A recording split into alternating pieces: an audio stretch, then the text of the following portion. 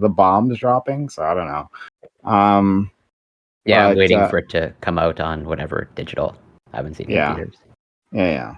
I guess the Barbie movie is still in theaters. That makes sense. It It is, made a lot but of I didn't. money. Yeah, so I'm on the same page as you. Going to movies now is expensive. I did not go to the theaters to watch Barbie. It's on digital now, and so I watched it in the comfort of my own home. It's good. Oh, okay. Oh, it's on digital now. Okay. I believe it is. Don't quote me on that. Hold on. Sorry, you went to see it in the movies? No. I did not go to a theater. Okay. But I did not. I also did not pay for it either. So. Oh, okay. All right. Fair enough. Okay. Yeah, I want to. Yeah, I'll check it out when it's on like Blu-ray. It looked like a fun movie. So it is fun. You had a good time. Yeah, absolutely. Cool. Lactwood, what would you do this weekend?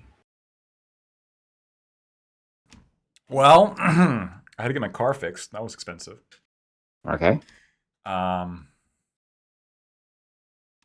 drank some. Amen. Is that before or after the car fixing? Yeah. or during. Unrelated Okay. to the car fixing. Wanted to clarify. Don't incriminate yourself, obviously. What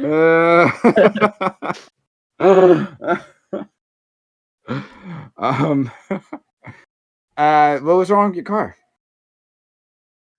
I was leaking oil, and then I picked it up, and it was having more issues, like misfiring issues, and then I dropped it back off, and then I picked it up again. It wasn't super eventful. It was pretty much just a weekend chore. My weekends are pretty uneventful, just in terms of being able to talk about stuff. I do a lot of shit. I bought shingles. I'm going to be re-roofing my house. Okay. Yourself? Yeah. Oh, cool. Did you try initially to fix your car yourself? No, my roof. I know, but I'm like, it seems like you're overall like a do-it-yourself type of person. Yeah, so I'm curious. Not with a car. Not generally like around the house, 100%, and outside the house. But when it comes to a vehicle, or specifically, so I did have to hire someone to fix a gas leak, because I didn't want to fuck with that, and then a car. So apparently I had a gas leak in my house too. Maybe that explains some things. I think it explains lots of things. It's the libertarianism. But I'm okay. So yeah, but we're happy. You're okay. But me do it yourself? No. That's what the lower classes are for, right? Like they get paid enough. They're not lower class. But yeah, I don't know. Well, I haven't had like my own owned house. So it's like never been an issue.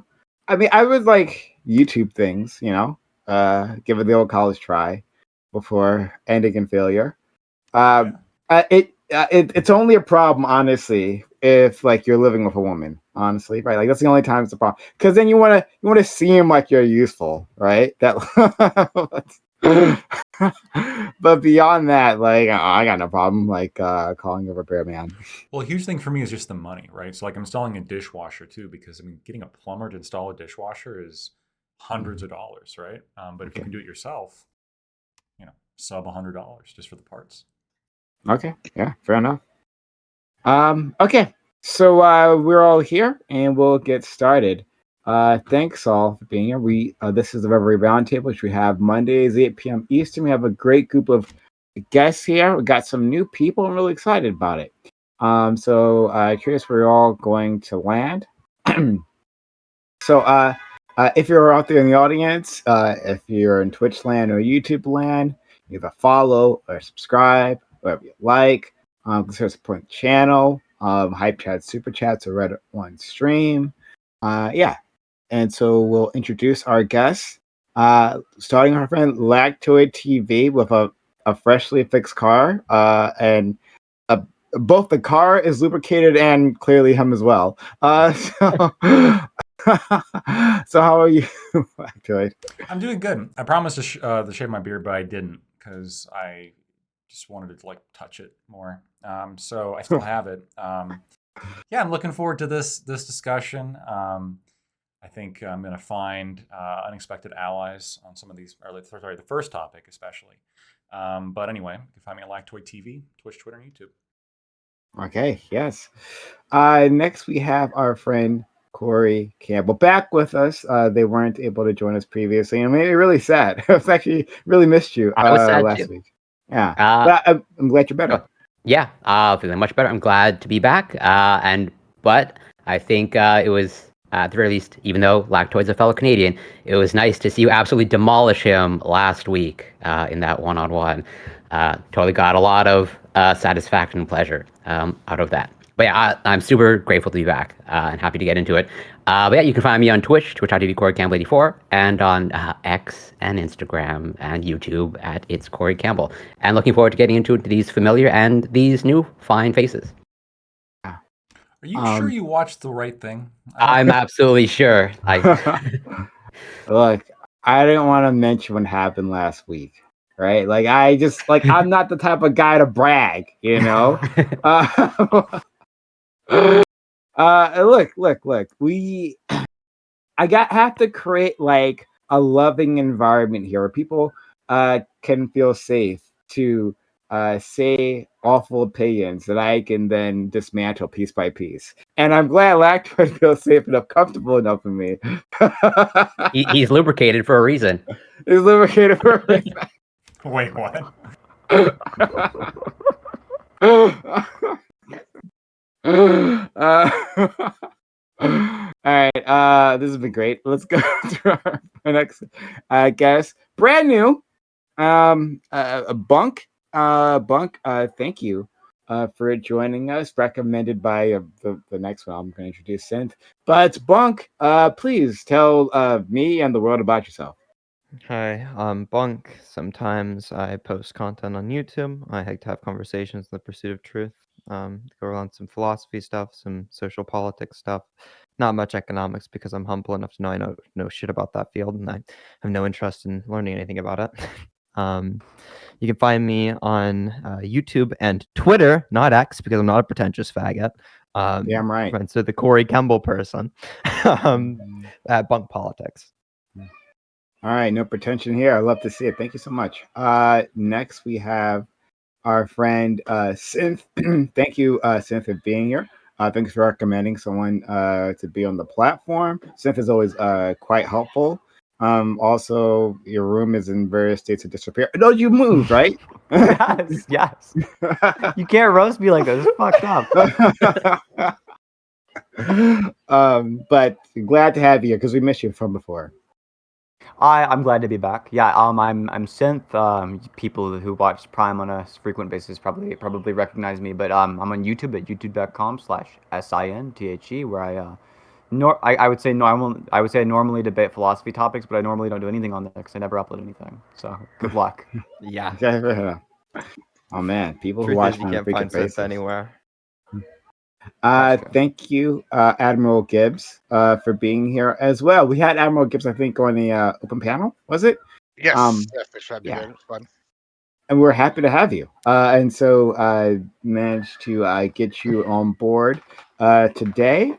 I don't think before I noticed your background. I love the Mandalorian helmet, and then is that a Revenant helmet? Revan? I do have a Revan helmet, but not here. This is Boba Fett. I got.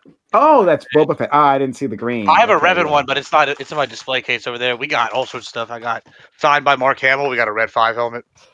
We're getting wild. I got like a $88,000 Star Wars collection. I only say that because I'm very proud of it. It's taken me all my life to collect it. So we're gonna sell one day. Not yet. Yeah, well, no, not yet. Not yet. True, but yeah, I love Star Wars. I love like a lot of sci-fi stuff in general. So, dude, well, you're definitely welcome here. Oh, that's amazing. Like, wow, I'm so freaking jealous.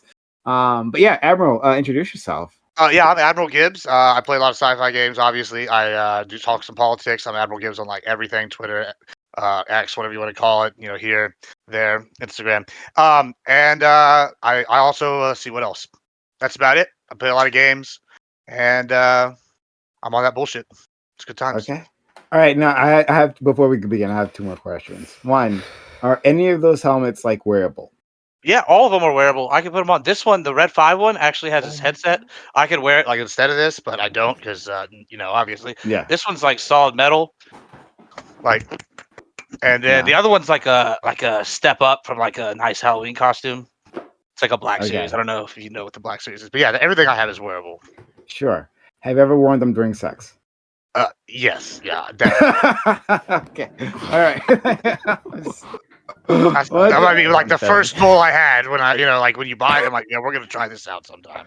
Yeah, I mean, this is how I would filter women, right? Like, is this okay with you? If it's not, then this is not. Yeah, it's not gonna work. Not gonna work. You're gonna have to Oh, Okay. God. Thank you Standards, for man, have indulging 'em. me. Yeah. Okay. All right. Topic 1. Bro, what? Sorry. What? Is that everything? Okay, yeah. I'm sorry, I didn't topic. have my mic muted. No problem. Bro, what is, Topic 1. Kansas will no longer is my stream change the destroyed? birth certificates of trans Am I citizens to insane? reflect their new gender identities. Kansas Oh my God, am I also- crazy? No, this is like a fucking internet thing. You're not. Mute You're not yourself. muted. Bunk. Oh you could- shit! Does my hotkey not work? What the hell? It's okay. I'm sorry. Jesus fine. Christ. I'm so Fine, sorry. happens to us all. Okay, we'll try it again. No worries here. Okay, topic 1. Kansas will no longer change the birth certificates of trans citizens to reflect their new gender identities. Kansas also doesn't change the gender markers on driver's licenses, as does several other states. Who does it serve to deny trans people these small accommodations? Are we worse off as a society when public policy is used to deny affirmations of minority groups' existence? Or should we not expect such things from our government? So yeah, this just came down the pike. I mean, like it seems like it had like a long runway here, where there was a court case. The Democratic governor of Kansas like put in protections, and then they were taken out by a lawsuit from a Republican attorney general, is I believe. And so like now like their health department says that if you are a person who had their birth certificate changed previously, you can hold on to that, it's fine. But if you try to get like a new copy, then it's going to reflect the previous version. And like, what is the point of this? And are you guys in favor of the change, or just your general thoughts, and we'll go from there. So our friend Lactoid.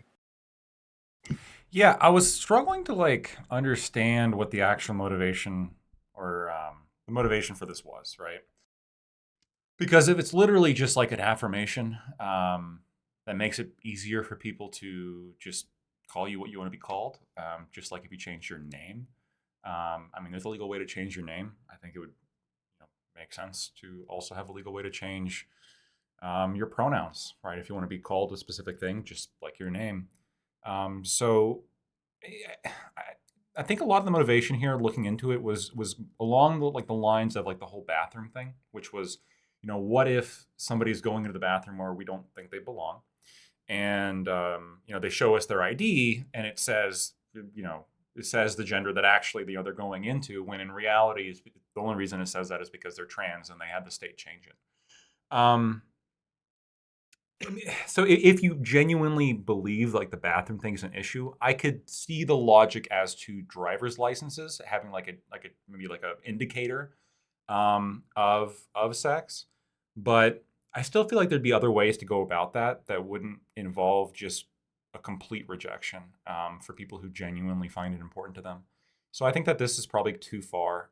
I would like to see people be able to change their name or other details on their driver's license, as long as it doesn't, cause confusion or doesn't cause, significant administrative hassle when it comes to enforcing laws.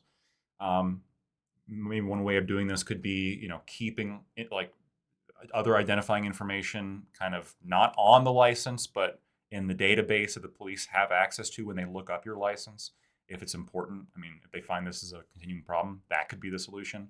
But it doesn't look like they're actually interested in pursuing these solutions. It's just more of, no, we're not going to even allow any changes at all. So I'm against it. Corey. Well, I actually don't really have much to add from what Lactoid just, because I was going to use the exact change your name example. I didn't do as much digging to try to find motivations, but I trust Lactoid in terms of like this just like largely stems from the whole bathroom issue and essentially whatever overall just like transphobic sentiments. Where it's like, well, there's like the question of like, yes, they should be allowed to do that in just as allowed to change your name. But there's the larger question of like, well, why are we even is this classification even useful nowadays? I don't know, but like just like tracking how you identify male or female. Like I think we've gotten to a place where I don't know how much utility it has, and why do we still keep track of these things or have to put these on our ID? But maybe I just don't know enough. I'm open to that, but I'll leave it there for now. Thank you so much, Bunk. Yeah, so when it comes to issues like the topic of having people's birth sex denoted on their identification, generally speaking, we're not really using birth sex. As somebody earlier, I think Lactoid mentioned in their opening statement on the subject matter, if you see like trans like identifications for like bathroom issues as a big deal, I suppose you could make an argument in favor of that. However, I'm a big fan of not getting the business of solving problems that we don't have. The world has enough problems as it is. We don't have to start making up new ones to try and solve, and that doesn't seem to be a big issue from the data that I've seen. Yeah, that's generally my position on the matter. Synth. Sure. So I actually can't imagine it'll be the case that anyone on the panel is willing to like plant their flag in the ground on the proposition itself. Maybe you can get somebody who's like is interested in maybe the nuances of the case or something. But it's obviously it's ethically good to allow trans people to change their gender legally and have that recognized on their ID. Lactoid brought up something that's kind of interesting, I think, which is that maybe if you already have like a really weird view on the bathrooms, it'll entail a deranged view here, right? But I genuinely don't know if the average like no transes in bathroom person would be willing to agree with similar types of conclusions or just other things that are kind of like adjacent to it. Like I wonder if they would they think if like somebody says like no, I don't have an ID, that they should just not be let in the bathroom at all? Like excuse me, ma'am, you got your pissing license on you? No, well I guess you got to hold it in. Like I don't think so. But it might be an entailment. I just don't. I'm not sure that they would. Not sure that it'd be an entailment they'd even be okay with usually, right? Like it seems strange. But hopefully this topic doesn't just become a total circle jerk. And so the pressure is on Admiral Gibbs. You better start hitting trans people real quick. No, so and there's no worries there. Like I I phrased this specifically because I have other places to take this. Because I didn't think anyone would just like be hardcore anti, trans here. So Admiral. So I'm kind of torn on this issue to an extent. On one side, my strong Texas roots come out, and it's very like, oh, well, let people do whatever they want to do in their own privacy, in their own home, or at their own business, or whatever. Like, if they're gonna go in there and they're willing to pay, they want to change it, they want to identify however they want. Who am I to tell them, or who is the government to tell them they can't do that if they're willing to pay the fee and get the paperwork done and do it? But then my small government conservative mind comes to mind, and it goes, hey, so this is a case where we're bowing down to basically something that's kind of a debated issue across the board. We're bending down, and we're creating more bureaucracy and whatnot. And anytime there's more bureaucracy, I think that is a terrible thing for the average person. So that's kind of where I'm torn on it. All right, so I'm going to say where I stand on this specific issue, but I'm also going to expand the question, and then we'll circle back to this question, so you'll see what I mean. First, in terms of birth certificates, if the birth certificate is talking about sex specifically, right, then it actually seems to make sense to not change that because we're talking about sex, and I feel like people of a more conservative leaning have yelled at me sometimes because I've been loose with my language between sex and gender, right? I on one hand I say it's important that there is a difference here, but sometimes I sometimes say sex when I meant gender or whatnot, right? And I think they're right to call me out on that, because if this is something that is critically important and the difference of how we're talking about it, then we should treat it as such. But if we're talking about sex, right, then on the birth certificate, there's nothing to change, right? For now. All right. But I would push back against that, but I understand where you're coming from. Sure. And shouldn't it just say gender then instead of sex? Exactly. I was going to say it's what's the point in having the sex on there? What is the use value of that? I need to know. Well, I need to know. Wouldn't it be medical? I said birth certificate. Birth certificate, of course, is a need. Yeah. Really? Right. So On the birth certificate, like if you're a doctor or something, if you transition, they're gonna have that in your medical records too. So you don't need to see that on the birth certificate. Knowing that you're Aren't like, they gonna? I mean, they might not. What if you like get hit by a car and they Exactly. operate on you? Like, you get hit by a car and nowhere on any of your medical records is. I mean, they might not be able to. They might not be able to find You that. just happen to have your birth certificate in your back pocket, but the name's blanked out. Well, no, you No. get a license. Your license like Yes. pulls that a lot of that info up. But I'm saying, I think that maybe medically, it might be useful to have that information on there. Please, Don't please they- expand on don't they that. already- Exactly. Oh, How sorry. is that useful medically? So, for it. like for example, let's say that Emergency prostate exam. yeah, pure. Yeah, that's a perfect example. I mean, like, I guess. I mean, like, you know, The meme example is the perfect example. I mean, no, really though. I mean, but like, if there are examples where it's You useful get hit by medically, a car, then no. we got to check your Like, prostate immediately. I mean, I don't know. I'm not a doctor. I don't pretend to be a doctor. I would assume that there are probably other physiological differences between a biological male and a biological woman. I mean, it's been evidenced in sports that there are clearly differences. So I think that if we're going to look at it like that, you have to figure there's got to be some complications Sure, that might but- stem from being a biological male originally, and then you transition, and then you go, hey, okay, we're not going to put this on anywhere in the paperwork. Like, Yeah, come on, man. No, even if I grant you everything that you said of like, okay, there are differences. Like, how is that like medically relevant? Of like, as far as I know, there are What not if I tear many. an ACL, right? And my ACL is built slightly differently than a biological females, but I'm post-op. I mean, obviously, it's going to be useful to know why my ACL looks a certain way or something. If there's a biological difference, I don't know a specific But example off the You top. think But that's going to dictate like treatment guidelines?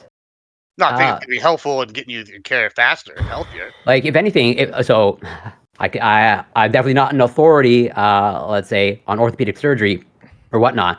But like, if they're going to operate on your ACL, they're going to scan and look at it and like assess the situation. They're not going to go and oh, they're a male. We know everything about your ACL, and we're just going to dive right in and cut you open. Like, they're going to just Let me as ask if you a you're. question. Let me Yeah, ask you a go question. ahead. Do you think that as a patient, you wouldn't want your doctor to know all your information about you, like so they can give you the best care possible, or do you want them to have just a curated version of the information? I've been a patient actually for over 2 decades. I'm very Right. open that I have Crohn's disease, and I've had it since like going back 2 decades. So I have a lot of patient experience, and so far nowhere has like my doctor knowing. Although I think I present more or less masculine overall, but some might The argue that I'm manliest too of soy. men. I totally consume too much soy as a vegetarian, but my gender or sex has not dictated any of my treatment protocols, as far as I can tell. But obviously, I'm talking about a specific condition. It might not be applicable to everything, but I can't imagine, or I think it's very difficult to imagine that how much utility it has in medical context. Like most doctors generally they don't go in blind, even knowing that let's just say using a woman and like trying to assess her pregnancy. They don't just like given the fact that this is a woman, we're just going to assume that whether they're pregnant, they actually go in and test and actually like, run a pregnancy test and see if they're pregnant, and then they go from there. They don't just like take the person's word for it overall. Yeah, but that's not the question I asked. Do you want the doctor to know all your information going in, or do you Well, want they them can do to that have without it having- curated No, version? actually, no. I can say no. I don't want them to know my internet browsing history. I don't want them to know my movie preferences. I want them to know medically relevant information that is appropriate to dictate treatment. But yeah, like there's totally a limit in what I want my doctor to know. Yes, absolutely. Do you with a HIPAA request, right? Do you need to have their sex on their driver's license before you could submit? You just have to have their legal name. Like, why would you need to? If you have a valid photo ID, it wouldn't matter if it's been changed or not. You've already got a way to do a HIPAA request. So why would changing the ID or changing the birth certificate? Why would that stop the doctor from knowing you're trans? I think the concern is like an emergency situation, right? So they're like, checking. The idea is just to be clear, in the emergency, they're pulling out your ID, looking to see if it's like an M or F, and then they're figuring things out. Like, oh, if like you've been in a strange car accident, and like we need to see if your dick accidentally got chopped off, or if you're just like trans or something. Or if that was intentional. Well, so for example, like one person, and I don't know how this was one example brought up. For blood transfusions, like O negative blood is usually given to women more often than men. because if you give them the wrong blood type, it can cause a lot of issues generally in Right. people, but it can also Yes. trigger miscarriage. And so if the biological female happens to be pregnant, it could trigger a miscarriage if the wrong blood is given. And in Okay. a blood So transfusion situation, that is an emergency. let's go with that. So what questions do they want to answer in that context? Let's go with that example. Do they want to assess whether the person is a woman, or they want to assess for pregnancy? And are they going to take a self-report, or they're going to test for it? I think you're missing the bigger point there. And then for the blood transfusion, the person's unconscious. The person's unconscious. They don't have time for a pregnancy test. This is the point I think he's also trying to make, is that there is an actual physiological difference that, it means that it's happening. This person was born biologically female. The O negative blood affects people that were born this way differently. That is an argument that's right there to be made in a transfusion situation. I mean, so I would want them to. Yeah, but they still do blood like. So do you want them to die? You think you think they give blood transfusion going in blind? Ever? No. So I mean, I think correct me if I'm wrong. Maybe this is like totally. Corey, is it ever the case that a child is a different blood type than a mother? Given the fact that in the placenta and they share a circulation, there's fetal hemoglobin. I would suspect not, but I'm not 100% sure. But wait, let's take into account what the risk we're talking about here is. Here's the confusion risk. They look at the person, they're like, that person looks like a woman, and they accidentally give some trans person O negative blood when they didn't really need it for sure. Are we really worried about that? I don't think so. Even if they are, they're going to tell, even if they're concerned for pregnancy. You don't want them. Wait. First thing, that's treatment possible? Yeah, a child can have a different blood type than the mother. Somebody's claiming to have medical expertise in my chat and saying that is something that's relevant. That's why I said I wasn't 100%.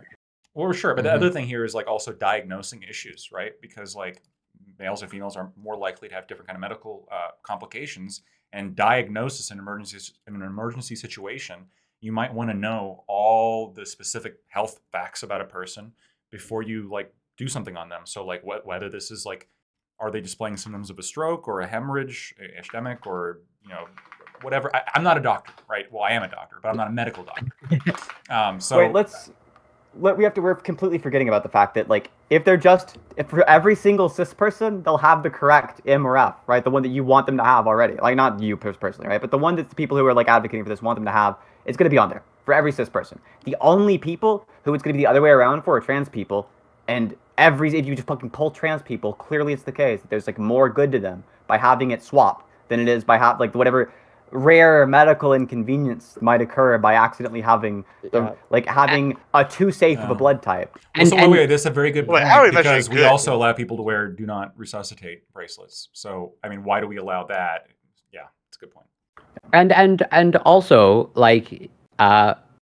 this poses potential problems for those that you're forcing them, as in they've transitioned and they may be on some hormonal therapy and a bunch of other physiological changes, and then you're forcing them to stick. Isn't that potentially also misleading? Of they're presenting a certain way, and then given the fact that now they're forced to stick with their assigned birth sex, that's also misleading, and that can result in potential negative medical outcomes of using your emergency medical situation. That's why it's a case by case basis, and even like I said, using the example of pregnancy, they don't just assume it's not if there's any risk for pregnancy, they want to test whether this person actually is pregnant, if there's any risk whatsoever. I want to let Bunk if they have something to add, want to give them space. Well, yeah. So I was gonna say a bunch of different things, but I didn't want to intrude into the conversation and no, break fuck up that. Let them know you got something. Well, I mean, if it's between two different individuals, I'm just trying to be nice. So whenever it concerns to we're talking about right now on top of the conversation, we're talking about a very small subset of different illnesses. Most things are going to be treated generally similarly in between men and women, sex-wise, that's how we're using the terms here. They're generally going to be treated the same. There are certain types of conditions where women are at certain risk for different types of ailments in comparison to men who have the same type of illness, such as a cardiovascular disease, right? Women tend to be at risk for different types of ailments in that case. But whenever it concerns to those types of medical situations, those more long-term illnesses, you generally have these things already on file, especially when it comes to like on your original U.S. birth certificate, right? The standard certificate of live birth that you're given the second that you're born, that's kept on record. They can still produce a copy of your original birth certificate when requested upon. So I'm not really sure what, like, you're talking about a very niche subset of situations when it regards to medical operations on individuals. Like, it have to be a certain type of trans person and have the sex changed, and they can't for some reason get an identification on the individual, and they have no record of them being trans beforehand, and they have this very specific condition, which is good. And then you're comparing that very specific situation to all the times that trans people need to identify themselves in like a broader society, from things like just identifying who you are, like a basic traffic stop, to checking into a hotel room. I don't think that like there's one of these is like clearly more useful than the other to me. But So when I brought up the birth certificate, so I wasn't, at least I don't think I said anything about medical. Other people took it there. I believe that like if we're listing sex, and I think like that's important information to have on the birth certificate. If we're listing sex, then that sex should be accurate. If we're talking about sex, then that should be accurate. Well, when it concerns to your sorry. Sure. Yeah. So and the reason, I wouldn't have brought up the medical thing in general. It's just that this is important data for like our government, our community to have within like a database context, right? Like and then to add to that point, your original birth certificate is what's used whenever taking database context, whenever it comes to things like live births. That's sure, it's gonna be taken down. But even then, your current birth certificate. But like, I don't see like we are.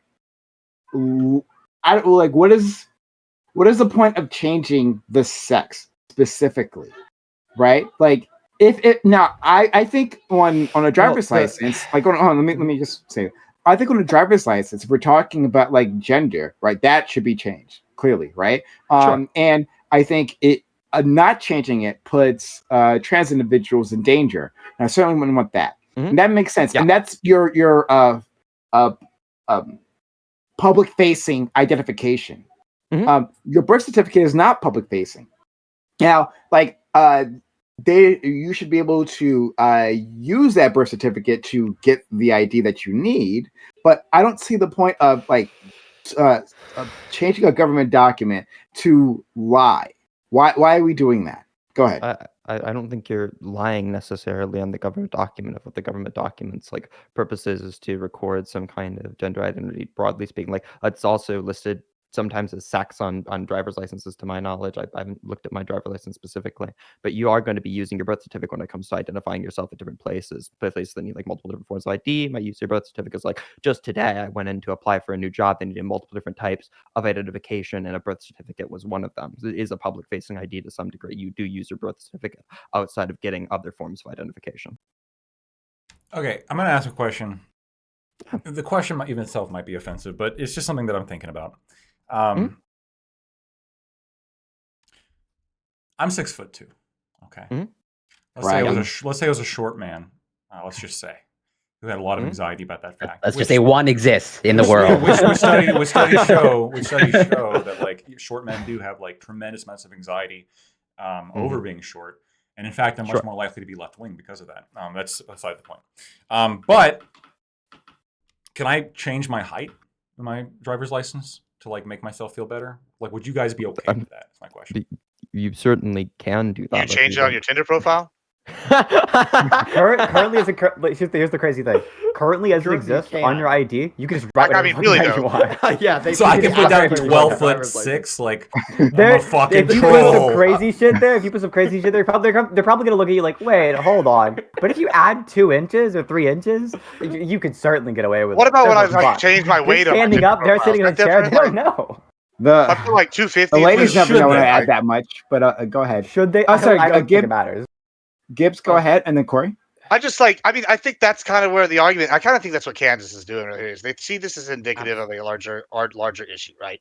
And I think they chose this as their hill to die on, which personally I think it's kind of a stupid hill to die on. But if you're going to pick one, but I think that they're saying that what is too far, right? And as for the Tinder comment, yeah, it's a joke. But it's also a real thing. Like, okay, if I'm gonna change, say, I'm 6 foot, right? Like right at it. You know, I could go put 6'1", 6'2", and then I'm a big guy. If I put, I'm 250 and husky or muscular or something, as opposed to like, I'm 330 and fat as fuck. Like, you know, obviously, which one's gonna be better? But you can put it on there. Like, so if I change on my Tinder and I identify that way, you know, what's the be any difference? And I think that's kind of like the logic that's going on right now. And you know, and I think the sex is a different category. It needs to be like differentiated. And I think that people just are, you know, like getting really stuck on the fact, a government document, which is used to record for like purposes, like, you know, that we need to get stuff done with, like is I don't understand why it's such a big deal that y'all want to, I don't know. You know what I'm trying to say.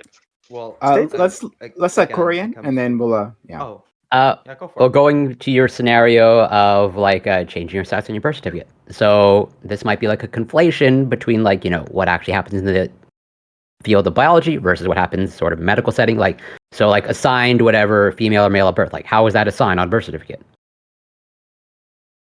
I'm sorry, you're talking to me? Yeah. Or if anybody wants to answer. Oh, So okay. like going to you, like your example, like how is that actually assigned? Genitals usually. Okay, Yeah. so if someone that fully transitions, shouldn't they be able to change that then, since it's changed?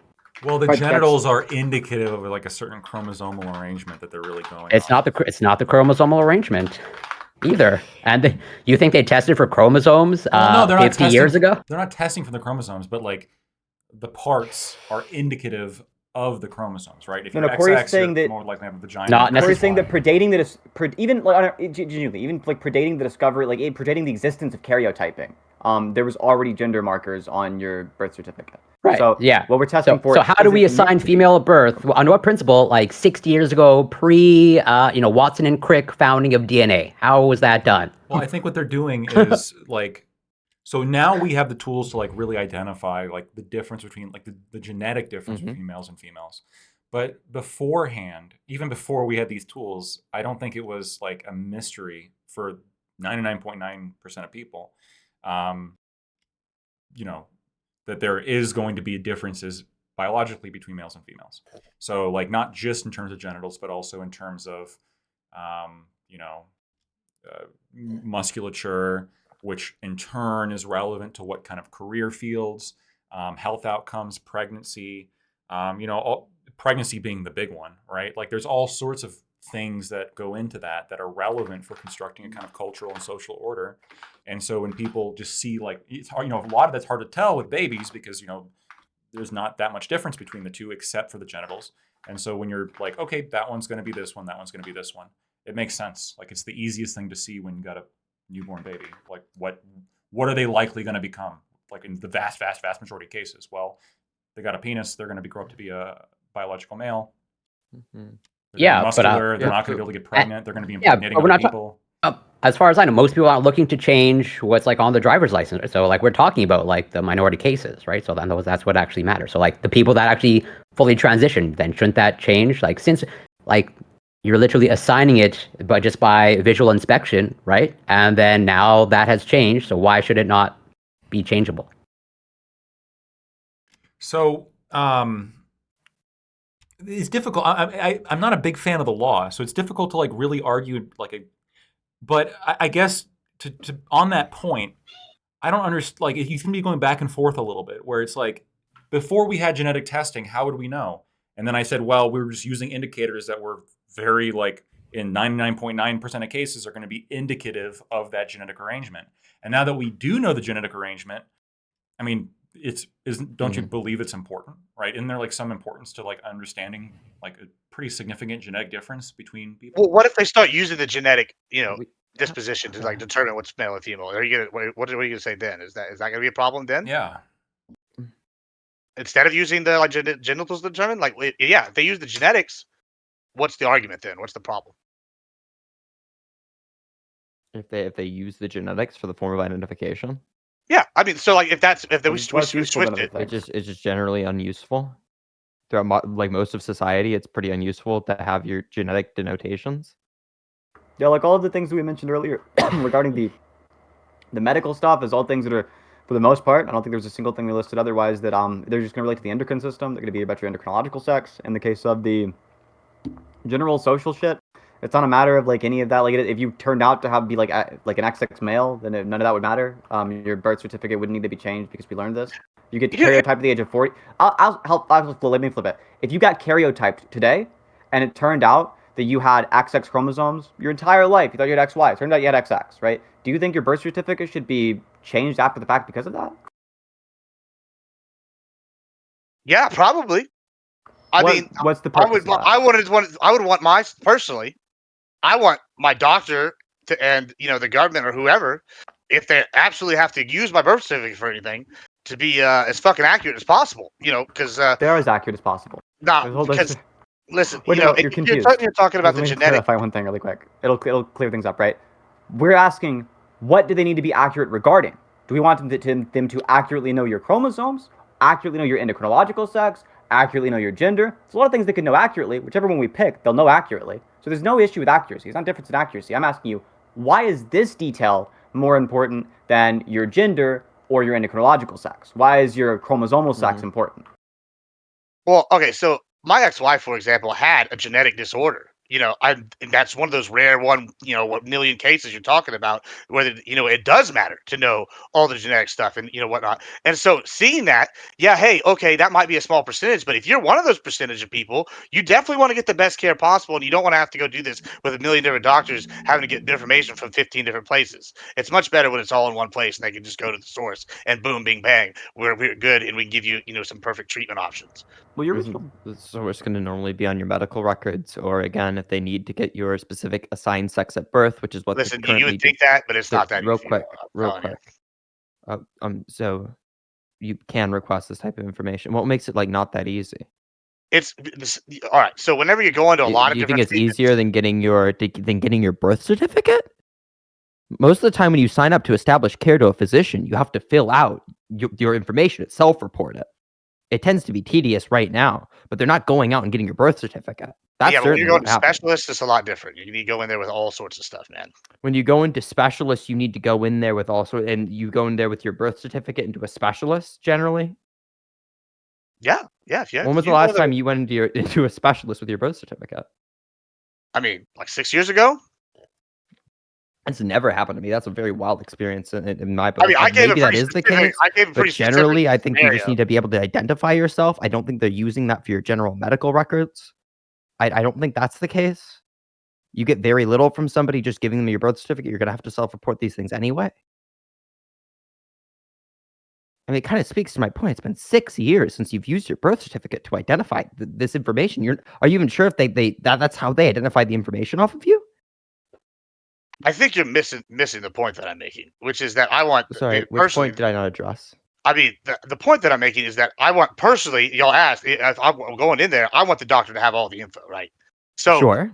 that's what I'm saying. So you asked, okay, if they could go back and change my birth certificate, and we found out I was Sure. XX, then yes, I personally would want my birth certificate to reflect that and be as accurate as possible. So yeah, that You was would my want reasoning. your birth certificate to not reflect the sex that you were given at birth, right? Which is going to be like the cluster kit. You just want it to reflect your chromosomal sex? I want it to be as genetically accurate to me as possible. Whatever that is, that's the case. Okay. I don't necessarily know if that's going to be the most genetically accurate to you as possible. If we wanted to be as accurate as possible, we could just go down and list everything about you, right? But I think it's more important to get the relevant information about you. And the relevant information about you is going to be gotten whenever you establish care with the given physician. They're going to either go into your medical records for given information, it's going to be self-reported, things of that nature. They generally aren't looking at your birth certificate.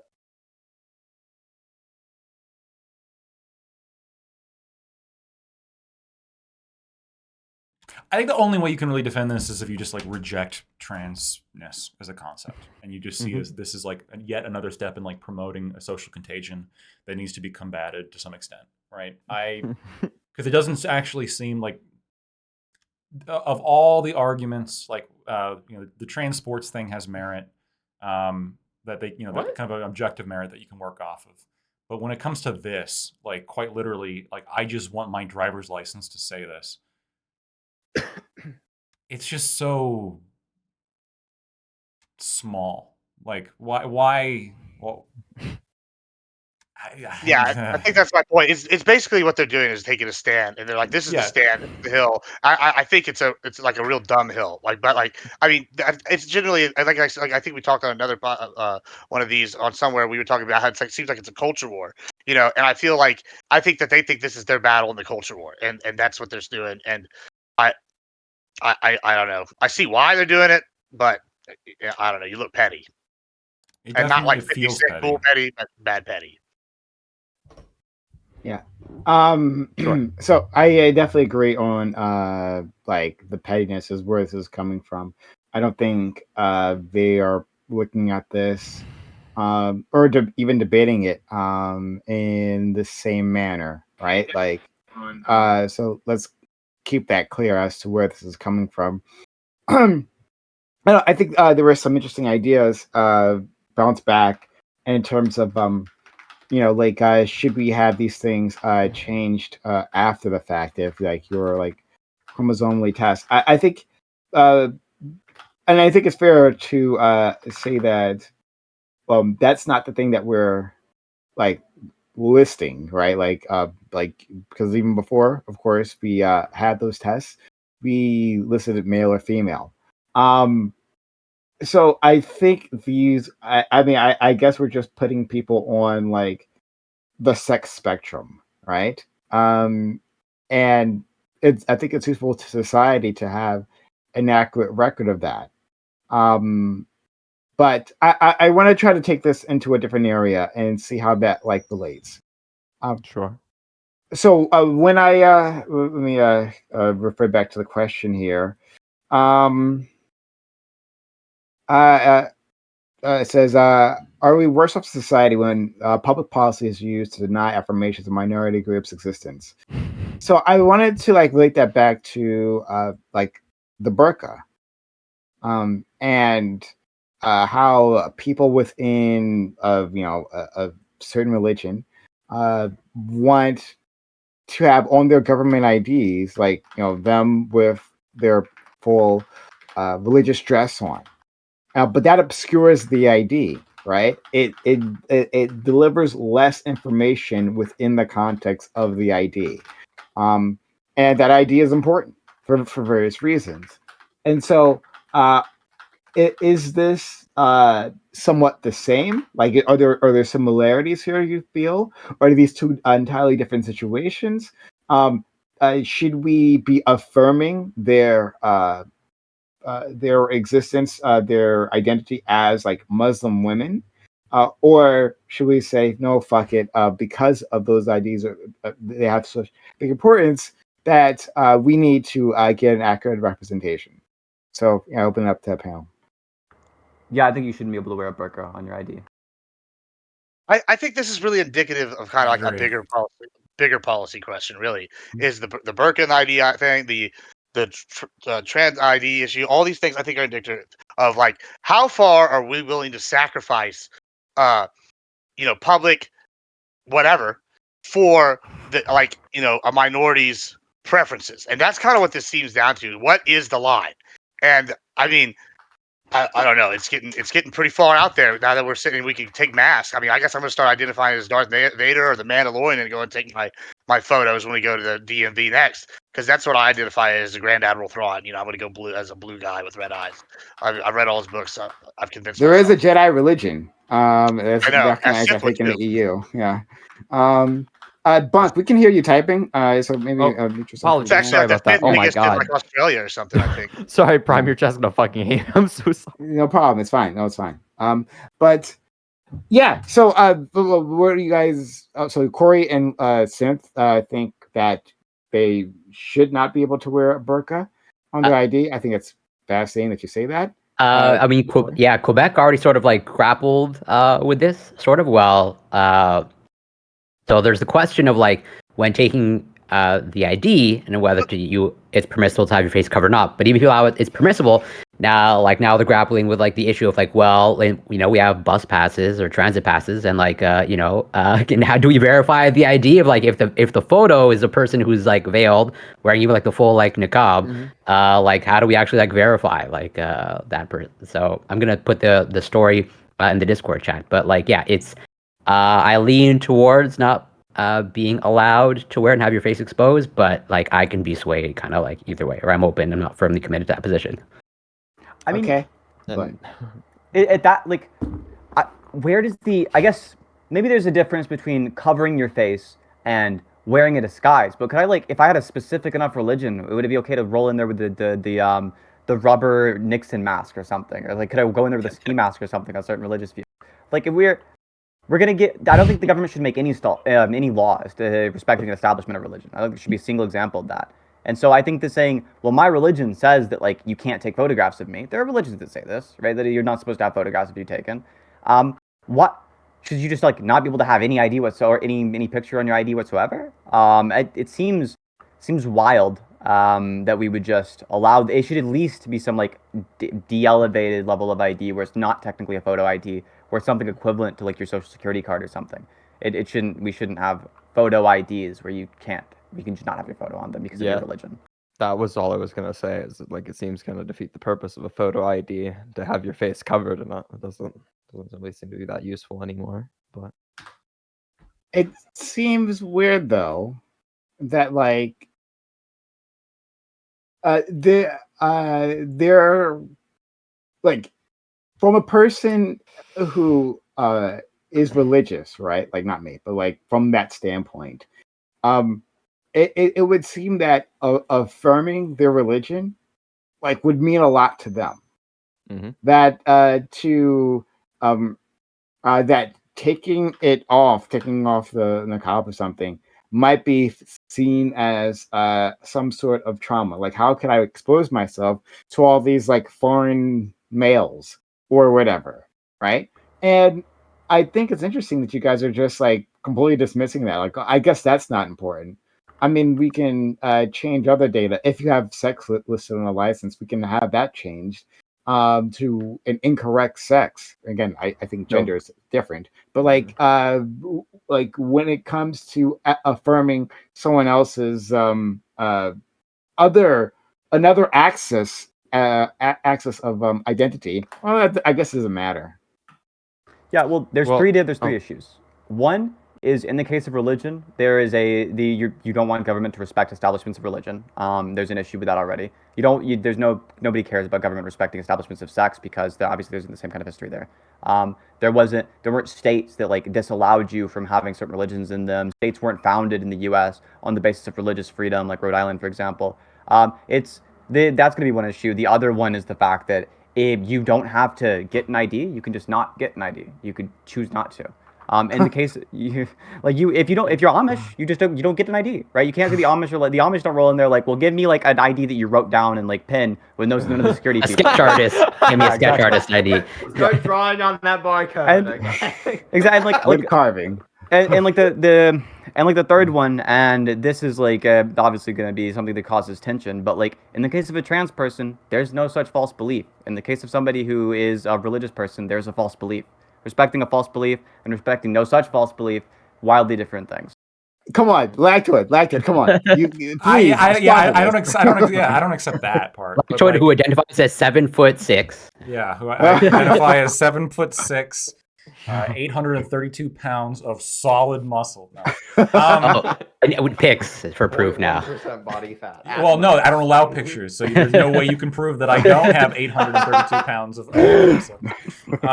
No, so the question for me is just like the government has a sufficient interest, I think, in having a photo ID, right? They need to verify it's you.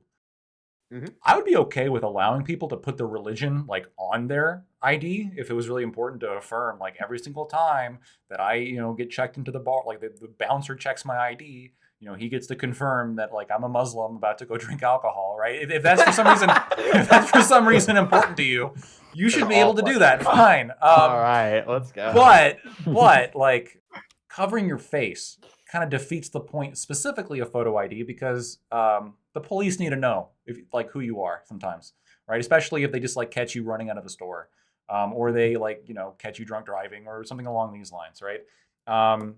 The bouncer who's about to let you into the bar, right? They need to know that it's you that's saying that you're 22 and you're not actually like their 17-year-old cousin who's using their ID, and you can't tell because the picture ID, this is worse than McLovin. This is a full fucking like niqab, like eye slit, right? You can't. It defeats the purpose. The whole point of this is that we don't have these problems. And I promise you, if we allowed this, I would abuse it, undoubtedly, right? I would. I don't want the fucking government seeing my face as little as possible, right? So I'm gonna be like walking in to the DMV with just like everything covered and just like a slit, and everyone's gonna do that. And now we don't have photo ID anymore, because why would you possibly get your photo taken if you don't have to? It doesn't seem to actually help you in any way. Well, when you're pretty like me, you're always looking for a chance to get your sure. taken. Well, yeah, you might be the exception, but I'm just saying, like for most people. So if for some reason like trans people were asking for the accommodation of not having their photo on there, I wouldn't allow that either. I think that'd be ridiculous, right? But the actual ask of like, hey, can you just change this like M to an F, please? Like, it's really important to me. It's just so minor, and it doesn't actually seem to like really harm the whole identification process. Yeah, like I said, if religious people wanted to do that too, they should be allowed to. But the photo thing, why have photo ID then at that point? I'm sorry, but like I thought Lactoid was going to do this for me, but he failed me as he usually does. But Synth saying that like trans people, the difference between trans people in the religious example that I gave is that trans people have the correct belief, and that religious people have the incorrect belief. I think a lot of people. One's deluded, one's not. One's deluded, one's not. I kind of do want to touch on that. I don't know if you let me do it. You give it a try. I'll give it a shot. I actually was doing a little research before because I was seeing TikToks and the best source of information in the world. So and they quoted like the DSM-4 or whatever for the identification. I'm like, aren't we on the DSM-5 or whatever? So I started looking it up to see what it was. So like.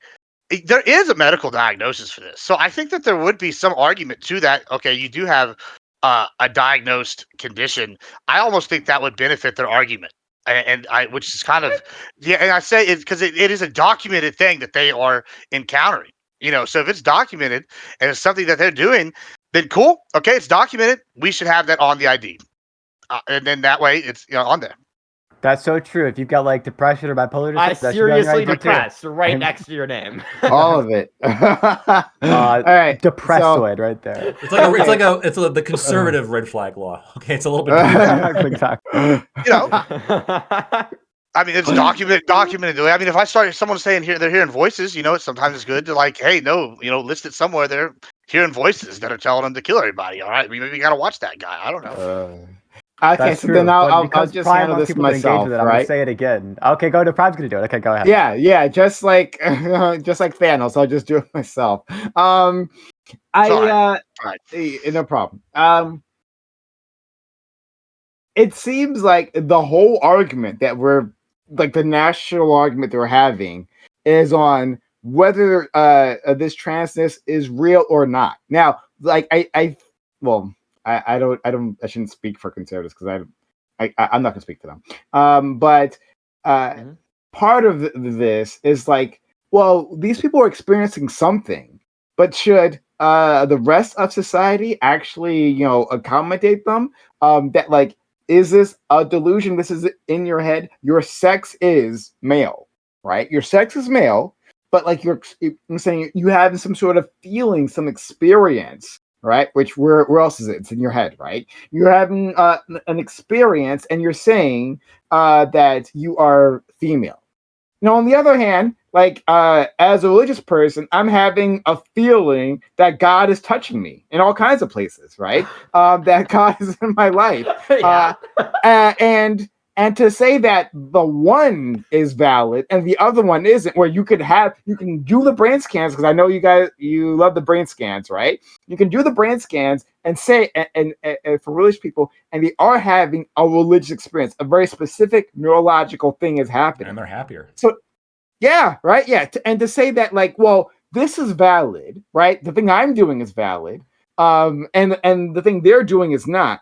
That seems like complete bullshit. Like, So here's why how it's is not. that right? Here's why doesn't- religious people oh, are okay. fucking. Oh, go ahead. Go ahead. Oh, no,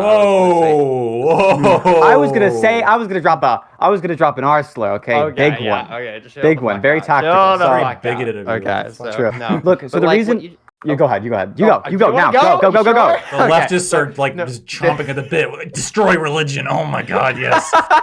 The No, spirit so that of would Christopher prove Hitchens. that son. one of We them- finally get to the good stuff So- here. Now we're Hey, you Yeah, like so that- Mr. Rich's Lactoid. Yeah, he's okay. Bonk, go ahead. Yeah, so that wouldn't prove that like one of that they're both like delusions, or that like one of them is so whenever we say that like trans people don't have a delusion, they're not mistaken about their birth sex. That's why they identify themselves as trans individuals. They're not mistaken about it. They don't not know it. They know it so much so that it causes them a great deal of distress. When it comes to people who are saying like God is touching me, you're affirming that the presence of a God, right? That's what's causing that sensation, right? If a trans person to say like that the demons are touching me, or like the mystical people in my head are telling me this, I think that they probably would have a delusion, right? So now the dispute is more so on like whether God is real or not. If God isn't real, and we affirm that to be true, you're gonna have some kind of similar situation for trans people that I'm unaware of that you're going to bring up, or it just would be the case there's a clear symmetry break between the two. Okay, that's Bunk's answer. Then I'll wait till Synth gets in. Then I'll respond. I was gonna say almost the same thing. Yeah, if I ask a conservative, and I've asked a lot of conservatives this question, what is the false belief? Every single time they say, "Oh, the trans woman thinks that she's a woman," and then you ask them, "Okay, when the trans woman says woman, what does she mean?" Then they answer the question that she identifies as blah blah blah. They'll say she identifies as a woman, or she identifies as something feminine. They'll ask them, "Okay, does the trans woman identify as something feminine?" And they'll say yes. And each and every single time, it's like their brains don't work or something. They've got a delusion about the trans woman's beliefs. It's obviously the case. The trans woman's belief is correct. There's no delusion entailed by being trans. There's no false belief entailed by being trans. The trans person is correct. She does identify the way she identifies. That's all she means when she says woman. Now, in the case of the religious person, they're saying magic exists. There are things that are non-physical that exist. They're saying that like there's a bodiless mind that created the universe. And all of these are things we have insanely strong evidence for. They're totally whack, silly theories that have no evidence in favor of them and plenty of evidence against them. In the case of the trans person, they can't even identify a false belief. It's like a non-starter, right? One of these people can't believe something false because they can't even point out what the false belief is. In the case of the religion, at least we as the atheist can say, yeah, believing God is false. God does not actually exist. Can I say two things really quick, Prime, before you go? yeah. Bunk, We all wondered. Bunk, you just you were just dumping on religion, right? No, I don't think I said something like I don't believe that God is real, but that's going to be the argument that's going to be presented. I dumped on it. No, it was Yes. pretty polite. Bunk was Yes, pretty that, polite. I was very polite about it. So I have to point this out. What are you wearing around your neck? It's a matching necklace that I have with my grandmother, who recently moved away for the rest of her life to be treated with MS. It's just like a Okay. matching necklace. So it's more of like a thing. family heirloom thing than She's a religious Catholic, thing. yeah. Sure. Yeah. Fair enough. Okay. So Synth, specifically, I guess, to the question of what about the specific trans people who will say statements like, I am biologically a woman, right? What do they mean by biologically a woman? Sorry, biologically female. What do they mean by biologically female? I feel like that's pretty So self-explanatory. yeah, so this is an interesting idea agree. then, because I think biologically female is like extremely like self-explanatory, but I suppose you could like change, like if you wanted to enough, you could change the definition of like any phrase to course. meet anything. So like for example, like God is my left nut, therefore God exists, right? Like you can say that if you want to. But That's like not the religious at people are what talking point would you about. say like this is like delusion, right? So like I don't think changing any definition is delusional. I think you can use language in a really silly way, and you'd be really silly for it. I think the people you just described, those types of trans people who are like, I am biologically a female because of my identity as a woman, and that's what a female. I think that's stupid, right? If you say like I'm biologically a female because of the fact that they have like a female endocrinological sex, yeah, I guess that's true, right? But if they're using it, like, if you can use words in silly ways, I don't think that means you're delusional. I think that means you're using words in silly ways. And there's some trans person out there who's delusional. There's a trans person who has schizophrenia. That's not the same as being trans and telling a delusion. There is an example of a trans person with a delusion. Just like there's an example of any group of person, other than totally non-delusional people. There's an example of any person who's schizophrenic and also part of that group. We wouldn't say that group's delusional because one member is. What if like for example, like I asked somebody like, are you a felon? And they were like, no, I'm not a felon. And then like 3 months later, like I find out they have like 18 felonies, and then Mhm. like so I was like, oh, bro, like you have 18 felonies. Like you said you weren't a felon, and they're like, well, actually, I define felon differently than everyone else and the law. I Mhm. personally define it something different. You would I say wouldn't there's believe no them. dishonesty there. They're just using different. No, I wouldn't believe them. definitions. I would think that when they said they're defining it differently, no, I don't think so. I think their intent was to get across a certain meaning, and the intent was to get across a meaning that wasn't true. So I think they lied to you. Okay, but like, and you are just like that's just off your intuition of them. I think it's based on evidence, right? Like if you ask yourself, what kind of thing are you trying to get across by saying this, right? If you ask them then, like if you had asked them right then, oh, what do you mean by felon? What kind of answer do you think they would have given you? I don't think they would have given you like, I mean like I have committed several felonies and I don't think that I was justified in being convicted. Maybe they'll say that. In that case, they weren't trying to lie. But I think the actual answer they would have given you, if you had asked them in the moment, is, oh, yeah, I mean like I've never committed a felony and I've never been convicted of anything. Because I think they were trying to get you to have a false belief.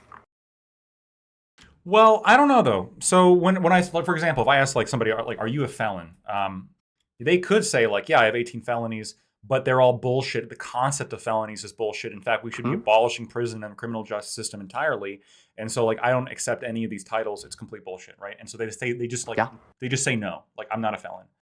No, I don't think that person's being dishonest. I think they're just communicating in a really stupid way. They're like being that person being incommunicative. But I think that if you're going to communicate and like if you're going to use definitions that are so off like that, I think you have a duty to sort of explain yourself. So when you morally, I think to some extent, yeah. Otherwise, I think you're essentially like lying to somebody, or like you're constructing a situation thus that you know the other person means a specific thing and is trying to get specific information, and you're intentionally or you know that they're going to be misled by your answer, right? Even if you're using this weird, like esoteric definition. And so if you're using the word biological female, 99% of America believes that means XX chromosome, vagina, pregnancy, blah, blah, blah, blah. Which is wrong. That's not biological sex, but sure. What's biological? Okay. Corey, I actually bet if you poll the average American, they would confuse XX and XY. I think they'd confuse that. I think a lot of people hit. Again, so for 99% of people, okay, what is biological sex? Well, so yeah, that's what I'm trying to highlight. I agree with you that 99% of people have that view in their brain that is not connected to the scientific biology field of the concept of biological sex, which is tied to gametes and gamete production. So you're telling me that like there's no sort of like belief that XX is biological female and XY is biological male? Like in the field of biology? No, like look it up. Look up biological sex in the field of biology. I've covered this before. I'll send you a paper that has a glossary that gives the definitions. It's nothing to do with chromosomes. It's got nothing to do with chromosomes. When it comes to the strict word definition, yes, chromosome is not involved in the definition of biological sex in the field of biology. What is it? Just say it. Like what exactly? That's ridiculous. The production of gametes? Is that what you said? Okay. As in, well, the gametes, as in the one that produces the smaller gamete, i.e. sperm, is defined as male. The one that produces the larger gamete, i.e. the egg, that is defined as female. So what you're doing is you're getting really hyper-focused on one aspect of it, and you're just like, oh, well, this. I mean, you can't have a gamete production if it's not this thing. So you're just like, chromosome causes you to produce sperm? Yeah, so you're just cutting that out because it's not convenient. That's kind of the problem I have with this whole argument, really, is that we want to sit here and say one's delusional, one's not delusional, religion or whatever. But here's the thing. We're sitting here, we have a defined definition in the DSM-5 that this is a diagnosable problem, mental issue. And we're sitting here in depression. That doesn't mean delusional. The question is that whether or not, like, okay, should we enable this, or is this affirming? Is affirming actually helping them, or is it actually enabling them and harming them? And I think the evidence is pointing towards harm overall, to be totally honest. So I think that a large segment of the conservatives also feel that we're like sacrificing public safety for a variety of reasons for the sake of wokeness, basically. Imagine how silly it would be if I was like, you have ADHD, therefore you are delusional. Having like a diagnosable I have ADHD. I think it's definitely delusional. Yeah, bro. It definitely you have a delusion because of your ADHD? Yeah, absolutely. I have a treatable thing. Bro, have you ever had, do you have ADHD? You don't have ADHD. I do. I'm going to tell you right now, sometimes you be getting manic, be doing all sorts of things. Do you have it? What's the false belief that you have because of your ADHD? I mean, you could be sitting here and say, I can't get something done. I can't get something done. They'd be like, oh, I got to do everything. I mean, it's all about that false belief. No, I'm asking you, what's the false belief? You saying something like, oh, well, sometimes I'm like demotivated. That's not really a false belief. I think you're not really understand. I mean, it definitely can be like you can Look, get. I'll talk about a mental illness that I'm diagnosed with. I'm diagnosed with depression, right? So, like, what is the false belief that I have with depression? That you have a reason to be depressed in the first place. No, that's not like that. I don't have that belief because of my depression. There are plenty of people who are depressed, and they're like, "Damn, I have no reason to be depressed. My life is great." Me personally, I got a couple of reasons why I think I can be pretty sad all the time, but like, that's not my depression, right? I don't have a reason to be depressed. I have a cause. Yeah, but is it treatable? So far the treatments have not been too great, but probably ailment. It's an acknowledged ailment is the point I'm making. Yeah, and but that's not the same as delusion. I think it is. It's almost a delusion. Oh, the delusion has to have a false belief. What about when bodybuilders go in there and go, "Oh, I look like I'm fat," and they're like 6% body fat? There are body dysmorphia, not dysphoria. Dysmorphia is a false belief. Oftentimes, or what is it now? It's just something slightly gender different. Dysphoria, not it used to be that. They just changed it to something now. But like, yeah, the word dys is in there. But dysphoria, so, like in the same way that there's euphoria, like feeling really good, dysphoria is feeling really bad. I think this is actually a really great point. If you look into body dysmorphia, there's two different variants. There's a delusional variant, a non-delusional variant. The delusional variant has delusions about the way that they appear. The non-delusional variant just hyperfixates on flaws of their appearance. That this is actually a distinction made in the medical literature. This is evidence to Synth's point. Go ahead, Corey. You wanted to say something? Yeah, I put a research paper in the group chat in the Discord. I would kindly ask, I think this be a great group exercise of just read the first 2 sentences or 3 of the abstract, either Lactoid or anybody, where I think it'll prove my point. And I'd also, I think, show just how misinformed most people are, because it's right there. There's also a nice glossary at the end, towards the end, pretty much giving you a strict definition of biological sex. And it also highlights the fact how dumb your chat is, Prime. Wait. What is the specific definition of biological sex? Read. Just tell me. I'm not going to read this whole fucking 8-page. Just the first Lactoid, as a lawyer, you ask people to read things to understand all the time. The first 2-3 He said he knew it. Males and females are a fundamental aspect of human reproduction. Yet, procreation is perfectly possible without this division into 2 sexes. Biologically, males are defined as the sex that produces the smaller gametes, example sperm, implying that the male and female sexes only exist in species with gamete dimorphism and sogamy. Those are 2, or do you want me to keep going? Yeah, no, that's perfect. And then towards the end. Towards the end. The sex part, is that what you're talking about? Towards the end of the abstract? Yeah, natural divergence and maintenance of gamete sizes subsequently led to many other differences we now observe between the 2 sexes, sowing the seeds for what we have become. Here's what I'm reading. The definition of sex and sexes vary.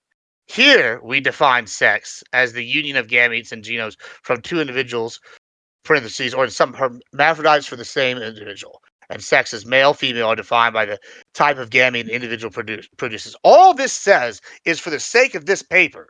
They identify this. No, it's not the sake of this is so. That's there's a glossary. That literally means. No, that's not what it means at all. As an actual biologist, okay, and if you want to bring out credentials, there's a glossary. Strict there, female, male. In the glossary, right under conflict of interest, it says female. Biologically, the female sex is defined as the adult phenotype that produces the larger gametes in an isogamous systems. That is literally pretty much what I said. I didn't mention the anisogamous systems. And same thing, male. Now, if you want to find another source that backs you up, but we're talking specifically, use specific terms, biological sex. That means something. So if you want to talk science. Let me ask a question. So what is the chromosome that causes an individual human to create sperm?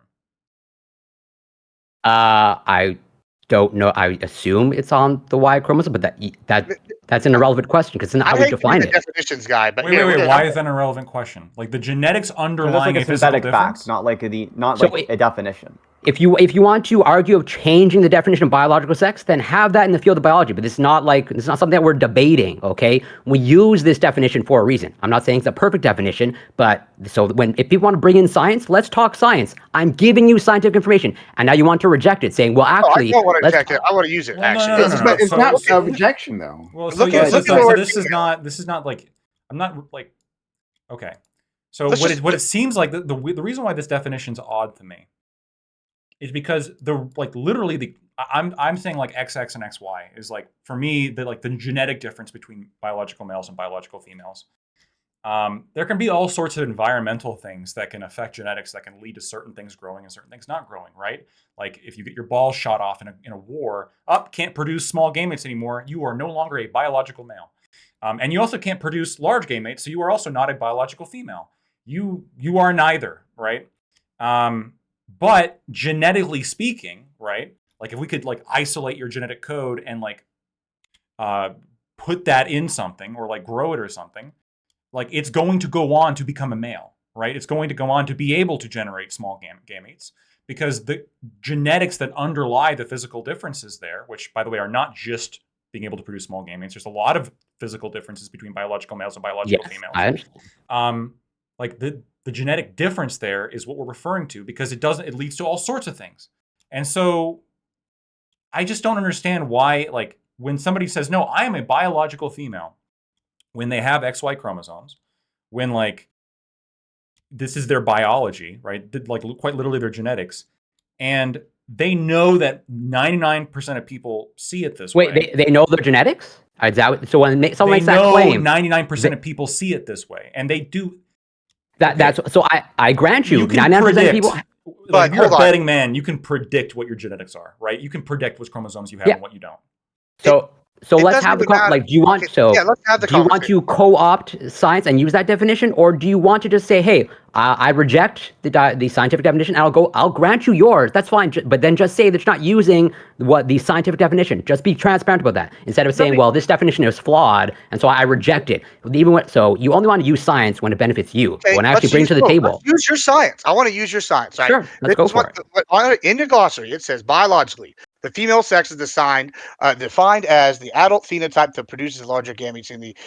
I'm not going to even attempt the word systems. Right. That's all right. So, and you look up the word phenotype. Right. What is that? Okay. It's a set of observable characteristics. Yeah. How the organism looks. Largely. Okay. Right. All right. And then interaction with the genotype. Well, what's the genotype? Okay.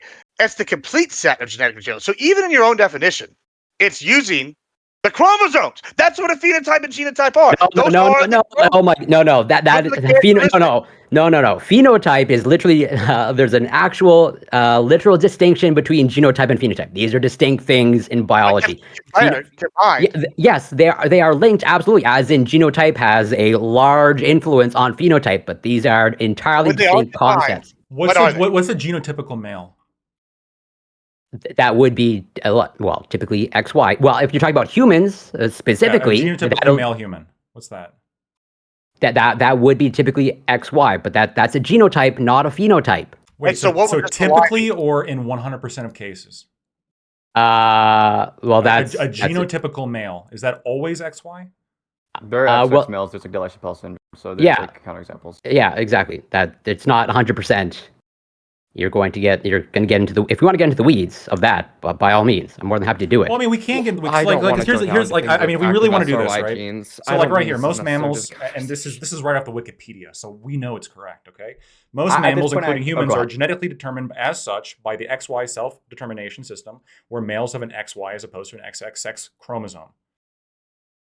Is the science really settled that like this is... Is the science really subtle?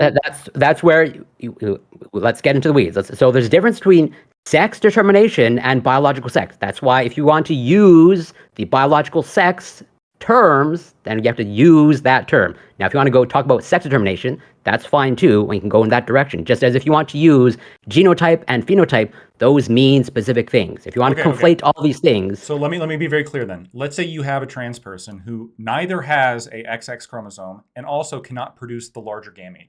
When they describe themselves as a biological female, are they delusional? Are they being incorrect? Because they're not using any scientific definition of that. Yeah, I agree. So yeah, if they are saying, if in their mind, and they're using those scientific terms, they would be inaccurate. That's why in your example, when you brought up, not 9% of people, when they define their sex, they're going by like the chromosomes, and I would agree with you, they have that in the mind, but that is disconnected from the biological reality or the scientific field and the biological reality. So it'd be delusional maybe in the same way that like the religious people would be delusional. Hypothetically, yes, if I'm understanding you. So since original point, going back to the beginning here, Corey Look, actually you agrees with us. didn't track it, right? Yeah, so, yeah. So, saying what Corey just said was that if it's the case they believe they're using the scientific definition and not some proprietary nonsense definition, they're using the standard scientific. In their mind, they think they're using the standard scientific definition. That would be the delusion, right? The delusion is that they think they're using the They definition. have false of information. science. Yeah, that would be the false belief. Now, in the case of trans people broadly, they don't have a false belief, right? So in the case of trans people who think there's when they say like something, in the case of a specific trans person who says that I am a biological female, and by that she means what the scientific community thinks a biological female is, that person would be delusional. That person would be as delusional as the religious people in a kind of weird sense, at least a Boolean sense, where they're both technically delusional. But the religious person is still more delusional in any kind of like spectrum sense. This is a specific subset of trans people that you've been able to narrow in on, not trans people broadly. Religious people broadly all believe God exists. I agree with you. It's a narrow subset for sure. There's no argument there. But for this specific narrow subset, right? If you're using biological female, how could you be using this in any way other than the scientific concept, or at least an attempt at the scientific concept? I agree with this intent, but I would agree with you. Biological female, people don't. The vast majority of people are misinformed scientifically. Just as we have flat earthers for some reason, I agree with you that most people are not informed scientifically. I sorry, Corey. It's been bothering me this entire time. This idea that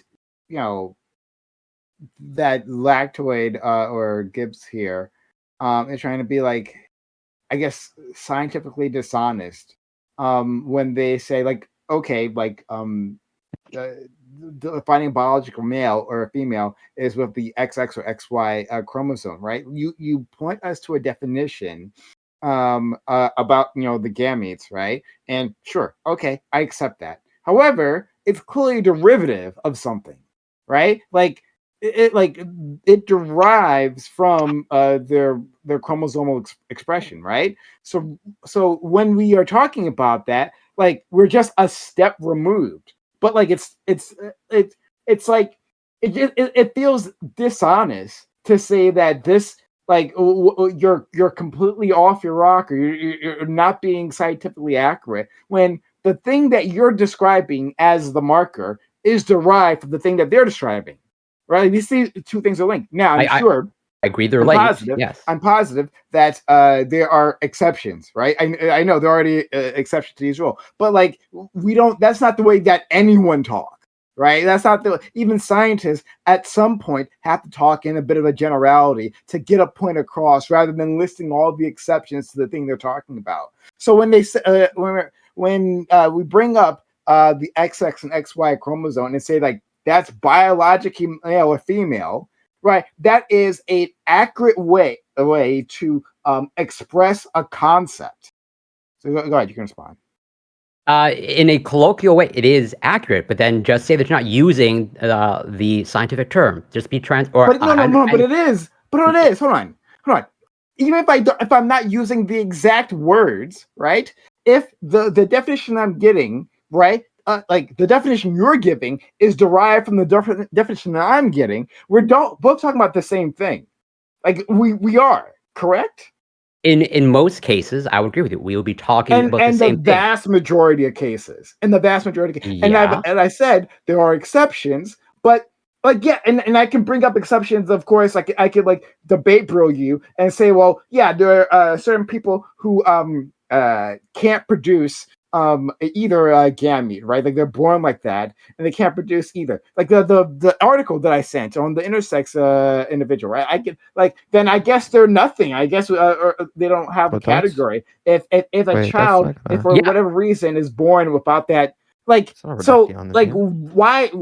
do this? It seems dishonest to say that you're not being scientifically accurate when my definition, your definition, derives from my definition directly. Well, I don't want to get into the debate of chromosome versus egg, which one came first, or gametes versus chromosome. But so all I'm trying to overall highlight, okay, is that these are not discrete boxes, okay? Just as and people think that it's just black and white, and just biological sex is biological sex. And that's what like I think that you're trying to point out, and it's what Lactoid trying to point out. Which like yes, there are clear drawbacks to using this definition. Where like even just my definition, the actual definition of biological sex of you going by gametes, that clearly does like there will be exceptions, right? And therefore, what do we do with those people? Okay, how do we classify them? And therefore, that's why all I'm trying to highlight is we should not be relying actually on science, because if you want to go by these definitions, then you're gonna have to talk about the exceptions and what to do with those people. As in, if we go by chromosomes, well then I'll go with that. But then what do you do with those people that don't fit your definition of chromosomal sex? What did you do with people? Oh, sorry. Before I respond, just quickly, Top Dolphin, thank you for resubbing for 24 months, 2 years straight, and 32 months in total. Shout out you, Top Dolphin, for supporting this channel. Admiral Gibbs, thank you for gifting a sub to K-Con. And Aiko, thank you for resubbing for 22 months. Love to see it. We're a hype train, 50% done, 50% left. Help us get to a level 2 hype train. Just like was it 3 more subs, and we get to a level 2 hype train. Consider helping us out. Consider supporting this channel so we can have these discussions, which I feel are good faith discussions that we're having right now. That might change later on. We'll see. But like if you enjoy that what we do here, we come back week after week. Consider helping out the channel. Sub to the channel, give bits or give subs. Use a hype train, or sorry, a hype chat. Here's a hype chat, and we'll read off whatever you want to say. Whether it's accurate or inaccurate, like maybe something inaccurate, like our friend Lactoid maybe won our debate last week. If you want crazy talk like that, then you can put it in the hype chat and I'll read it and we can all pretend. But so help us get to a level 2 hype train. Substitute channel, give bits, give subs, use a hype chat. And if you're in YouTube land, of course, you can give a super chat, and that'll also be really helpful to the community. So 2.5 minutes left. 50% left.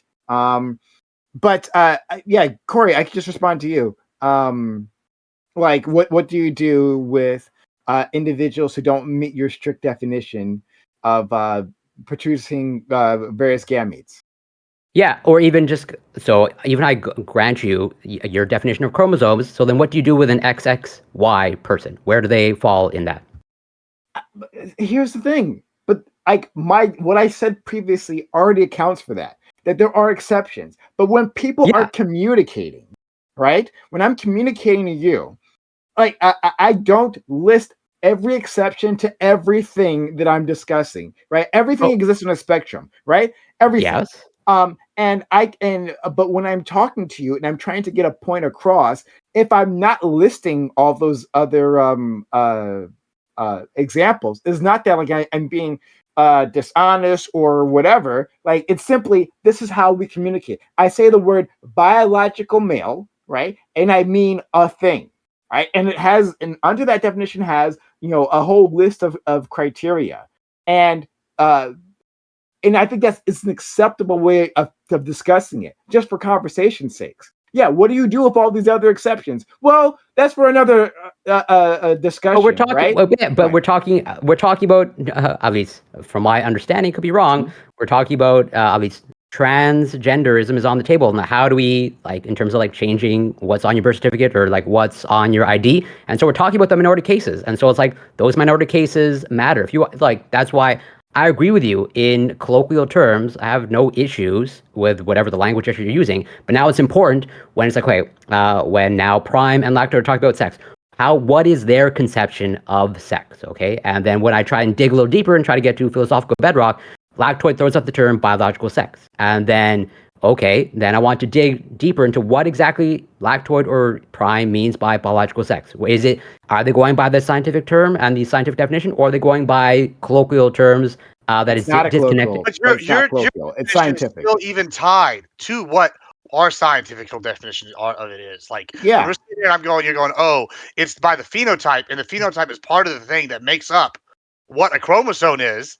No, it isn't. It absolutely is. The genome is part of the genotype. Well, you know what I'm saying. When it's part of the whole construct, and you're just taking one a little part that's the pre-part, the precursor part, you're just getting overly on it just for the Yes, sake yes, of, I have. like That debate is throwing, the when it's not, details. when it has no The details. actual bearing on the conversation. Language like maybe I'm just too academic, but even just using the terms like accuracy and precision, those mean actual things. As in, like, I would be called out if I'm like presenting data and I use the term accuracy in the wrong context, and I've used precision in the wrong context. Of like, accuracy is how close you are to the true value. Precision is the reproducibility of the value. Now I understand that's not going to resonate with everybody here, but like, yes, language matters, and that's why I'm trying to get like, what is their conception of sex? Okay, is it the scientific term, or is it something else, or something in between? And then we talk about that and put that. If you want to talk in generalities, that's fine.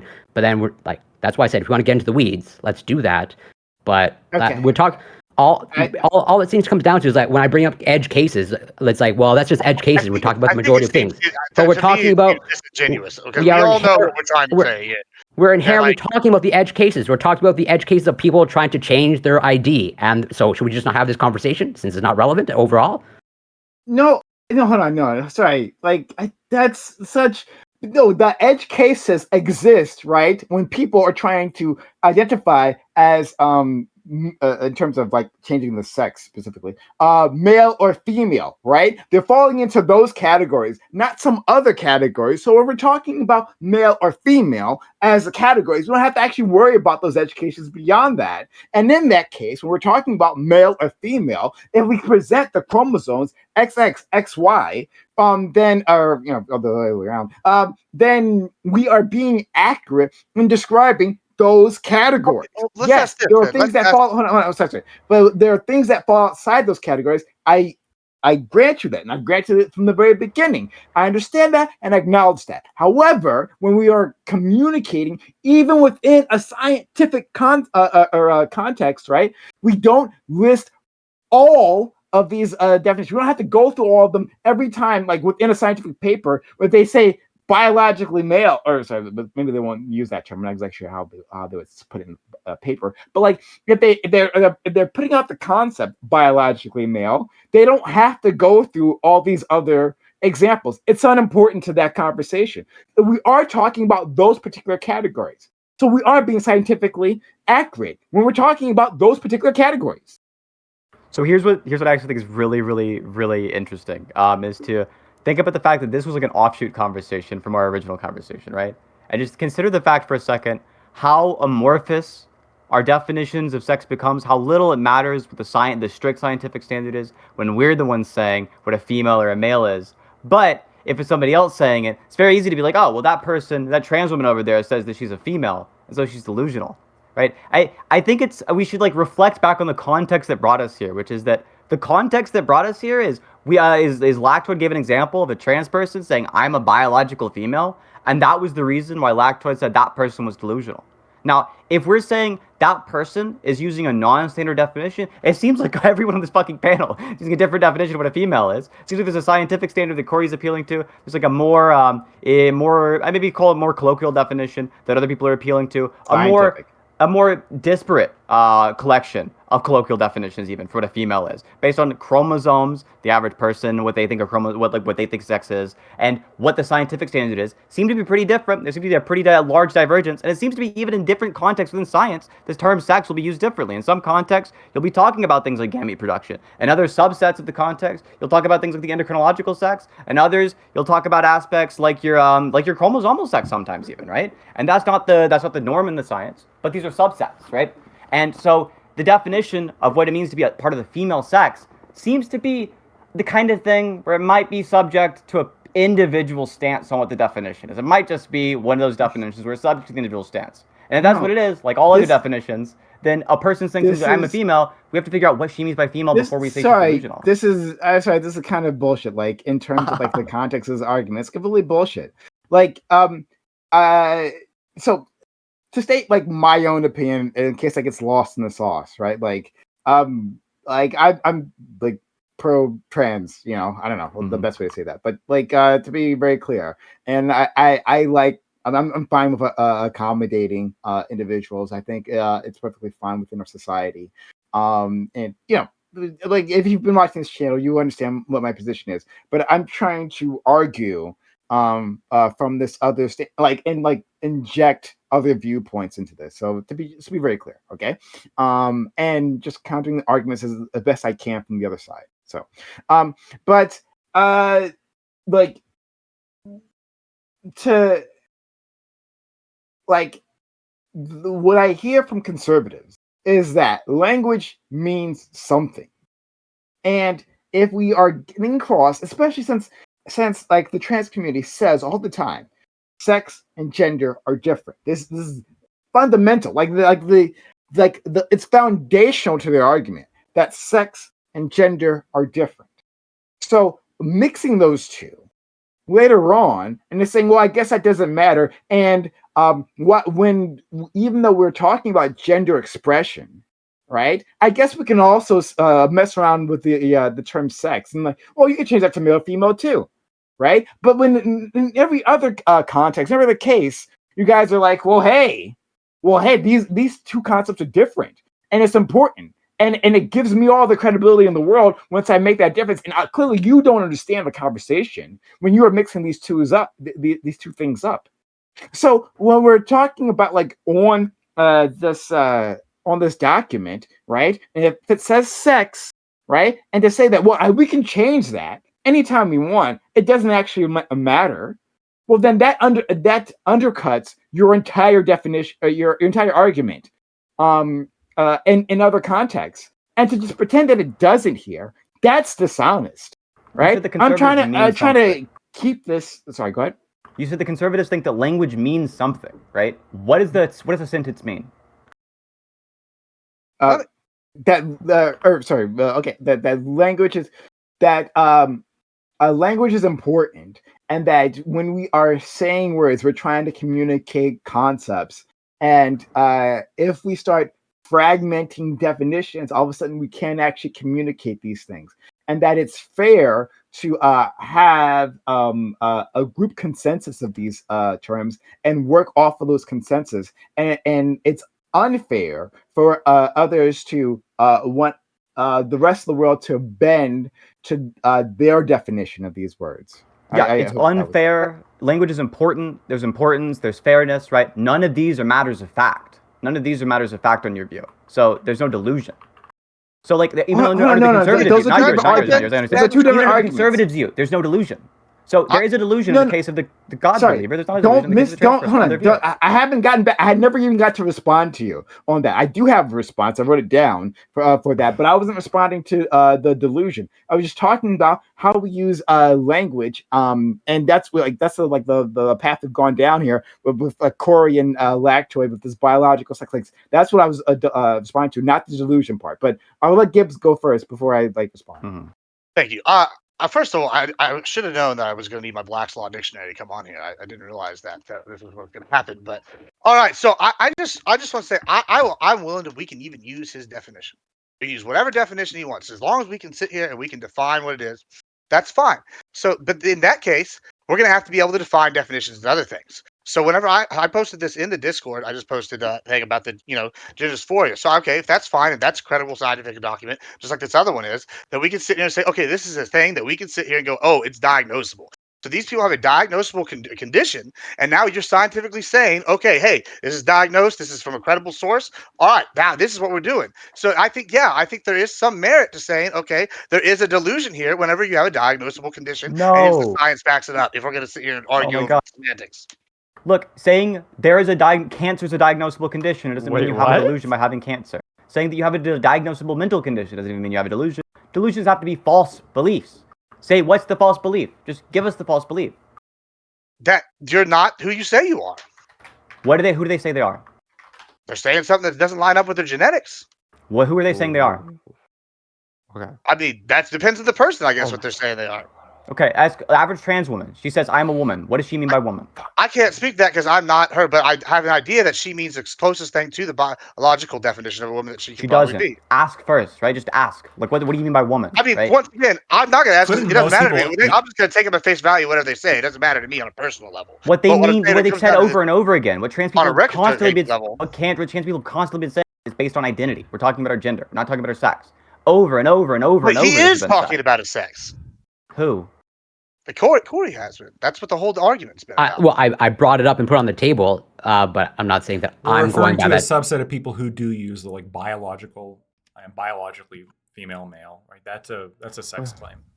Saying that they're female, just ask them what they mean by female then. Just ask. Hey, what do you mean by female?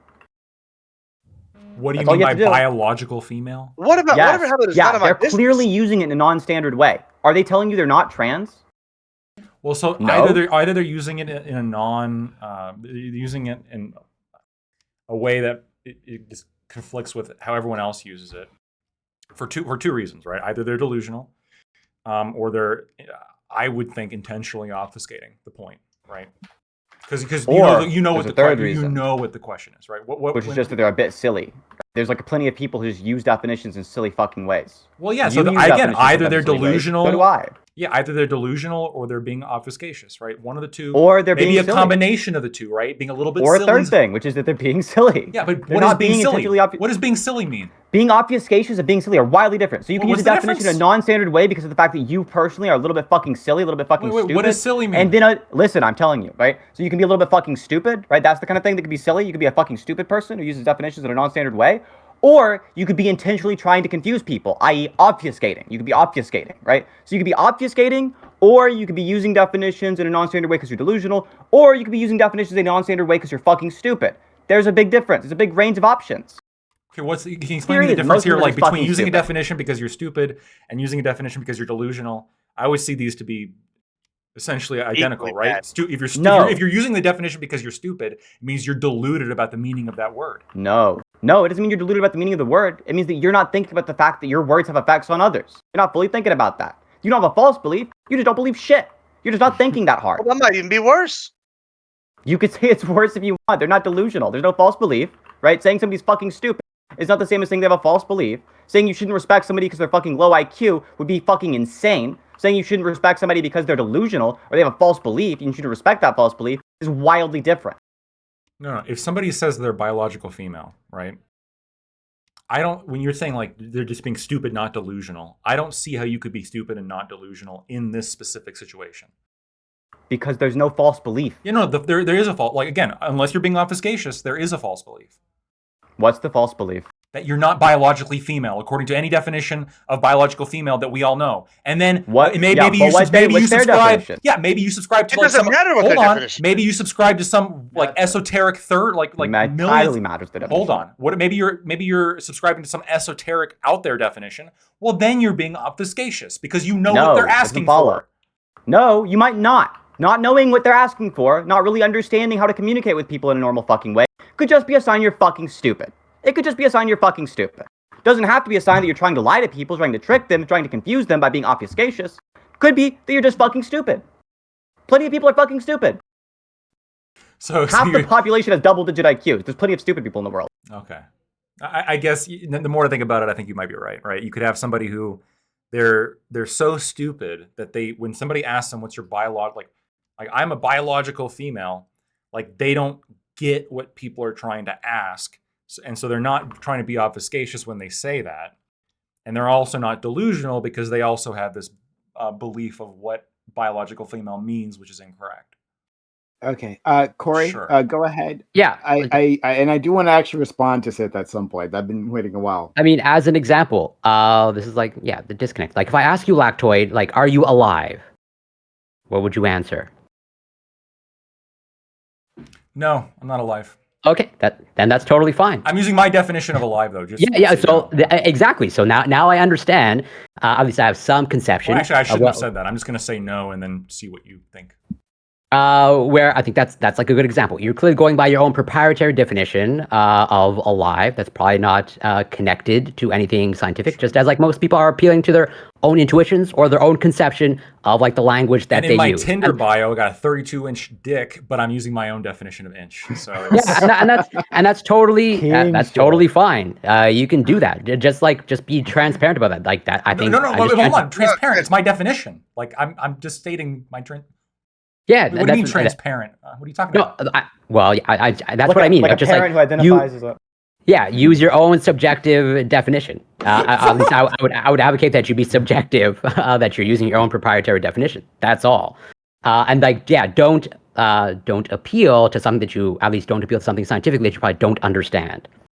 As in, if I asked you to define life, if in fact you answered yes that you're alive, you probably couldn't give me a definition. No, I'm not alive. No, we talked. Yeah, I know. I'm That's why not I said alive. if I have a you 32-inch identified it. dick. I'm actually a Star Warrior from the planet Venron. All these definitions are my own, by the way. Okay. Okay. And I refuse to elaborate. It's not my job to educate you, refuse to Corey. elaborate. It's not my job to educate you. It's up to you to go educate yourself. Okay. Hey, I tried. I literally tried to get you to read 2 sentences, Lactoid. You couldn't do it. I'm not going to read these 2 sentences. It's out of my wheelhouse. I can't read, apparently. I'm not a sentence reader. I don't identify as a sentence reader. 52 syllables or I'm too. Really open to being educated and informing yourself. So I wanted to finally have that conversation with my friend Synth here. So Synth, I this was quite a while ago, maybe like an hour ago. I'm not sure. But I want to try to like get you to re-express what you're trying to tell me about delusions. Where when you're drawing a difference between the religious individual and the trans person, like in terms of beliefs, like in terms of beliefs and how one is a delusion, one isn't. So you were saying something along the lines of like the trans person, when they express like a different gender identity, they aren't being delusional because there's no false statement, because that's what they're experiencing in their head. And then for the religious person, they're expressing a belief and a being that doesn't exist, right? So if you could maybe expand on that. Yeah, sure. So one of the necessary conditions in almost any definition you're going to find of what a delusion is going to be that it has to be a false belief, right? So when somebody's saying that person's delusional, at least part of what they're saying is they've got some false belief. If you're saying that trans people are delusional, you're saying that trans people as a category have a false belief. Something about being trans means you believe something wrong. Now, usually if you ask a conservative what's the false belief, they'll tell you it's the belief that they're a woman, right? Then if you ask the conservative, what do they mean by, what does the trans person mean by woman, then it's just going to be a different thing than what the conservative is using that word to mean, and so they're just talking past, right? There's not actually a false belief. It's just 2 different people using different definitions. Now, if you ask a religious person, what do you mean when you say that God exists, right? They say, oh, well, they'll say something, but at least one part of it is that it's a bodiless mind who created the universe. That's part of what God is. There are other details, but it's part of it. Now, there's good evidence, really strong evidence, to believe that every single mind has a body, which is just that every single mind you've encountered so far has a body. We know if only one possible counterexample, and that seems to be God. You might think the ghost exists or something, then you'd have a little bit more evidence. But of the vast, vast majority of minds that we can both agree exist, they all seem to come with brains and a body. If you think that brains aren't something that's required for a mind, that you can have a mind without a brain, that you can have a bodiless mind, well, then we need some kind of evidence of that we can both agree on, not just something that's going to beg the question in favor of religious views, like, oh, well, ghosts exist, or oh, God exists. Otherwise, there are no counterexamples. So, what would you say to a person that says they have a religious experience, right? And this, involves some sort of euphoria, and feeling some sort of presence, maybe, I don't know. But they are experiencing this thing, and it's a thing that to be measured. Like, how would you react to that? Yeah, I would say you probably have had experiences that fit what you're talking about, right? It's not unrealistic to me that somebody would have an experience that like they think is sourced by God. But consider the fact that a bunch of different contradicting religions also have legitimate experiences just like this, and they can't all be true. So the kind of evidence that you got for your belief is the same that a bunch of other people who are wrong have for their belief, which is God came to me in a dream, Allah came to me in a dream. If there's some people who think that like the Hindu, any of the Hindu gods, like Brahman or something, came to them in a dream. All of these different religions have these religious experiences, and yet they're contradictory, so they can't all be correct. You only think yours is the real evidence, but a lot of other people also have that evidence, including people who are just like pantheists and so on, who they've had these religious experiences, don't even tie it to a god. They just like there's this feeling in the universe that's giving me that experience. Well, not everyone's correct on religion. They're contradicting each other. Like there's clearly contradictions between the religions. Sure. So only one can be right. Your evidence is the same as all the other ones that are wrong. So Sure. Yeah, and like I broadly agree with you on that. However, my problem, and because I'm using I'm using too loose of my language, we're having an issue here. What I'm trying to actually express is like a spiritual experience rather than a religious experience, because religion would be tied within like edicts and a specific belief system, right? But you're having like a spiritual experience, and that can be anything. Um, that's actually that's like religious. And the religious experience would be a subset of a spiritual experience. And like you can have that, and that doesn't necessarily contradict, which we're trying to get with the pantheist, right? That doesn't necessarily contradict anything else, right? So it's not a matter of, well, like which religion is right. Is that I'm having this experience, and like like is this a real thing or not? What would you say to that? I think so. Yeah, I think that they're not. And by spiritual, you mean something to do with souls, then no. But if by spiritual you just mean what I'm thinking you mean, which is just like a certain kind of experience, like feels like a very big deal. Yeah, people have on hallucinogens all the time. People who've had taken DMT or ayahuasca are gonna have those kind of experiences. People who've had even LSD. People have like feelings that they've got feelings that feel very spiritual. They feel very large and very important. I don't think it's the case that's good, like any kind of evidence whatsoever in favor of the idea that God exists, because it's just as expected on the hypotheses that he doesn't. And the same with like the hypothesis souls exist. I don't think it's good evidence for that either. Okay. Can I- So I just want to continue down with this. So you acknowledge that they're having some sort of sensation. That in itself is real, but maybe the underlying belief as to what the cause of that might not be real. So maybe what if as a marker of this experience that I think is very real, and it's very important to me. Like I want to express that outwardly, and to express that outwardly, for some reason I decided I have to cover my whole body. Let's go with that, right? So we're expressing that outward. Now this is not. I'm not talking about Islam, right? So I'm just like I'm covering my whole body here, because I had this spiritual experience, and I want that acknowledged. Like, should we as a society acknowledge it, especially if there's a lot of people who have done this, right? So we can acknowledge it's a real thing that people are experiencing, and a lot of people have decided, right, like collectively, that like covering their whole body in a burqa type of garment is the way to express that, and they want that acknowledged within society. What would you say to them? The utility of being able to see your face with an ID is going to outweigh whatever the good feeling you get of this very specific format of trying to communicate that you had this experience with people. If like a lot of people have it, if they say like fucking half the population's had it, right? In this case, I would still say no. Don't put your face on. Like, don't cover your face and not have photo ID, right? Instead of doing that, we could have like a little special marker or something. The same way we got markers for organ donors or markers for IDs that can also be used as passports, or we have markers like that on the ID. We'll make a little magic symbol or something that we'll throw on there, and you'll be able to have that too. That can be the way that you communicate that if you really needed to be on your ID for some reason. That's the way you can communicate that. The covering your entire face, like now you just don't have a photo ID. Like at that point, just don't have a photo ID at all. Just bring like a small copy of your birth certificate with you everywhere. Like why have your ID? So it just seems odd, to me that we would say that this category of people, you like to properly express yourself, you have to deny yourself a being an important societal marker, having a driver's license, right? Like you can't do that, like while also being true to yourself. Like I don't think they're being true to themselves. Of course, right, like no, you could just all you're trying to do is communicate. We can hear you typing. If you could. Yeah.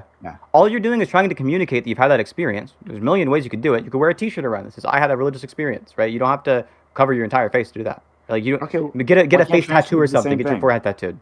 Then why can't trans people do the same thing? Like I have a T-shirt, trans. A T-shirt that says you're trans. Yeah. So yeah, Why the issue not? the issue is that we have to make sure that the marker on your ID matches your sex, because otherwise it's a big marker that you're trans and you hand that over to a police officer. That doesn't sound super comfortable for a lot of trans people. That seems pretty worrying. Now, if it was the case there was like a huge discrimination of the people who were like super religious or something, and they could like blend into society somehow through some other means, right? Then I would think it's fine, right? You can blend into society if you're trans. You can't blend into society if you're covering your face with a bag. You can blend into society if you're trans. Yeah, you can stealth, right? You can not let people know that you're trans. You cannot let people know that you're trans.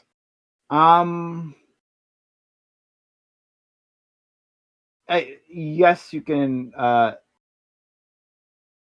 I'm sorry. Maybe I'm just having. I've missed a step here. Why does that matter that they can blend into society? Like, maybe I'm sorry if I missed that. Yeah, so the reason why is because you don't want to inform every single person you give your ID to that you're trans. Right? There are people who you'd rather not tell that to. You wouldn't want to give every single bartender and every single police officer who ever pulls you over and every single bouncer who checks your ID. You wouldn't want to let every single person ever know that you're trans. You might want to keep that to yourself sometimes. There are plenty of cases where it's legitimate. So having that on your ID makes it impossible for you to do that. It makes it impossible for you to keep that to yourself sometimes. Okay, sure. Um, It's also nothing about maybe and I another thing understand is that. that And I yeah. understand what you're saying there. But it. So, do you think that when trans people ask for uh, a change within their ID, like it has nothing to do with affirmation? Sure, to some degree it That does. Yeah, but you don't inhibit anything by having the affirmation there, right? There's nothing significant that we're losing by having that affirmation there. In the case of not having a photo ID, there is something significantly there that we've lost. hmm. Fuck. I want to have a long conversation, but we've already run out of time for this.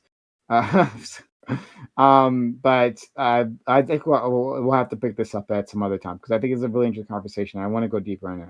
Yeah. But I don't want to shorten the next conversation because I really want to talk about it, guns. But I think it's been a great conversation so far, and I thank everyone for participating in it. Like that was a lot of fun, the twists and turns, and I don't often get to yell at Corey, right? So like this is it's been a treat. That's my But yeah, fetish. yeah. We're gonna continue this conversation later. I'd really like to dig deeper into these differences. But all right, thanks everyone, and to the audience, thank you for having for coming through and watching and being part of this. We can go to our second topic, but if you haven't done so yet, hit that follow button. If you're not following the channel, if you're on YouTube land, hit the subscribe button.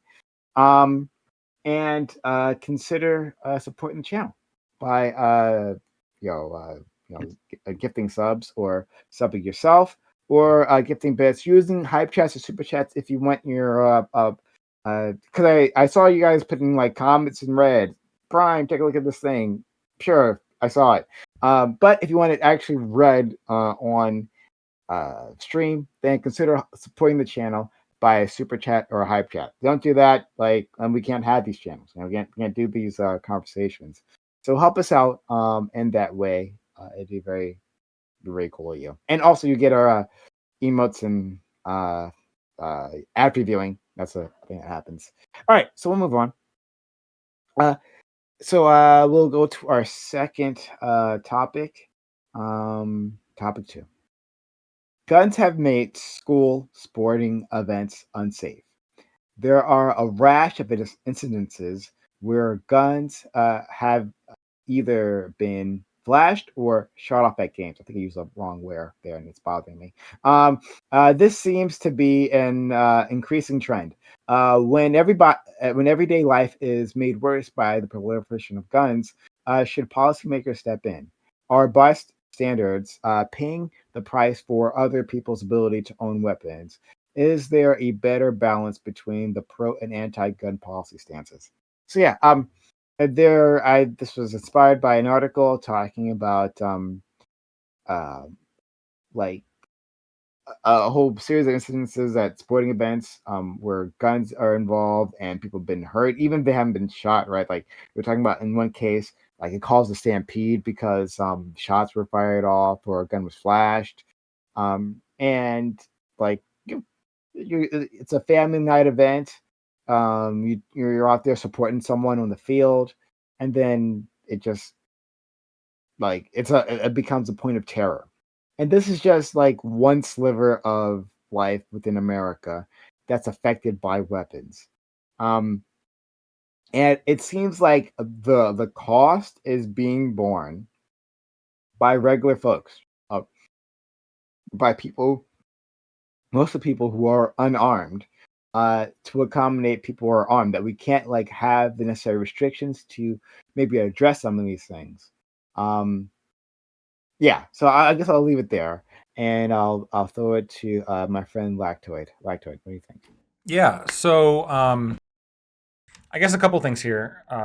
Back in I think up until 1969, basically every high school in this country had rifle shooting events and rifle shooting classes at school. Right, kids would load up and they would bring their gun to school, and they would go shooting, and we didn't really have any issues. So that I guess leads me to believe that there's something else going on here than just access to firearms, even among younger people. That's not to say that it's off. Like obviously, it's awful that people have been killed, as always is the case when people have been killed. I mean, every death is a tragedy, but in a country of 320 million people, I mean, the article puts it at 2 deaths. I mean, I'm just going to be honest here. There needs to be some level of weighing when we're talking about taking away people's constitutional rights. And the governor of New Mexico did not do that when she just blatantly violated what the Supreme Court recently said, and issued a order basically suspending the Second Amendment within that state, which recently a federal judge did overturn, or quote unquote temporarily put on hold, but it's not going to go on any further because as soon as it gets a full review happens, it's going to get struck down immediately. So yeah, I mean, generally speaking, is always sad when crimes happen. But the solution to this is not taking away people's Second Amendment rights, taking away firearms. Okay, thank you so much, Admiral Gibbs. So this is gonna ruffle some people's feathers, I think, and I kind of agree with Lactoid in the fact that yeah, it's very sad. But as far as when it comes to gun rights, there's really no line. My family is from Texas. They fought in the Texas Revolution. The Colonel Gibbs Hotel in San Antonio has the cannons from the Alamo on it. So to me, it's the price of doing business for for an armed populace. And it's been proven time and time again that anytime a populace is armed, it's much harder for a tyrannical government to take over. And that can happen at any point. Is kind of my mind. So not just because of the United States, but in any government really. So it's just something that's going to have to be happening. I'm sure there are things we can do, but it's not take away the guns. Okay, thank you so much. Let's go to our friend Corey. Yeah, so at least based off of what I read from the stories that you provided, this seems to be, from what I can tell, largely isolated to what occurs at football games. And this just like furthers my position as to why football should just be banned and it's a dumb sport. But given the fact that it's totally unrealistic and never going to happen, the only solution is like everyone in the stadium needs to be armed, including the players. That is the only way to carry out a safe football game when you're watching brain damage occur in young children. And that's the only solution. The most base Corey take I've ever heard in my fucking life. Shout out to my man Corey. All right, getting down to the heart of the issue here. Much appreciated. Bunk, please. I think I'm going to have to stand strong against Corey here. I think that brain damage for children is a good thing. Where else would we get the people who street and Twitch politics? This place is dying out. We need new blood. So when it comes to guns specifically, I think that data surrounding handguns is severely bad for a population, generally speaking. Data surrounding rifles doesn't seem to be as bad. I think that there's probably like Lactoid said, a middle ground that we can find here in concerns to guns. I don't think the problem with guns is disrupting people's football games. I think that's probably one of the least problems with guns. It's like saying that like the real problem with fireworks is that sometimes I can't sleep at 2 a.m. and not that like somebody died the other day. Like that's the real societal ill that's going on there. I know it strikes me as like a kind of a silly argument against having guns within a populace, but I think that's all I have to say really as an opening statement. Holding it over to Synth. Thank you, Synth. Sure. So guns are broadly pretty unsafe for society day to day, but usually this isn't the kind of thing that pro-gun people are all too concerned with. I used to be pro-gun. The reason I cared about it wasn't that I thought it made day-to-day life safer. It'd be a bad reason, as the data is in, which is just that it's obviously false. Higher rates of firearm ownership lead to higher rates of not just gun crime, but overall rates of violent crime, overall rates of homicide, and overall rates of suicide. Handguns in particular, due to their small, concealable nature, make it very easy to commit crimes with them. It also makes it very easy to put it in your mouth and pull the trigger and kill yourself. Even when we control for rates of ownership, which might be something that somebody thinks would be skewing there, handguns still overrepresent themselves in violent crime.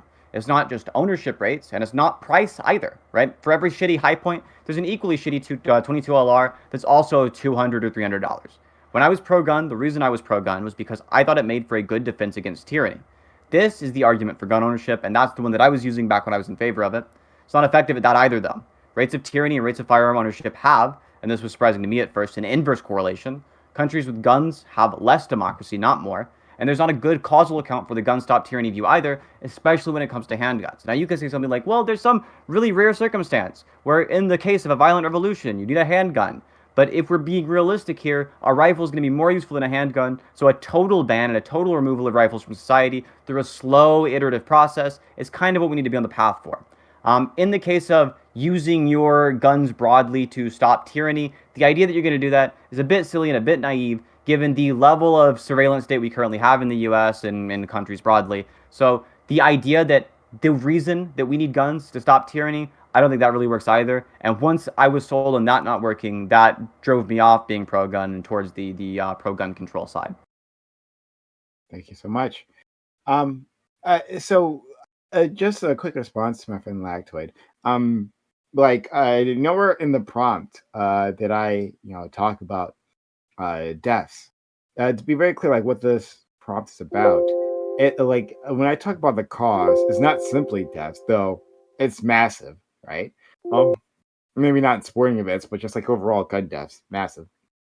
The cost is in people also being hurt and terror, right? That there is a general sense of being unsafe within the states when there is this proliferation of weapons. We don't know, like we're having a competition with someone, and you don't know what might happen because this guy might have a gun. There's just a sense that at any point in time, you can have gun crime. Maybe no one dies, right? But there is a cost to society where this safety is taken away. I just leave it there.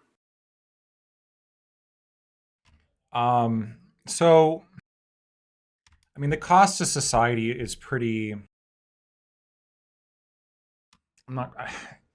Don't say minimal, man. Well, to some extent it is, right? And it's also difficult to measure, right? So there's obviously going to be pros and cons here. The kind of people who are going to have concealed carry licenses, people who have concealed carry licenses by virtue of the fact that they have, background checks, are much less likely to commit crime, just across the board, right? Generally safer people than people without. There's a lot of other reasons in order to have firearms, right? There is hunting, recreation, personal defense. I agree with you that there is an element of terror that some people could feel, right? Well, with in this fight with somebody and arguing with somebody at the bar, they might be armed. But then there's also this, feeling of, I think, security that could come. Let's say if you're a small person walking home alone at night and you have the ability to equalize force that comes at you, right? And that at least psychological effect is real. So if we want to talk about psychological effects being independent variables. So there are benefits and like every policy, there's going to be benefits, there's going to be detractions. I'm just not specifically with the idea of like sports events being shot up. Like this like almost all mass shootings statistically is fairly irrelevant when it comes to like to talking about gun control. Yet these are the things that people like kind of stick on and talk about most. I think the only good arguments for gun control is like pointing to handgun crime in inner cities. That's like that is like basically the golden argument that needs to be had. And that's the one thing that like the pro gun control people could really focus on, but instead they focus on the shit that like statistically doesn't matter, which I just think it's due to political optics as opposed to like any kind of honest analysis. Does anyone respond before I like yell at Lactoid? Well, I agree with Lactoid. I wish we would focus more on the mass handgun deaths. But I think the reason isn't just because of political optics. I think it's because of part of it is political optics, right? I agree with that. But I think it's also a matter of people with lots of power tend to be richer on average, and so they don't care too much about the fact that a bunch of poor kids are being shot up. And I think that's a big reason why there's this broad focus in politics on the shootings that affect rich people too, not the ones that affect more people on average. Yeah, I agree with you. I gotta say, you mentioned earlier the impact on society, and I mean that's stuff that okay, well I gotta say, I'll be honest, and maybe this sounds callous of me, but it doesn't matter the cost in society because the whole point is to be able to defend yourself, for freedom, and especially from a Texas mindset, like bro, I need my guns. If I go on the ranch and I fall in a rattlesnake hole and I don't have a pistol, I'm gonna get bit, and then I might die. I might not be able to get to a hospital. I'm sorry, it's a thing.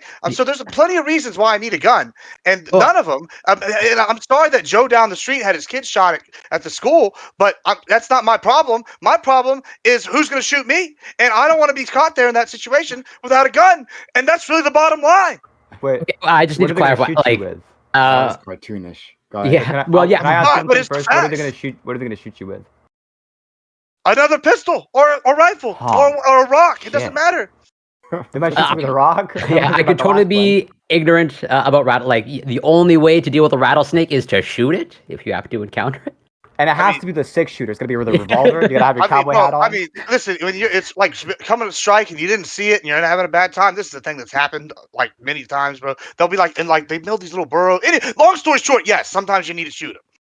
I have no doubt. I'm not gonna pretend like I can speak with any like authority, but like I can't imagine if you fall into like a snake pit of rattlesnakes that a gun is gonna save you, or I don't know. I don't know. I don't know what a 9mm does to a thing whose head's about yay big. It disintegrates it. Like, yeah, but when you have like 20, like that's the thing. Like yes, shooting a snake, will kill it and disintegrate it. All I'm saying is like, is that the only way? Especially like, I don't know what the scenario is. Like you fell into like a rattlesnake pit and there's multiple of them, or just like one, and now only option is to shoot it. What if there's like a boulder chasing you and you fall into a pit? Indiana Jones style, exactly. Well, I'm not walking around with a bullwhip, so I'm not I'm not athletic like Indiana Jones. So I guess my options are shoot it or get bit. So Like, guess what? yeah, even if I do shoot it, it's not like it's going away. Like, really, yeah. Like, I'm just like genuinely clear. It's like, please, like as much detail as possible. Like, outline the scenario for me. Really, okay, like. So we're on the ranch, and I'm riding a horse. Right, this is gonna be my ranch, and we're gonna round up the cattle, and all of a sudden the horse's hoof goes in a hole. And he goes, oh, man, well, what's that? And the hoof comes out, and a snake is striking it. Well, now it's going to kill my horse because it's falling in a burrow. There could be one snake in there. There could be 50 snakes. Snakes can live in like these burrows, like acres wide, and they'll have them all over the place, and there'll be thousands of them in one area. So, yeah, like if you fall in one, there might be plenty of them. Might be one. Doesn't really matter. The point is you got to act fast, and my fat ass isn't going to be able to get down there, hit it with a bullwhip like Indiana Jones. I'm going to have to shoot that bad boy. Yeah, okay. So like as a snake so it's not the scenario of like you falling in a hole and like it's life or death. Falling in a hole. I mean, it could be life and death. Yeah, I mean, but so like the scenario is like you're just hunting. I agree with you. Like a gun is good for hunting snakes. I'll grant you that. And I can imagine if thousands of snakes are approaching you, in some sort of a movie-like scenario. A gun would totally be. What if a wild boar like a javelina runs up on me, bro? Like, I mean, what are you gonna do then? Stop it with my good looks? No. The best part of this is watching Synth trying not to laugh. But like watch. I've just been watching Synth the entire time. Okay. So how about this, right?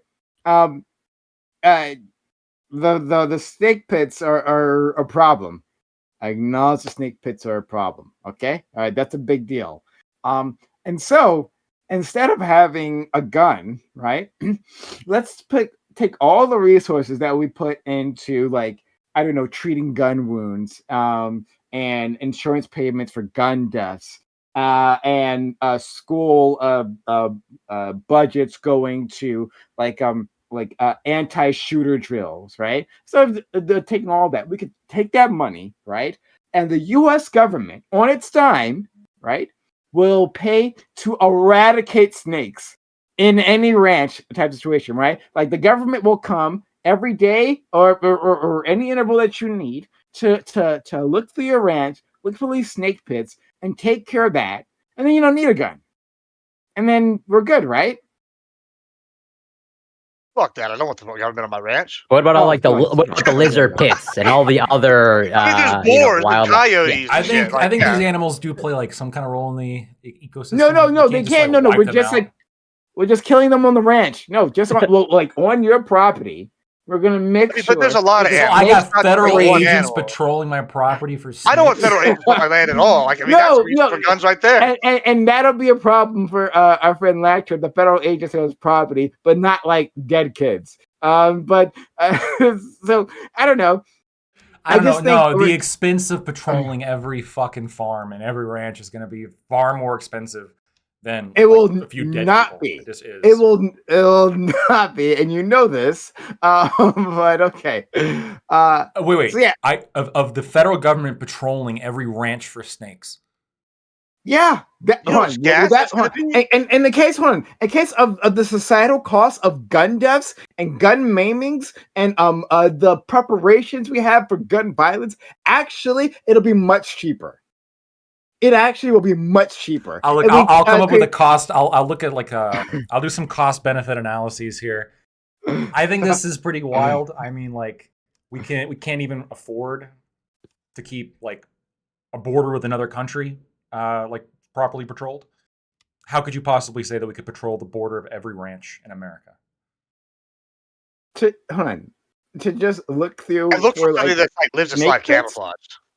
No, because snakes might come onto my yard. So the only way to properly defend against these snakes is to have 24/7 federal patrols.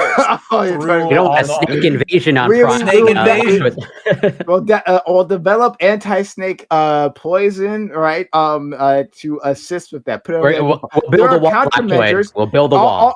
Yeah, we'll build a wall. We'll build that wall. Build We'll a come wall. up with cost-efficient measure or countermeasures for the snakes. We can do this, right? I believe in the ingenuity of the American people to do this, to take care of this. God. Don't try to particular appeal problem. to our patriotism on this. Okay? You're talking about getting rid of guns. Okay, this is the most American thing we have. Excuse me, my fucking patriotism. Watch your mouth, Canadian. No, Anyway, no. like- So I'm an American, and the Second Amendment in this country is like one of the defining, and that and the First is one of the defining features of what this country is. yeah, and the deaths that they cause are also a defining feature of what this country is, right? The terror, it is like when other people think like around the world, like in Canadaland, right? When they think about America, they think about the massive gun crime. That's also very much They're integrated jealous. with- of all the I deaths. talked to I all agree. these people. They're I like, agree. "Oh my All god, the you deaths- own this? Oh my god, all the Lactoid, deaths- I can't own that. I can, Yeah. these Canadians can't even have pepper spray. These motherfuckers are like throwing acorns at the fucking rapist coming after them because they don't got anything to defend themselves." Not only that, they're real I happy do. when we send our troops over there who've had guns in their hands their whole lives since they grew up out on the good old boy's house down the road shooting turtles or whatever, and now they're in the military and now they can shoot better than the other guys. I mean, they're real happy to benefit from the benefits, but whenever it comes to nut cutting time, they don't want to do it, and then they want to judge us for having guns. This in is our why everyday we have the lives. strongest military. I mean, yeah, there's a reason why we fought 1776 and then when Texas broke away from Mexico. It's because we didn't give a goddamn what these other countries think. What? No, this is because you guys wanted to keep slaves. Like it was literally about fucking slavery. The fuck? What? Like Texas, no, yeah. Wait, 1776? You think was about? No. You said Texas. Texas And that Revolution was not may about have had slavery. something to do with No, it. I'm not- sir. Yeah, it had a lot Nah. to do with slavery. Yeah. Nah. Like- Maybe a little bit. Nah. Like, I disagree. Sure. Okay. Well, with historical facts, I Santana guess was that's not evil. important. Sure. Well, I guess we can all decide that things are and aren't important to us. But okay, historical fact there. But whatever. So when we're talking about deaths, you're an individual, Gibbs, who says like the cost to society literally means nothing, right? So crime, gun crime, people's deaths, people being maimed, the like literal money that costs, like what that costs in terms of insurance, your own insurance, with raising rates when people are shot, right? All of that is borne by us all, right? But you're saying that is completely unimportant. That's Absolutely. not something that should be considered. No, absolutely not. And I'll tell you why. That's the price of doing business. I mean, that's the whole point of the Second Amendment is that, we're going to sit here and we're going to have our right to bear arms if any case, arises where we need them. And yeah, it's sad and it's rough. And like I said, there are some things maybe we can do to stop gun violence. I'm But the glad you answer think it's isn't take bad. guns. Like, it's not take guns. So when I talk about the Second Amendment death cult, this is it, right? This is patient zero of the Second Amendment death cult. Prime. That like it literally no lactoid. Like you're a bit different like on this spectrum, right? You as far as I understand, maybe I'm wrong, right? That you at least care that people are dying. And these care. you care. No, you don't know. You made it clear that it literally doesn't matter in your calculations. You made it very clear. So like, if I'm wrong about that, Electro, you can correct me. But yeah, this is literally a death cult where it doesn't matter what happens to the world around them. It can burn as long as they have the gun. The gun means everything, and we can't even have accommodations to deal with these things. To balance these priorities, right? The gun simply must be. And the deaths, I guess, simply must be, especially when it's happening to other people. Prime, have you shot a gun before? Yes. Okay. Oh, it's I'm I surprised you still have this opinion after experiencing the euphoric, the truly like kind of spiritual experience of. I want to mention one thing super quick before we like all completely forget about it. I decided to look up the 1861 Constitution in Texas. You guys had 13 articles within your Constitution. Article 1, the Bill of Rights. You have things like one is called Judicial Department, Executive Department, Legislative Department. Those are 3 different articles. One of the articles is just called slaves. It's just called slaves. Just the word slaves. I mean, the title. They got no other explanation than that. So, Article 3 slaves. It has got like it's like an entire article of the 1861 Texas Constitution is dedicated to why you deserve slaves, why slavery, outlawing slavery is illegal, why you will get to keep the slaves. You guys really wanted your slaves. You guys really wanted slaves. I mean, part of the culture. Here's the thing about that. Like, we want to keep talking about the history, though. Like, yeah, first of all, I mean, the U.S. Constitution's got like slavery stuff too. I mean, et cetera, et cetera. But I mean, it's not the only reason Santa Anna was evil. If you look at Mexico, had a lot of revolutions during that time period, where a lot of states were trying to break away. There was like so like, I mean, yeah, sure, slavery was maybe a factor. It was history. I mean, there's a lot of stuff that was a factor, but like the big factor was Santa Anna was evil. I mean, that was the major factor. Or possibly. And the guns. I don't know if you noticed, but we were very proud of our guns. What other factors do you think are going to come up in the 18th as like a name of an article? The 18th of the 13 articles. Which of them ends up being a name in that? 1861 Texas Constitution. Any of the other factors end up coming in there? Guns probably on there somewhere. Guns where? Which article is named guns? I don't have the Constitution in front of me, bro. I'm not looking. I mean, I'll link you it. I got you. Please help me out here. But listen, the point I'm making doesn't matter. There's a litany of factors. So I mean, it's not just slavery. I mean, Texas had the least amount of slaves of any of the states in the South. So they were mainly ranchers. Ranching doesn't, work out as well as farming for that. That's true. Prime, would you assert that, like, so you say it's the death cult because, so there's like 2 groups of people in your mind, right? There's one group of people that just like any cost is written off. There is no like human cost. I don't even think Gibbs. I don't think people actually think this, right? Like if there was 3 billion deaths every year from gun violence in the world, and like this could end tomorrow, I think you would probably see. Well, let's ask him. He's right there. Well, I mean, so I think that there would probably be a number, right? There you go, right? There is a number. Okay, so none of us are part of the death cult. So it has to be like it has to be like extinction level, and then then the death cult thinks, maybe we got too far. Well, All I right, mean- sure. Well, Sure, so but where's no, the number until it that becomes a validates death my cult? point. No, that clearly validates my point. Sure, Well, great. where's the number before it becomes a death cult? I don't think the death cult's a fair assessment of the viewpoint, though. I don't have to have a number. Well, remember what he said, right? I didn't say it. He said it. Is that like the cost of society is simply a material. It doesn't matter, right? As long as I have the gun. That's the only thing that matters. I've got a trio of So like questions, he Ross. said that, not me. I absolutely did say that. Yeah. You said there is a number, right? Like how many? Maybe we'll figure. Maybe you don't know the exact number, right? But let's try to figure out how many gun deaths before there's the number. What about like if it was 1 in 1,000 people died from guns? Would you say then that would be the number? Listen to this though, and I'll give you the answer to that here in a second. Yeah. No, I don't think that's the number. But the thing that I think 500. hear me out. Just hear me out first. Is the reason for why these gun deaths are happening now? If there's a million gun deaths every year, there's like or whatever, and that's the number or whatever, and the reason being that the government's committing mass genocide, I'm gonna want my gun even more. And that's the gun, because I mean, if they're shooting people out, but if it's like, there's 3 billion deaths from like every Tom, Dick, and Sally's getting high and walking next door and shooting their neighbor, then we might need to have a whole different conversation. So yeah, there is a number, but you also have to factor in the reason.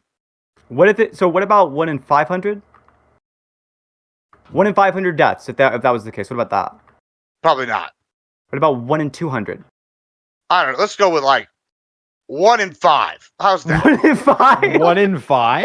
Let's go 20%. Okay, Let's just go like. Okay. Okay. Yeah. I was gonna say 1 in 4. Not a death cult. See, he's more of a death cult than me, and y'all coming at me. So I got. So with Prime, so you don't have a Who number. hears most of the death? So you don't have a number. You just have like a feeling. The death, like if enough people die, then it becomes a death cult, right? No. I don't have to have a. Well, I don't have to have a number. What I'm basing this on is like talking to pro Second Amendment people, like our friend Gibbs here, right? Like I'm talking about the policy outlook, right? I'm talking about like the priorities of these individuals. This is what that defines the death cult. That it simply is a case that the policies that they push and the priorities that they espouse show that the presence of the gun, owning this gun, supersedes everything else, including the deaths of their neighbors, of their family members. It supersedes everything else. Are the guns, and so that's why I call it a death cult. So there's this. I can assist you. There's this song on what is it called? You Just Want People to Die. I think that's what it's called. Where like you can basically relate almost every policy to like some level of increased deaths or decreased deaths, and then if you base like the morality solely off of that, like you can get to some weird places, right? So like for example, Prime Keist, do people who want the speed limit to be above 50 are they part of a death cult? Hold on, I literally just described what I like. You're trying to like redefine what thing that I've just defined, but defined people who argue for increasing the speed limit past like 35 miles per hour.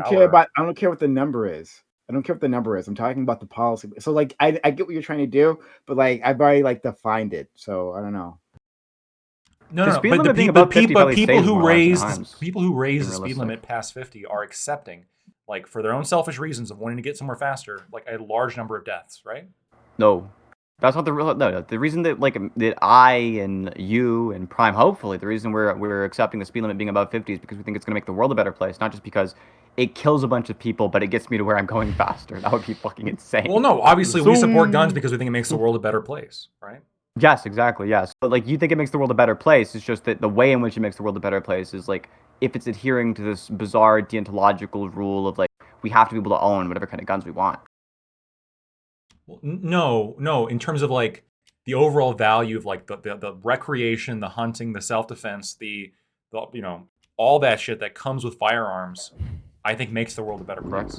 The recreation and the hunting and the self-defense. There are more gun deaths than there are cases of successful self-defense from guns.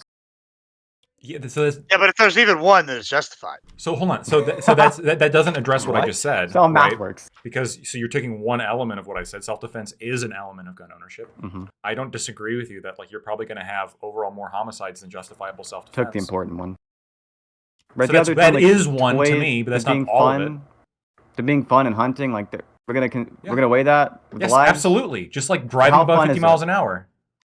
The reason I want people to drive about 50 miles an hour is not because it's fun. It's fun to You drive can't 120 plan your down the trip a highway. little bit better. You can't plan your trip a little bit better just to go 50 cruise. That's true. Yeah. Look, I don't think the reason why I want the speed limit to be above 50 is because of the fact that it's fun to do. If the number of car accidents that happen because of that, we could prevent those and it was a little bit less fun to drive, I think it'd be perfectly fine. It's really, really fun to go 120 miles per hour down the highway. You shouldn't do it. It's bad to do. Look at you. Look at you, Bunk. Look at you, Bunk. No, so there's a limit, right? Wait, I wasn't the one driving when we got pulled over. Okay, that's not me. You're implying I was. What? No, but you said that I was. You said looking at you. Mhm. Well, let's talk about another reason that This is fucking important. leftists get pulled over, right? So marijuana, right? Like marijuana has increased traffic fatalities by 4.7% in the states where it's legalized. Are you guys part of a death cult? because you Whoa, wanna whoa, have whoa. fun Look, smoking the your data- doobies? What you're seeing is maybe like a correlation. There's no reason there's a causal link between like marijuana consumption and a 4% increase in car accidents. 4.7. Do you have like a matching study for that, or is it just correlation? Oh, sorry, 4.1%. Do you have a matching study for that, or is it just correlation? It's immediately after legalization, you see a rise. Is it a matching study, or is it just correlation? I didn't read the whole fucking study. No, I'm just Okay, looking that's right fine. here. We'll shelve that then. According to a recent study published by the Journal of Studies on Alcohol and Drugs, it stated that legalized recreational marijuana had an increase in traffic crashes and deaths. That's a I agree. There's a correlation increase, right? There's also there's going to be a correlation with any policy and an increase in an increase in automobile deaths because there's an increase in population, there's an increase in density, there's an increase in more people being around each other and being able to crash their cars into each other. If this study is saying that like Mhm. legalizing it leads to this, right? If you're just writing that off as correlation, if it showed a causal link that legalizing marijuana causes 4% of the population, you said 4% of car accidents to increase, right? 4.1 of deaths. Yeah. 4% of deaths? No. 5.8% rise in the incidence of traffic collision injuries and 4.1% increase in rate of fatal crashes. Yeah, 4% increase in rate of fatal crashes is going to be a relatively small number overall. On top of that, all we're showing here is correlation. We have to show some kind of causal link whatsoever before we even begin the discussion there. I think that assuming a causal link, I'd probably say like if it was like a 10% increase causally in death, I'd be like specifically from car accidents, I'd be like, yeah, that's enough of an absolute number where it's probably worth saying, maybe we should take a second look at whether or not we legalize weed. Sure. Same way with alcohol. Well, sure. Well, this is perfect, right? So, assuming there's a causal link, right? There is some percentage of people, like there's some children somewhere that's going to die. Yeah. And that you are fine with that as long as you can get high. No, the point is not people can get high. The point is I would rather individuals who are doing a relatively minor action like getting high, I'd rather those individuals not be the kind of people who have to live their lives in prison because it's such a minor action. I personally like rarely smoke weed. I wouldn't be that disappointed if I never got to smoke it again. Well, we wouldn't have to legalize it then. We could just like fully decriminalize it, and then we could like reduce access, so we also don't throw people in prison, and we don't see all those children dying. Yeah, if there was a causal link, I'd be on board with that policy. If you show there was a causal link between a marijuana consumption and an increased overall rate of death, I'd be on board with decriminalizing it and still decreasing access to it. So decriminalizing, but not you'd be against legalizing it at that point because of the increase in children. If you showed that it caused a net negative in society, if you showed that it caused a net positive in terms of societal deaths, a net negative overall for society, I'd be like, yeah, let's make sure that we don't put people in prison for a huge portion of their life, and let's also restrict access to it. That's the same reason I want meth restricted. I mean, I didn't expect that you would bite the bullet, so sure. There's no bullet. I want meth restricted. That's not a bullet. Well, no. So, right? but for me, Lactoid, the bullet for you is that you don't want meth restricted. That's the bullet, right? Yeah, this is part of your position. So for me, there's some level of like recreation and personal autonomy and bodily autonomy that I think is very valuable, and that outweighs like the level of death, right? That's going to happen, right? I'm okay with you driving over 50 miles an hour because will it lead to some more deaths for sure, but. Like kind of like how I'm. Is it like hella fun? Kind of like what Gibbs just said. Like there is a price. There is a price to these, right? There is a price to these policies. And there's collateral damage. There's collateral damage. I There's agree collateral with you. damage to drug legalization. If There's collateral I may damage ask- to vehicles. There's collateral damage to. Yes. So I'm just curious, Lactoid. You might have answered before, but I've forgotten. But so where does alcohol fall for you? Like, is that sufficient of collateral damage to ban it, or that's not yet there?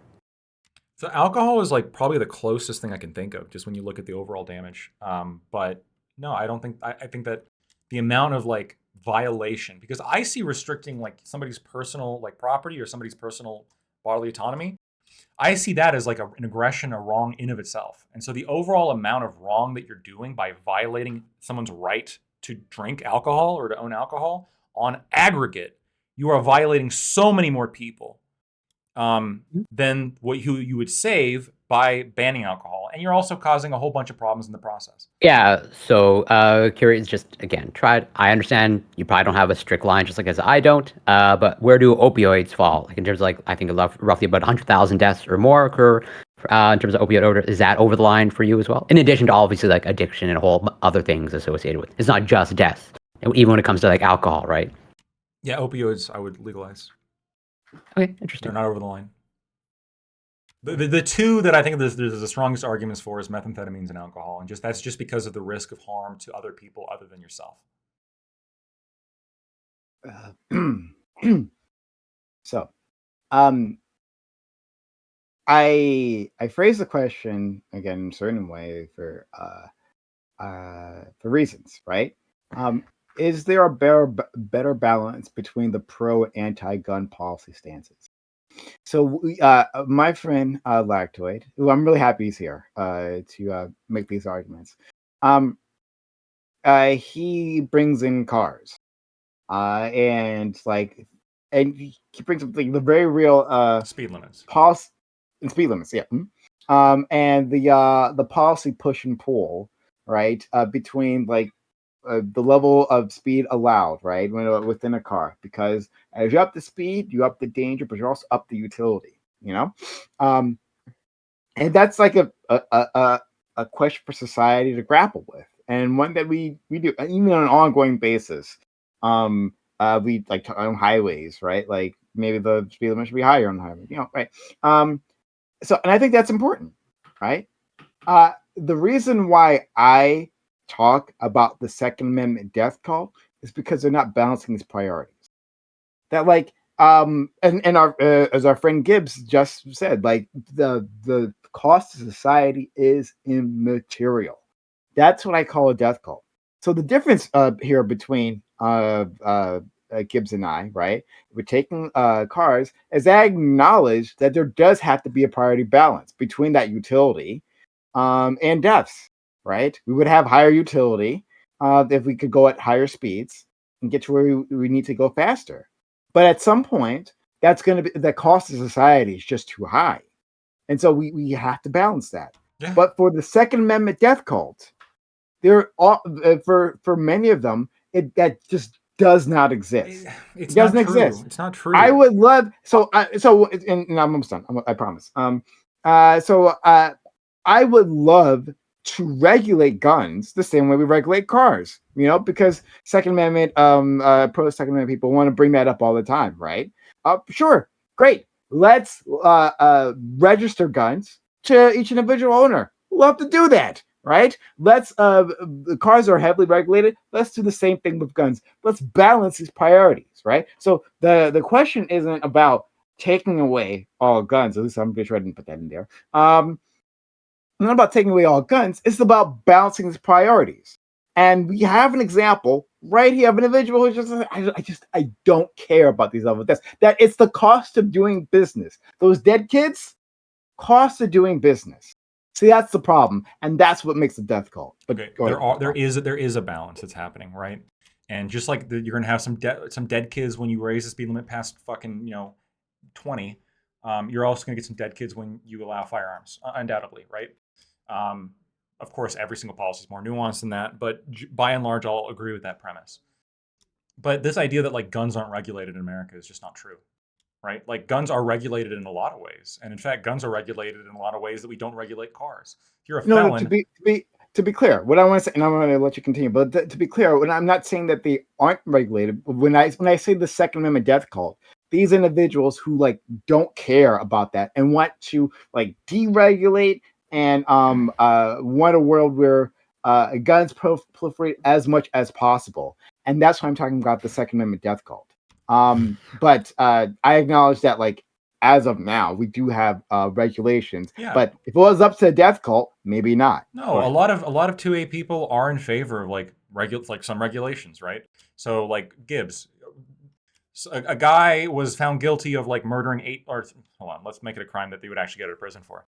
A guy was found guilty of like shooting somebody like several times, unjustified, like just walked up to started shooting them, right? You would agree that when this guy gets out of prison, he probably should not be legally allowed to own a firearm, right? Yeah, absolutely. I Yeah. feel like that's why. Hey, Lacto, do you agree with that? Yeah, absolutely. Yeah, if you Holy shit, really? if you go up to if you have like a history of violent assault with a firearm, yeah, you probably shouldn't own a firearm. That's reasonable. That's interesting because I thought you believed in like the NAP. Oh God, So once you paid off your dues, I'm not right? Scott. I'm not Scott. Yeah, once you paid off your dues to society, you should have all I'm your not rights Scott. back, right? Libertarianism is more than just anarcho-capitalism. No, you're not a real libertarian. You look close Right. enough to Scott. I guess I'm a guess. communist. Yeah, fuck. No. So no, You're I think evil. You're evil. no. So I think it is reasonable to hey, you commit a violent felony with a firearm, you don't get to have a gun. Reasonable, right? Reasonable restriction. No nukes. That's another like top one for me. Sorry, no McNukes. Pretty reasonable restriction. No anti-aircraft missiles. Those are weapons, right? Those are arms according to the Second Amendment. But hey, there is a calculus here where you have a right, but of course, if the government has an overwhelming interest, that rights legally can be overcome. And yeah, obviously within the meaning of what that amendment was supposed to encompass, which is what the Supreme Court's consistently found, right? You have to be a certain age in order to buy weapons, right? 18 for rifles and 21 for handguns. Sure, we got it. Yeah. So there's all these restrictions, and most of the death cult is fine with these restrictions. What they're against is like these motherfuckers want to ban the gun because it looks a specific way, despite the fact they don't have any evidence to suggest that this is more dangerous than other rifles, and the fact that they really don't have evidence that rifles generally increase violent crime. I want to get rid of handguns, Blacktoy. Why can't we get rid of handguns?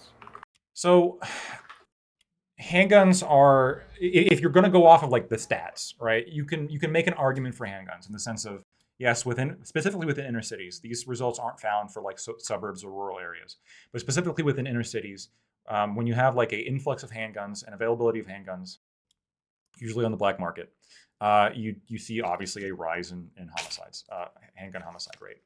And so, yeah, that's a calculation that you can point to. And I personally am pointing to it. And in fact, Synth, I even think I said beforehand, like the golden example you can point to specifically is like handgun deaths in inner cities. And that's like the price. I think that's the only reasonable price that you can point to. And what Gibbs and I would say is that's the price we pay. That is a real price. Like it's a tragedy.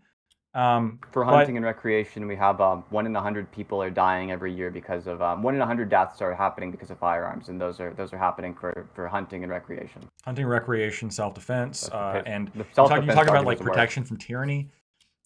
Protection from tyranny how argument that's not doesn't work. real. I guess it depends on I think it's protection from tyranny from the majority. I think is an example, right? No, that argument doesn't work either. So the protection from tyranny argument doesn't work because the countries with the highest rates of firearm ownership, on average, there's an average correlation between higher rates of firearm ownership and lower rates of things like democracy, lower rates of things like liberty, even rights that you care about, rights being recognized. Even if you go and use the Economic Freedom Index, you'll see there's a correlation between higher rates of firearm ownership and lower economic freedom indices. Yes.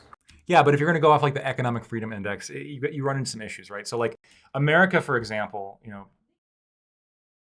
I think is like primarily America is like a primarily like free nation. 1 second, real quick. Sure. I think Go ahead. that maybe Death Cult. I can see why you might think that, but I think that you're maybe you're branding it. I don't really know. I think it's maybe like the improper way to look at it. And here's kind of what I'm saying. It's not the like, oh, okay, it's at the expense of society. Because in general, I'm saying I think gun ownership is actually beneficial for society, right? And yeah, there are problems that happen that are inevitably going to happen because there's guns, But you also have to look at it like this: are you going to punish the people that are doing nothing wrong just because you have a few bad apples, right? I mean, no. I mean, it's the same thing with your argument when we're talking about the trans rights, those other things. Like, are we going to force these things for all the minority to bow down because of one few group of people? It's the same argument. So you're saying because because this is happening, but you want to change it. I You're gonna would take away the guns. I would absolutely. This is what I mean by like balancing priorities, right? I would absolutely punish the vast majority of people because they have a few bad apples. So when it take case like drug driving, right? A lot of people can just like have a few drinks and be fine and make it home. But hey, don't have drinks. Sorry, don't drive. Like you're gonna have to take a Uber or whatever taxi home, right, to get to your place because like the cost of a few bad apples who can't handle themselves is too great. So yeah, I will punish the entire country. I'll do So that. what happens when you have a bad apple that takes over the government, though? And you can say tyranny doesn't matter, but I mean I can just look at like local. What do level. you do, Gibbs? Like, What do you do when there's a bad apple that takes over the country? Do you shoot him with your gun? I mean, He I puts might on his call Boba respect Fett you. helmet. I mean, with y'all, his, you can say that, but I mean, we can look at like areas where guerrilla wars worked. I mean, it's like death by 1,000 cuts. I individually might not do jack shit, but my neighbor who has been shooting gophers all month might be doing real good. I don't know. It's a whole thing. It's like death by 1,000 cuts, and there's a reason why these countries that are very oppressive often take a lot of these guns. So I don't know what stats you're using, but I'm sitting here looking at a whole bunch of different things that rank economics and freedom and whatnot. And a lot of these places have no gun ownership. They have no what? Gun ownership? No gun ownership. Yeah, a lot of places do have no gun ownership, and they're still very free. They have very like there are plenty of countries in Europe which have incredibly low rates of gun ownership and yet are wildly free in all the respects that you care about outside of gun ownership. They're freer on average. They have less tyranny on average. They're more democratic on average. And how often they get conquered by people? All the time. It's Europe. No. They get conquered all the time. Very I mean, just because it hasn't happened in the last like 50 years. Look, I mean, if if you look we- at European history, the whole conquering America. the whole We have a time, like, massive bro, military. that's the whole point. I mean, there's a whole million reasons why not to have guns. I don't understand. Like, you're sitting here saying it's death. The whole point is that like it's better to have it and not need it than need it, not have it. So now the idea is not the American government becomes tyrannical, but instead some other country comes and conquers. I mean, it's right? a plethora of another reasons. country's It's not gonna just conquer one America. thing. Listen, It's hold not on. just one of them. Listen, hold on. The idea that some other countries coming in here and they're going to conquer our military, they're going to come and destroy America, that's insane. Canada totally would. I mean, you never know, man. There could be look, some you guys point in have the future. it's 1-0. I mean, right okay, we're now, gonna get you back eventually. right now, but you never know. 20 years from now, 30 years from now, there's any good reasons. Like new technology becomes available that makes stuff obsolete daily. So I mean, yeah, you're acting like we're indefinitely going to be the superpower for the next forever. You mean that? No. My view is I don't think we're gonna be the super. I think by 2045, I think it's like it's a coin flip as to whether or not we get to AGI before China does, and we're still a superpower. I don't think we're gonna be the superpower forever. It's just I don't think that your guns are gonna help you. If some other country's government is able to stop the American military, it can stop you too. And how'd that work out for like the U.S. military in say like Vietnam? How'd it work out for the U.S. military in the Civil War? Pretty well. No, not well at all. It was massively. The bloody. U.S. military stopped your ass. It stopped Texas's ass. There was a lot of blood. There was a lot of blood all around. There was a lot of blood, and we fucking all won. around. Yeah, they won. I'm not arguing that they won. I mean, I'm saying it was a very bloody affair. It was maybe one of the most bloody wars in America. I mean, it was massive. There were massive battles. There will never be that. There were massive battles. Like, what do you mean? And then, there were massive battles. I agree. Massive battles. And then luckily, and let me add another luckily to that. There will never be an overthrow of the American government by Americans. Listen, and let me add another luckily to this because after Lee signed the surrender, there didn't turn into mass guerrilla warfare either. Most of the Confederates abided by the surrender for the most part. So thankfully we didn't have an overseas situation where we conquer a country and then you have an insurgency, which is what America's been struggling with, and we've been watching our military struggle with it. So you're telling me that having insurgencies isn't something that like an armed populace can do? It's just asinine. When we've watched the U.S. military, you can't have an insurgency. I'm telling you, you would lose. The American government would do a much better job. The idea, maybe what you'd want to play. Look, if I was in your position, did the Taliban lose? The Taliban lose? I have no idea what you think the Taliban's numbers currently are. Both sides, I think, they're lost that conflict. That was really bad for both sides. But listen they're in charge my now, argument. Listen what I'm about to tell you. So if I was in your position, the argument I want to make is not the case that we successfully win a revolution. The idea is it's a disincentive. That's the argument you want to make. No, there's never been a revolution against the American government. The American government started with a revolution. It was from an overseas country, from an overseas country that had a much smaller military than the current American military is. Much smaller, not even close. You will not overthrow the American government's military. There's no chance of that happening. It's not going to happen. The argument you need to be making right now, if I was in your position, what I would say, what I used to say when I was pro-gun, is that it's just a disincentive. Even if we can't win, it can still be a disincentive against tyranny. It can still be the case that we would lose, but we could cost them a lot. I mean, I disagree vehemently with all of that. I mean, I definitely you can't say what's going to happen in the future. I mean, like insurgencies have been proven to work all the time. I mean, like I'm not sitting here going to sit here and speculate on how one side would win or the other. But the fact of the matter is, the point is, the reason LARP. why the This is Second role Amendment, playing. it's not LARP. But I'm sitting here telling you that there's a reason why they put this in the Constitution in the first place. It's so that the American people have the option to defend themselves. Do you at least want to go It was a down defense fighting? against tyranny. They were Say the mistaken. Nazis They retake were power in mistaken. America. We don't so need they're not handguns retake, to defend but against take power in tyranny. America. Do you not at least want to have the ability to defend yourself if Adolf Hitler rises from the If grave? Adolf Hitler overthrows the American government, I mean, I'm like, you know what I'm fucked. saying? Like some theoretical leader. If Donald Trump turned into Hitler, suddenly surprised and started like sending people to camps, you don't want to be sitting there going, "Hey, I have the right ability to defend President Donald myself." Trump I'm just saying, you don't want to at least sending the have the ability to say LGBTs to no. camp, I'd be fucked. Would be fucked. I mean, There you would don't be even no want. hope. You just want to give up. You're just gonna I give want to up. be I'm realistic. sorry, I don't And want in the to. meantime, Well, I'm not gonna. I'm instead of gonna go down assuming- swinging. I don't know about you, but In I'm the gonna just try to meantime, go yeah, down you want to go out swinging, right? Now, I want poor people not to die. In reality, I want poor people not to die. In LARP land, you want to go out swinging. This is our plan. Yeah. I want to respond, but first I want to get Bunk. Do you have anything you want to add to this conversation?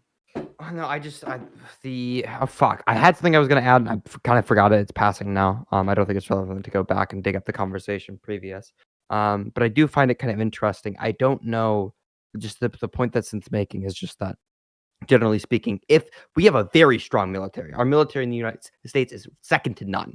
The idea that some country's going to take over the U.S. military and then you're going to go out with a fucking pistol is absolutely absurd. Right now, we're just on the topic of handguns. We're not even going to rifles. So this incentive for tyranny, which would probably be an even easier argument to win on Gibbs' side. But when we're just speaking to handguns, this is like it seems obviously false to me. But I think we can look at.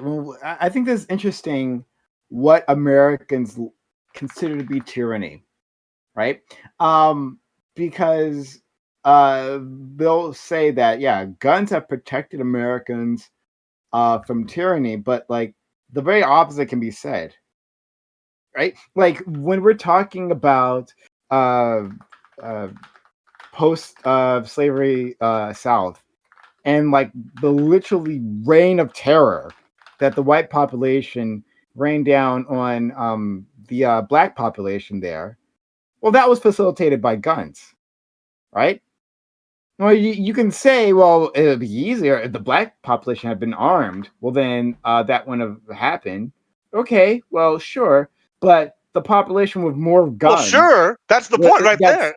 Yeah, but hold on, but the population with more guns, better armed, and this is the very government has the advantage, and so they can de-arm you any which way. So when I hear about like we're protecting ourselves from tyranny, well, okay, well then you're going to have a government that's better armed, better trained, and if they want to impose their will, then they can just de-arm the population. They can just take away your arms. I was like this, like tyranny has happened in America. It's been there for a very long time. We've had centuries of tyranny against certain populations. We just don't like imagine that in the American context because it's too hard. It's too horrifying to actually comprehend. But if we look at that, we can see that those weapons facilitated that, and the proliferation of those weapons didn't save anyone. If we're being realistic, there's a reason why the American government doesn't just kick down your door and blow your brains out the moment that you do anything that's even remotely threatening to your power. And the reason for that is because they care about you existing because you make them money. You make the people in power lots of money. You go to a job, you do work, you're part of society, you help the economy run. If you want to actually do anything revolutionary that would ever have any impact on those individuals, the only thing you have to do is nothing. You can go strike. You can go hunger strike even. You can go sit in the road and starve yourself to death and do way more damage than you could ever hope to do by running up against them with a gun and giving them a justification for everyone else looking to blow your brains out. You're never gonna win a revolution LARPily with your little handgun. That's never gonna happen. If you want to do anything to harm the American government, there are already improvised explosives. There are already rifles. There's already the most effective strategy, which is just striking. It's just striking. Synth, where did you get the analysis that the fewer guns is more associated with freedoms? I'll grab you the source for that. Because all the sources I'm finding say the exact opposite. What source are you finding? I posted 2 in chat. Link is in the publishing. Yeah, it's in Discord. Mhm. That actually gun ownership is Cato and the data found the nations with highest rates of gun ownership tend to have greater political and civil freedom, greater economic freedom and prosperity, and much less corruption than other nations. Is this these are 2 sources, or is this the paper cited by Cato? I think it's the paper cited by Cato. Okay, I'll give you the other one. So I'll take a look at the other one that you have. I think it's the paper cited by Cato. I'm not 100% sure. Yeah. So I mean, I definitely, if what you said before is that you were in favor of guns because you believe that this analysis was correct, that having a armed population protected against tyranny. And by the way, tyranny against the majority is a thing, right? So just measuring democracy doesn't necessarily, or measuring like rates of democracy, I'm not necessarily sure is a good metric to measure tyranny, right? Because individual liberties being oppressed by the majority, I would say is tyranny, right? And if firearms prevent the majority from having as much ability to infringe upon the minority, I think this would still be good, even if it is less democracy. By the way, I grabbed the study here. So the one is the guns versus Freedom House scores. Gun ownership rates versus Freedom House scores. Okay. Here's the graph, and I'll see the link as well. Here's the article link from Think Progress. And that'll have within it, it'll have like the links to the primary sources there. It looks like the Cato study here shows that is the same in states with lower firearm ownership. So guns and freedom comparative result. Let me read this for you as well. Okay, well, you guys work that out. So I want to continue exploring this topic.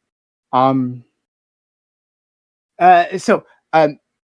I am again, I'll state it again. What I'm looking for is a better balance of these priorities, right? Like I can acknowledge that gun ownership has benefits. I can acknowledge that it has its utility, especially like for hunters and I think maybe there is a and I share it, right? Like when I think of hunters, what I think of, right? What was a picture that I formed in my mind, right? A rattlesnake hunter on the range. It's rattlesnake. Real athletic. No, I think of people who look like our friend Gibbs, right, out in the forest in camouflage, right, like hunting deer. And it's not an insult. I want to be very clear, it's not an insult or anything like that, right? But like that's just like the mental image that I form. But like lots of other people engage in this practice, and we had a friend of ours who used to come on this channel, a Native American woman. Talked about how like it was just like part of our Native American culture that like when you start up, like when you're like a child, like they like start getting you comfortable with like rifles and stuff, because that's like it was important to like beating themselves, So I'm just like trying to expand like our view of like what hunting culture is in the States. So like I acknowledge that it has utilities to certain individuals, and that these things need to be balanced. I'm looking for more reciprocation from the other side. So like our friend Lactoid talked about, well, we do have these regulations, like they exist, right? But the other side wants to go too far. Well, I'll put this to you, Lactoid. Do you believe that the current state of affairs for in terms of like gun violence and gun deaths, just like the total picture within the states, right? That is acceptable, that this is a positive or a good. Can I say one thing about the study you mentioned before, or the study Lactoid mentioned Sure, go before ahead. the answer? Yeah. So Lactoid, I looked at the study here. I haven't looked at the methodology, but looking at the abstract, it shows the relationship only exists for high ownership countries. Countries with medium rates of gun density generally scored no better or worse than countries with the lowest levels of per capita gun ownership. This only goes over 59 countries as well. So it seems like, does this just include Switzerland? Does this just a skew upwards because of that, and this is specifically the range of very high ownership gun countries, not any actual correlation overall? Well, no. So overall, there is a correlation. Like it's only saying there's specifically, yeah, correlation the high, correlation. extremely high ownership. Right. So when freedom. you look at countries with high gun ownership, you see like the strong correlation, and then as you move down, you see less so. I mean, so basically, what happened is. No, that's not what the study says. The study says that in the case of the medium and the low gun ownership countries, there's no correlation whatsoever. And in the rates of the very highest, you do see that there's a correlation on just the very, very highest rates of gun ownership per capita and freedom. Yeah. But there are exceptions. So Wait. overall, Hold on. No. It's like What this is saying is countries with a whole bunch of guns are significantly more free in every way. Countries with a medium amount of guns and a low amount of guns are basically the same, right? So there seems to be like... No, it's not going by amount of guns. It's per capita gun ownership, right? So America has lots of guns. Right. Per capita gun ownership. Per capita doesn't end up being the highest. Yeah, so for example, I'll read right here. The data show that, though exceptions can be found, the nations with highest rates of gun ownership tend to have greater political and civil freedom, greater economic freedom and prosperity, I read that abstract, and much less corruption than other nations. The relationship only exists for high ownership countries. Countries with medium rates of gun density generally score no better or worse than countries with the lowest levels of per capita gun ownership. Yes, exactly, yeah. So what it appears, at the very most, you could argue there's like a threshold limit, right? Where the countries that are like have a whole bunch of guns, like once the guns become like proliferated enough within a society, like there is some kind of benefit there. But as long as that shows exceptions, so even that there's some exceptions, right? There's always going to be exceptions, like in our last conversation. There's always going to be exceptions. All that there shows in this, all that your study shows. You're completely misinterpreting the study, and I'm not sure if it's intentional or not. But all that your study is showing is that extremely high gun ownership countries, like for example Switzerland, have really high rates of. Yes, it does. Right? It just says high. It says the highest. It doesn't say high. No. It's the highest. That's not what it says. It says the relationship only exists for high ownership countries. Countries with medium. Hold on. The data shows that although exceptions can be found in nations with the highest rates of gun ownership. Yes. The relationship only exists. The relationship only exists for high ownership countries. Countries with medium rates of gun density generally score no better or worse than countries with the lowest levels of per capita. What do you think the R value is? So what do you think the R value of the correlation? Hold on. Yeah. So this is a study, right, that demonstrates that actually overall there is a correlation with gun ownership. No, it doesn't. Hold on. With gun ownership and greater freedoms. You made the claim before that there's actually what is the R value? Hold on. You made the claim before What is the R value? You're not going to answer that question ever. I'm in the middle of talking, Synth. That's why I'm not answering your fucking question. Go ahead. So you made the claim beforehand of the exact opposite. You said that this study showed that there's actually the inverse relationship where the more guns you have, the less freedom you have, which your quote-unquote study that's just an article pointing to one graph, actually, it's just an article pointing to one graph. Like the Freedom House study. You can just use No. It's a Freedom House graph. First of all, it's not actually study. It's not an actual study. No, Freedom House does studies. Hold on. Hold on. So even the thing that you linked me does not say that there is an inverse relationship. All it says is that there's little to no relationship between gun ownership and economic freedom or political freedom or any other freedoms, right? Which is exactly not what you said before. To my question. R value, don't laugh. Answer the question. You transparently dodged the question. Here. The reason why I'm going to answer. Go ahead. R value. The reason why I don't know the R value is because I actually didn't read the study. Okay, you made the claim beforehand that the more guns you have in a society, the lower economic freedoms that you have and the lower political freedoms that you have, and that sounded odd to me. So then I Googled it, and the conclusions from the study I was able to find... Are you going to repeat yourself? Yeah, and everything I was able to find Why? Actually show the opposite. You didn't read the study at all. And your study doesn't even conclude you have no idea your point. You never read the study. Does your article conclude that there is a negative relationship with gun ownership and freedom? Why are you being evasive? Does your article conclude it's a higher... Yes. That's what you said. It does. My article does conclude that higher gun ownership is poor... It says that there's a correlation. I don't have to know the fucking R value says to there's know. a All it says is correlation there's a correlation there. highest All right, rate hey, of No, per Gibbs. capita Gibbs. and Wait. freedom. This is highest crystal rate clear. and freedom. Yeah, It does I'm gonna- not show there's a rate. Yeah. There's a correlation between per capita gun ownership and freedom. There's a difference in saying something like the most extreme examples have more freedom, even though exceptions can be found, and there is an overall correlation. Yeah, there's an just that overall there is correlation. What's the R value? I don't have to know the R value. All I have to know is that there is How an much of a overall correlation is correlation. there, Lactoid? Prime, can we have it like turn by turn? I won't talk over Synth. Sure. If Synth What you're doesn't gonna do is keep repeat fucking yourself. talking over me, okay? Synth, Because this is Synth, just you gotta ridiculous. Knock it off. I'll have to mute. Go ahead. Okay, so I'm going to repeat myself because I want to make this crystal clear, okay? So Why? before, the claim was, I used to be in favor of gun ownership until I found a study that actually showed the more guns you have, the less economic freedom you have, and the less political freedom you have. And that was actually contrary to what I thought. And then Lactoid, skeptical, looks it up and finds a study and multiple articles citing to that study that are saying the exact opposite. Synth, in response, links a article which does not say, and I can link the article in chat if you guys want to read it. This article does not say there is an inverse relationship between gun ownership and economic freedom and political freedom. This article on Synth's side just says that the overall effect is actually not all that big. Like, it's a mildly observable, but not great, to almost nothing. There's really no effect between gun ownership and economic freedom, which is not the negative position that Synth came in here originally with. Okay. So You can go ahead. It's the correlation. What does mine show the R value is? Is it positive or is it negative? I think it said negative 0.33. That's negative, yeah. Negative correlation. So I was right, you dumb fuck. You said there are multiple. No. You said there are I read that multiple part. articles. I Don't read that interrupt part. me. That's not what Don't that interrupt me. I let says. you talk for an hour while you repeated yourself saying stupid shit you hour? already said. Yeah, you talked for a fucking while, dog. It's a hyperbole. I don't think you talked for a literal hour. No, you said there were multiple articles you posted. Name two. I posted the Cato and the article that explains the study, and then I posted the study. That's two right there. You said you posted two articles, right? Well, name two articles.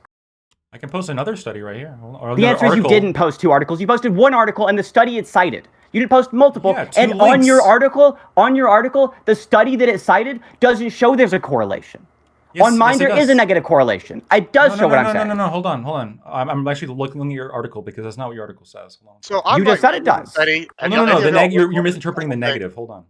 What do you think a negative R value is? Hold on. Hold on. Yeah, I'm gonna Yeah, find it. whatever. I'm gonna find the exact part of this. Yeah, look, Lactoid, if you want to go read your study, you can come back with it No, afterwards. I'm reading Your study doesn't yours. show I'm reading anything. your article. You can read mine too. Yeah, you can read mine too. And in the future, instead of repeating yourself over and over and over and over again, what you can do instead is engage with the arguments, engage with the questions, and throw questions back at me even. Have a back and forth. Repeating yourself doesn't get the conversation anywhere. What it does is slows things down and makes no fucking progress whatsoever. You have not read your study. You haven't read my study. There's a slight, I agree it's very slight, there's a slight negative correlation. According to you. You said it's a negative correlation. No, you're missing. So the way this is using negative is not in that way. It's the other way around. Negative correlation between what two values? Yeah, hold on one second. Hold on. I'm thinking Negative between what two values? you're yelling at me while I'm trying to read through your article. Well, right? hold on. No, you just made a claim. I want you to justify. Yeah, I'm reading through you your said article. I'm going to find it. the other way around. I'm going to find it. No, I want you to tell me with your Well, words. no, You I'm already reading said it. it. I'm reading it. He'll find it, and then He'll he can Google tell it you. after making the claim? Yeah. He can. Yes, he you can lied find- when you made the Well, claim. no, right here. So, like for example, I found the exact. I'm going to find the exact point where it says the negative 0.033. But like right here from your article and looking at data from 2013, the Atlantic found the relationship between democracy and civilian gun ownership rates were observable but minor. One analyst called the link baloney. Yeah, you just said there's a negative correlation, negative 0.33. No. What So- is that? What's that an R value between? What's it I've between? read the study now at this point, and I want I want Gibbs to help Lactoid dodge. Wait, Lactoid, answer. What's it between? I'm not going to answer you until I find the specific part. You in said it which was backwards. in which I see the 0.33 because there was a specific thing in which like there's a sentence relating to that Jesus negative Christ, whatever. 0.33. Your article does not show a negative correlation between gun ownership rate and lower economic You don't know and what the political article freedom. shows. You Your have no idea article what it does shows. not show that. I You said it was assure you. flipped. I'm asking you what two values I you flipped. I assure you, and as soon as I find the explanation, You assure in me it's your flipped? article, Yeah. as soon as I find Okay, you the so explanation, We're in your gonna article, I give will you point it out guys. to you. We're gonna give you time, just like I gave some Thank time you. to do that. We'll give Lactoid time to. Okay. Gibbs, you want to say something on the article? so I read it now, and I'm not going to go on all the math, but you could just like I don't know why he just jumped to the conclusion because I would have been a lot faster. But basically, it asserts that there's as a general rule, countries with more guns have more economic freedom, less corruption, and more economic success. So like everything you said is wrong. So then it goes by the broad international data. It just goes on and on. Basically, that's the general gist of the study. Is so Which one are you claiming says this? the original one Lactoid said. I'd like scroll down to the bottom. It's the conclusion. You can go to the very end, and it's like super clear. So the data in the article reveal, boom, a more complex picture. Boom. So have you General- actually taken a look at any of the data? Yeah, I've been going through the data. There's a lot, bro. Oh, There's a okay. lot. Okay. But I'm Look at looking any of through the it. graphs. Yeah, they got a so shitload of graphs here. Look at the graphs. Oh, here. okay. Okay. So I want you to read the first graph for me. Just look at the first graph and tell me what it shows. All right, the first draft. Let's go scroll all the way back up here. Mm-hmm. What page we on? 5, 6.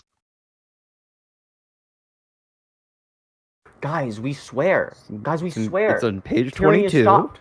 Tyranny stopped by the guns, guys. All right, what are we looking at here? The graph, the data Mm-hmm. from the study you read? Yep. Okay. So I want you to look at the graph and tell me what it says. I want to hear the Gibbs analysis.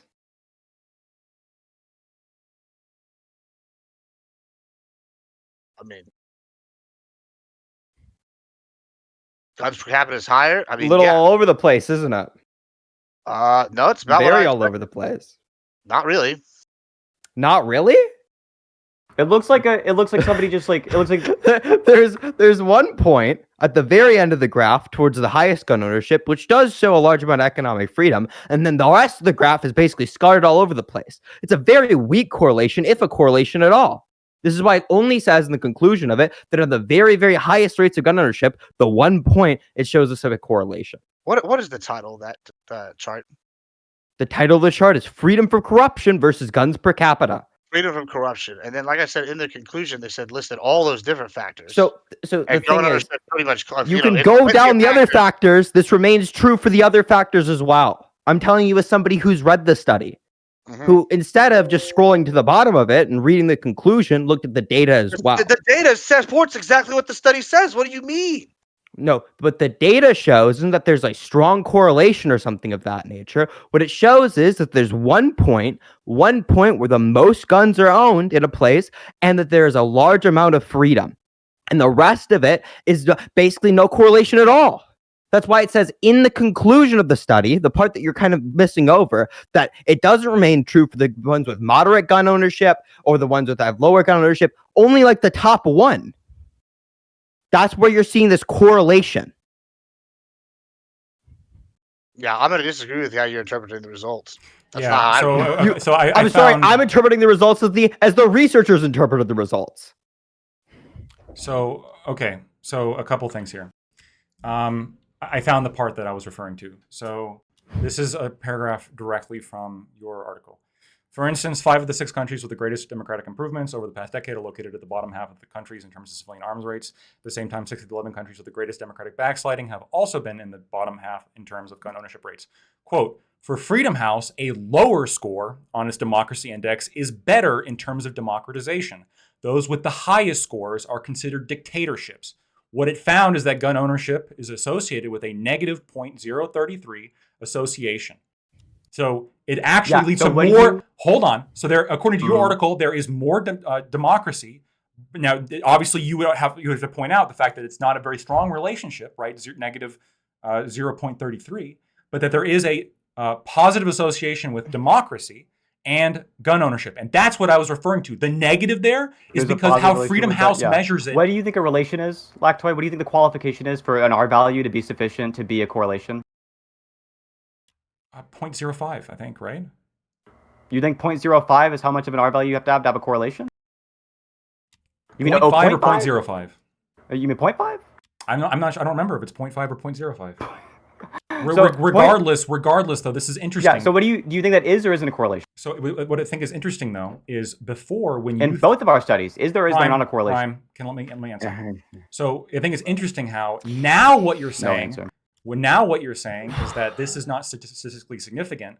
When you thought the negative 0.033, when you thought that point was actually in favor of your side, you made the argument, well, yeah, it is slightly associated with a lower freedom score, right?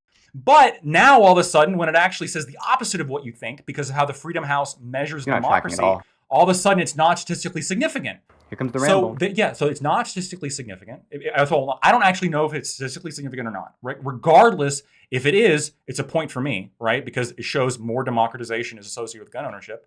If it's not statistically significant, then at the very most, it doesn't prove your argument that there is a negative association between gun ownership and democracy.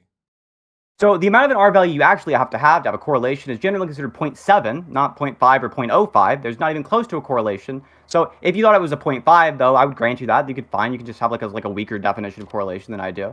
No, there's no correlation at all. Now, the point of my argument is just there isn't a fucking correlation. My entire argument the entire time, oh, there's like a slight inverse correlation. That's not what you said. According to which ones you pull. Yeah, it does say that, right? So 0.7 is the amount you need for correlation. No, that's not what you said. Oh, it's 0.33. Now, if you think that listen, Lactoid, I didn't interrupt you while you were rambling and repeating yourself over and over. Yes, you did. No, I didn't. You interrupt me constantly. What are you talking about? If somebody has like a quip, like, oh my god, that's not tracking or something, that's wildly different than you constantly fucking interrupting, right? So listen to the entire argument, Lactoid, because you bitch about being interrupted, so don't interrupt other people, right? So listen. So Lactoid, your argument the entire fucking time is that you do think it's the case that tyranny is stopped by gun ownership. If there's no fucking correlation, then what's your data for that, Lactoid? So my data is the study that I linked, which shows that there is like a correlation between high gun ownership, and more economic freedom, political freedom, et cetera, et cetera. It seems like the link that you presented does not doesn't counter that with a negative association, which is the point that you initially made. R value of your study? Let me look it up.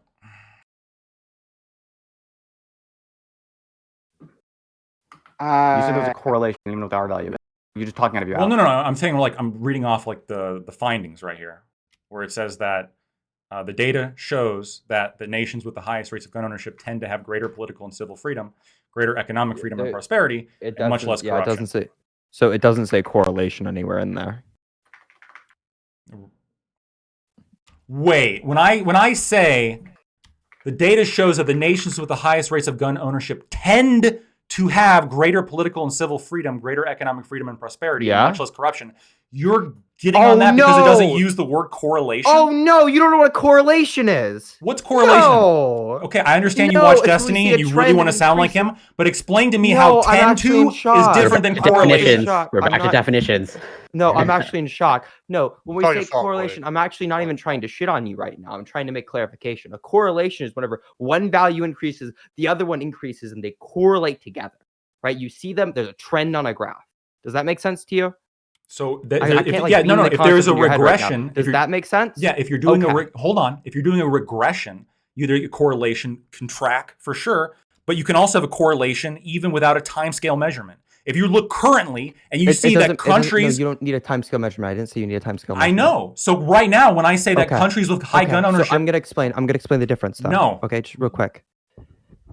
Please. Are you all like this? Jesus Christ! I've been very quiet throughout this conversation. You have. Go ahead. I've been really quiet. I'm actually trying to explain it. I'm not trying to like shit on you really hard. Right really? So we could say that. No, I'm not trying to. I'm just go trying ahead. to explain Go ahead. The concept. So when it comes to like the graphs that we see here, this is why I bring up the data, right? You see at one point they tend to the highest of the value, right, tends to have quite a lot of economic freedom. That doesn't mean it correlates throughout the rest of the value. Right? That doesn't show a correlation. No, it does. No, it doesn't. That's why that in the study's findings, they don't say that there's a correlation. And whenever you look at the graph, there isn't this trend that goes upwards. It's very all over the place, and there's this one data point.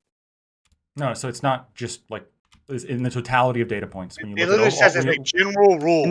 So if I have a bunch it says of data, general rule, right?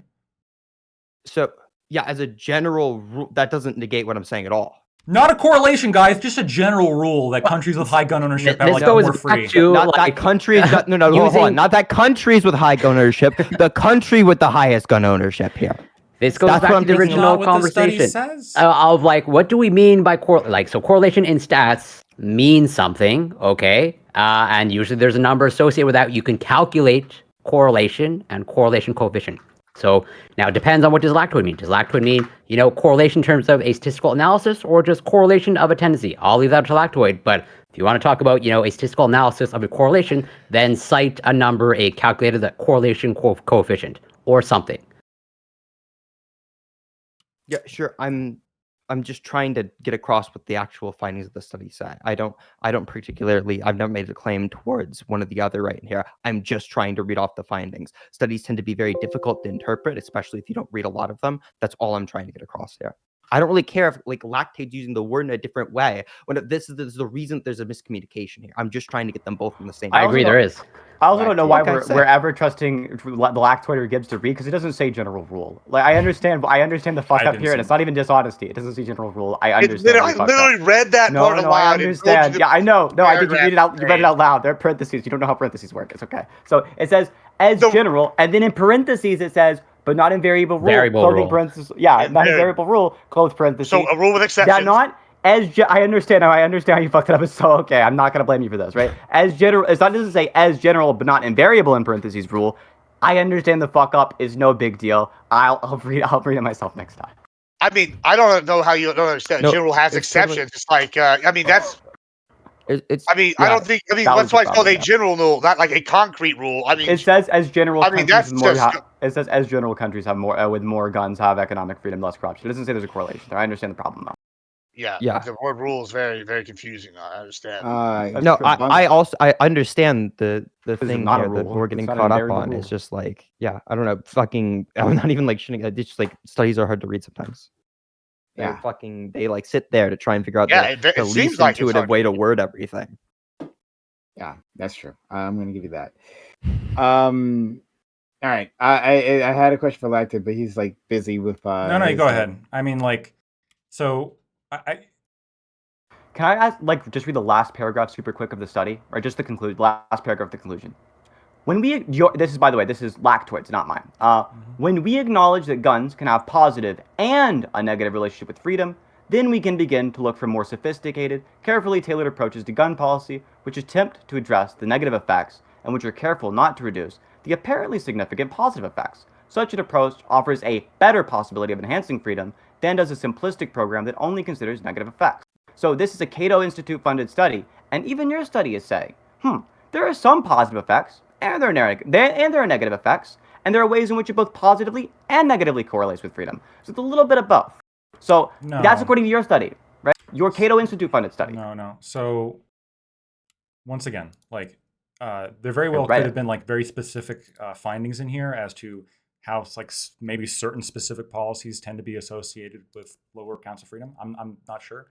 I'm just going off of what the findings, the general findings of the study are, which is that gun ownership is if correlated here is a tough word, associated, we can say, is associated with higher freedom, right? And how we measure freedom, according to the Freedom House, actually, ironically.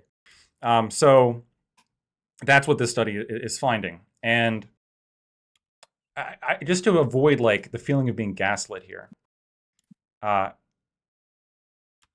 literally in the opening, Synth, you stated very clearly that you had a belief about gun control until you saw data that showed otherwise. My question for you is, how does this data show otherwise? How does this data show that gun shows otherwise because it shows there's not a correlation between increased rates of gun ownership and decreased rates of tyranny. If the argument that I used to make as a pro-gun person was that it's the case that guns stop tyranny, it'd be really fucking weird if there seems to be no goddamn correlation whatsoever. That'd be really fucking strange. Did you say that there was a negative association between guns, when you have more guns that you actually have less freedom? Did you ever say that? In the portions of it that I wrote down, I don't see negative here. If I said that, then I misspoke. My view is not that the reason why I don't believe it is because there's a negative correlation. There being no correlation is sufficient for my belief. Right? What I wrote down here, I'll fucking paste it to you if you want. Okay. There are some parts of it that I didn't write down because I was speed writing before the fucking openings. So that could be the point of of contention, because what I heard you say before was that you actually had your mind changed because when you thought or you saw data that suggested now that it's more gun ownership, you actually saw less measures of economic freedom. I thought you said that multiple times. If I misheard you, I apologize on that. You might not have even misheard me. I believe it's like completely reasonable to say that I misspoke or like I said something that was like not the important part of my point. The point is, if there's not a correlation, then there's no good reason to believe that the guns are stopping the tyranny. There's just no correlation. So if there's no or negative correlation, both of those would be sufficient. For my point, you'd have to show actual positive correlation.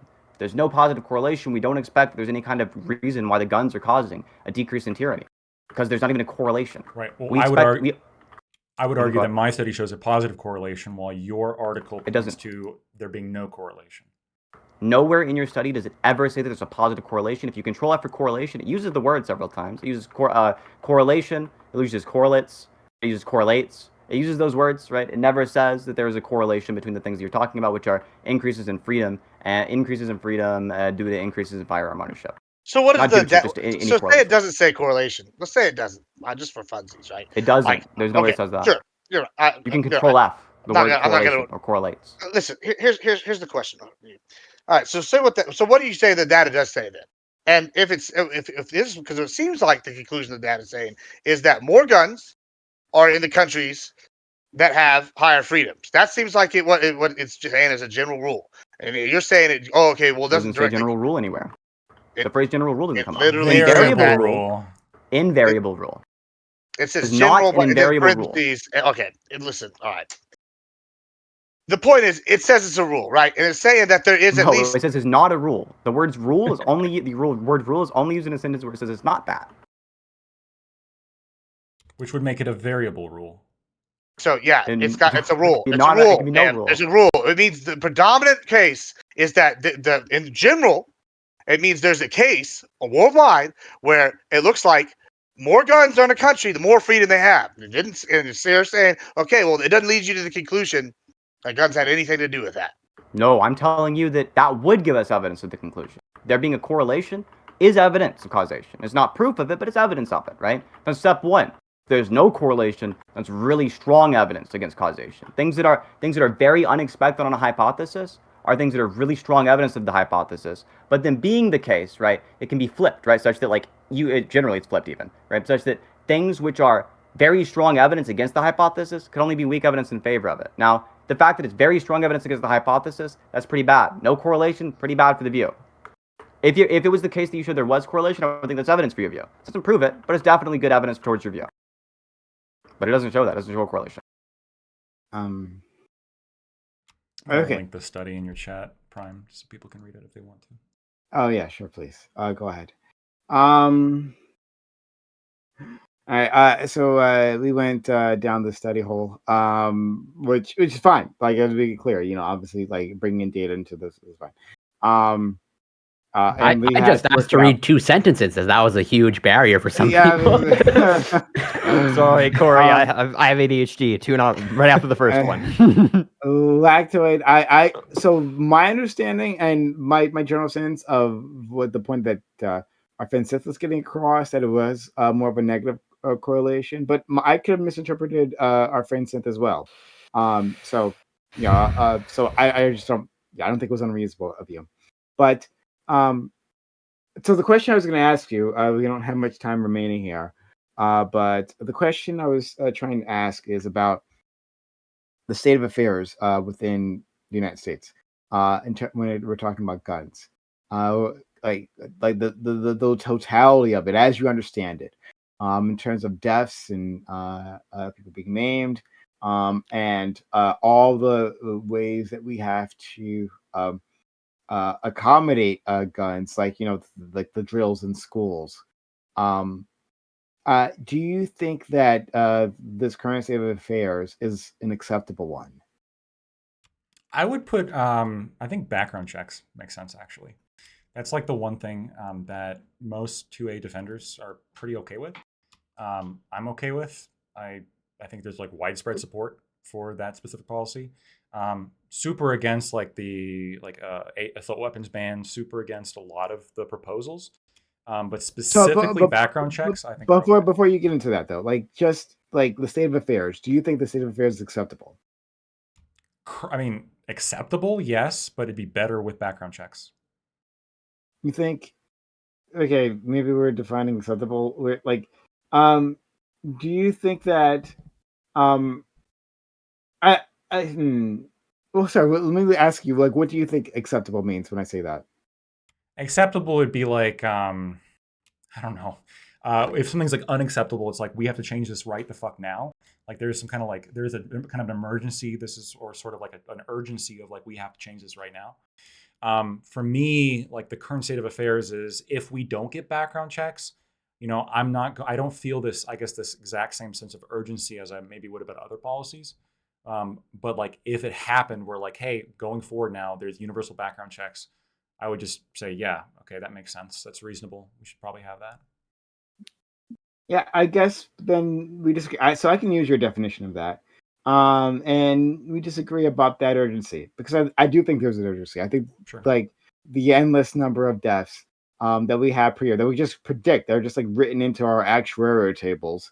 Like that's an issue that requires an immediate policy response. We just don't get that. Not in this country. In other countries, there was instance. What was that Eastern European country? Now I'm blanking on it. Maybe one of you guys can remember. But like, there was like 2 instances of gun violence, like one in a school, and then one in some other public space, and then they immediately took action. Like this happened like a few months ago. This happened this year, and they immediately took action against these weapons. Now I'm calling for that type of urgency, and they were like getting rid of guns, and they specifically said because remember what I brought up before that other countries like think of gun violence as integral to the American experience. Like that country, like when you talk to those people, they said like we don't want to become America. And so after 2 instances of public gun violence, there was a immediate policy response that seemed, at least from the outside, I can't be positive, to have a lot of buy-in from the public. So, so I think there is that urgency for those deaths. I think that this is an unacceptable state of affairs, and it's difficult for me to understand like why you don't feel the same way when you look at all these deaths. And we can look it up, right? Like the number of deaths, especially just like from direct violence. Not even like suicide is like another thing altogether. But like the number of deaths from violence, how you can look at that and say like this is not an urgent matter. I mean, yeah, there's going to be deaths, and it's hard to describe a feeling, I suppose. And I'm not even necessarily. I guess the first thing I want to say is, other countries when they say things like, "Yeah, we don't want to be like America." To be fair, there are a lot of places that say that not just about the Second Amendment, but also about like the First, right? That's another area in which we're sort of unique in that in Europe, they might. There's certain beliefs you can't hold or like certain symbolism that you can't portray. And when you ask them, like, what do you think about the fact that like you can't even like talk about this thing in your country? They'll say, yeah, that's reasonable, right? Like we don't want to be like America where it's like the law, like these mobs going around, saying their opinion to everybody. It doesn't surprise me that you're going to have places in the world that say, we also don't want guns, especially because guns is, again, one of those analyses where it's a cost benefit analysis. I don't think you're unreasonable, Prime, for coming out on one side of that. And you're thinking, okay, this is like urgent. When I look at, again, the overall benefits of gun ownership and responsible gun ownership specifically, which is why I think the background check's important. Responsible gun ownership. I see all these benefits, and I think the benefits just simply outweigh the detractions for me. Sure. Benefits? Okay. And it seems like so again we didn't get too far into. But you don't see that. Look, Lactoids, like there's no benefit you've been able to point to so far. You said more freedom, right? There's not that, right?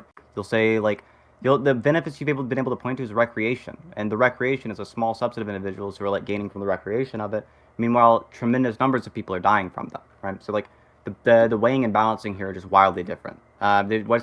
What's the benefit?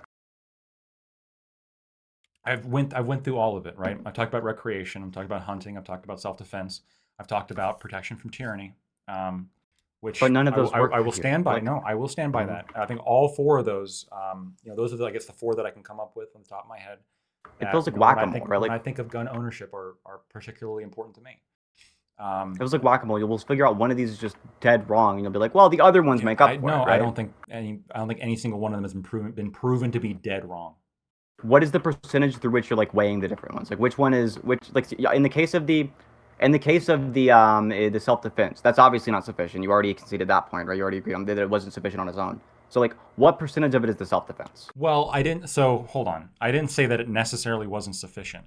I don't know what percentage the self-defense is part of my overall affinity to gun ownership. When I'm talking about self-defense, I'm not just talking about like defending your life.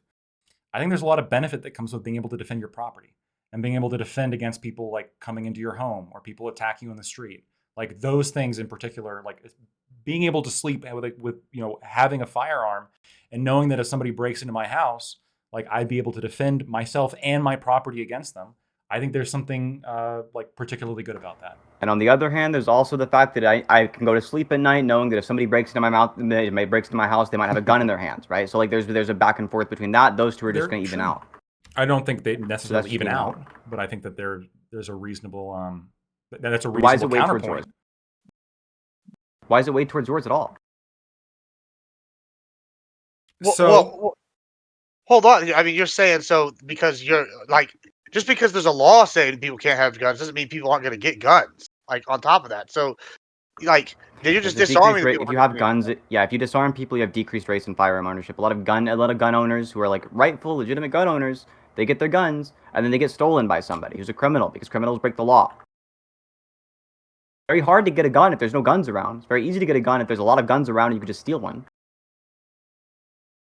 So why are we weighing it? Like why do we weigh it towards that? And before you answer, I just want to make it clear to the new people who are here. Since we've gone past 11:30 p.m. Eastern, this is bonus time. So if you have to leave, if you have something, then I don't want to think I want you to think that you're held here. So stick around if you'd like, but if you have to leave, that's okay. Just head out. But go ahead, Lactoid. So not to get into another fucking study war, right? But like right away, guns used more often for self-defense than in crimes. Guns used more often for self-defense than in crimes is your claim? Well, So you're not going to answer why it weighs more? You want to go bounce to some study or something you got somewhere? well, if it's used more, if it's like there's more self-defense, then wouldn't it weigh more than crimes? Okay, is it the CDC study or is it something different? This is from Washington Times. Yeah, is it the one that shows National that more Crime to save Victimization Survey, 2013 review of the literature by the National Research Council. So is it the same with the CDC site? So is it a different one? I'm not sure. Okay, do you know how many of those are used in self-defense broadly through brandishing, or are they used to actually stop a crime? Well, if brandishing stops the crime, then that's a successful self-defense. No, so it's not going to be a successful self-defense just because there was brandishing. Plenty of cases of brandishing or somebody listen, right? So just because somebody's brandishing listen. So just because somebody's brandishing a firearm doesn't mean that they're brandishing a firearm because they're actually in threat of a crime. They could just be scared. Like, you pull out a Nerf gun? Like, come on, man. They could just be scared and pull their gun out. Like the constant fucking interruptions from the crowd who like cries constantly about interruptions is wild. So you can pull a gun out. You can pull a gun out even though you're not about to be victimized of a crime. The way you actually want to find the correlation is you want to see is there a decrease or is there an increase or a decrease in rates of things like, for example, violent crime when you have more guns in society. And we have direct studies on those. Causal studies that use like matching studies. Okay, I'm gonna head out. It was fun chatting with y'all, though. Buck, Take care. I really Be well. enjoyed having you. I hope you'll come back in the future. Yeah, 100%. Yeah, I appreciated the conversation with everybody. Pleasure to meet you. Yeah. So, yeah, Yeah, it's pleasure to meet you too. All right, peace. yeah. Lactoid, you respond? Yeah, I mean, so I guess I don't think on this I'll take care of it. Oh, God. on this specific portion when we're talking about like self-defense is is a portion of my affinity for firearm ownership, and then what is the weighing within this one portion? What is the weighing between criminal proclivity and being able to be used in self-defense? and not, you do have like an association with overall homicide increase when you're counting like, sure, gun ownership in specific areas is going to lead to more homicide. There can be instances of self-defense in which you can use a firearm that don't necessarily mean that your life is in danger, that I still think provides value to society. So one of the things that I think is justified is being able to use a gun in defense of your property, right? Whether it be your house, your car, or anything like that. Being like having the ability to do that, whether it be through brandishing, I think, I would count that as a valid self-defense metric. I don't know what to tell you. Like being able to pull a gun and like stop someone from committing a crime against you, from aggressing upon you, even if overall like deaths go up, like this to me, still like even within this portion of my of what explains my affinity for gun ownership. I'm not telling you that it's not legitimate. I'm not telling you you can't pull your gun out, show it to somebody, like say, look, I've got a gun. That's a way of defending. That's definitely a way of defending yourself. But what I'm telling you is saying, look, I pulled a gun out, therefore I've defended myself. That's a non sequitur. It's not an argument. It's not an argument that works, right? Just because you pull a gun out doesn't mean you were actually in threat. It doesn't. Having There's your property. No way to find this. There's no way to know. Yeah, there is a way. There's a way. And I told you the way, right? The same. We use the matching studies method. We use like Donahue and others. A 2019 study does it for overall violent crime, not overall homicide. There's another one that does that too, right? Well, no, but I would consider property crime to be what like we see violent is crime. Yeah, I'm talking about what's like normally considered violent crime, right? Like if you want to consider it violent crime or something, that's your own little special thing that you want to do, right? That's fine, right? I don't really care about that. I'm telling you, this study goes overall violent crime. If you want to go with overall property and violent crime, right, you can do that as well. And you can use the exact same method and you can actually show a causation. There's actually a causal link. You could even show that there's like some kind of like fixed effect correlation. Just show it. Just like show it. Don't say like, look, guys, a lot of people self-report that they've defended themselves. People miss self-report self-defense because people can be scared in the moment and pull a gun out and brandish the firearm. And in reality, it was just some guy knocking on their window because he's like a crazy homeless dude or something, not somebody who's actually threatening them. So this is the concept of how I'm imagining it in my head, right? So the question is just like, again, so we have like 1/4, I suppose, of the reason why I'm in support of an affinity for firearms. I have an affinity for firearms within America. 1/4 of which, 25%, let's say, is self-defense, right? And then very rationally, we're going to look at the comparison between self-defense and crime within that quartile. I'm willing to be moved where, although I think it is like maybe it's the overall value of this quartile is actually like 60-40 in your favor, where the overall violent crime increase is reduced, I suppose, in severity in my mind by like the overall amount of self-defense usage with firearms. And so like, let's say it's 60-40, even if that's true, that doesn't necessarily mean that like, okay, now the crime association with gun ownership is sufficient enough to overcome the other 3 quartiles that I guess explain why I want gun ownership in America, right? Including like recreation hunting, protection from tyranny, et cetera, et cetera. So I mean, here's what I'll do. I'll go through all the evidence that I've been able to find on self-defense usage of firearms. I did look at several RAND analyses that did show there was an association between gun ownership and violent crime, specifically how the homicides is like the main point they're taking a look at, which makes sense because if gangsters get a hold of firearms and they kill other gangsters, you're going to see overall homicides increase fairly substantially. But the exact percentage win of either side to the other side, I don't know. I just don't know what the answer is for that particular quartile. So the thing about these studies is that if we look at overall violent crime, not homicide specifically, yeah, I agree, it is also the case here too, but violent crime is much broader and obviously it's going to capture more of what you care about in the case of the self-defense. If we see that in overall violent crime and property crime as well, if you have that data, right, like this is part of your argument. If we say that there is actually just an increase, then the amount of that increase is the amount through which we care about. We care about taking that, comparing that to these other 3 factors, ignoring the self-defense entirely at that point, right? The self-defense is now being controlled out for. We've gotten just the amount that's more, just the amount more that guns cause, just the positive, the positive violence. If we just take a look at that, exactly. If we take a look at positive violence, take a look at how many more of these deaths are being caused by that, and then go ahead and compare that to the factors that are things as minor as the recreation value and the hunting value, which is kind of just the recreation value again. And the what you had 4 there. You had the gun control, you had and the defense against tyranny, right? And we see that there seems to be like no correlation in defense against tyranny. It seems like it actually makes us less able to defend ourselves. And in the case of these last 2, they're just recreation. They're recreation and recreation by shooting things in the woods. Then it seems like there's not really a strong argument to have guns anymore. Well, no, there is like a strong argument, right? Like maybe I count recreation as like a significantly larger value than you do, just something for this particular piece of property. One example could be like alcohol use, for example, like causes a tremendous amount of despair in a lot of regards in America. But I'm not in favor of illegalizing it. For first of all, just like I think there is a right that you have to bodily autonomy and property ownership that the government needs to surpass a specific barrier in order to infringe upon. So there's already sort of like a preset bias against taking away people's property. But when you have like a reason why people use these items non-criminally, right, for recreation, same thing with alcohol, same thing with marijuana, same thing with a whole bunch of other things, right? Like that's a significant weighting because that's the vast majority of gun owners. So like responsible gun owners, like they're not doing crimes. Like the vast majority of them are just using these guns for valid recreation.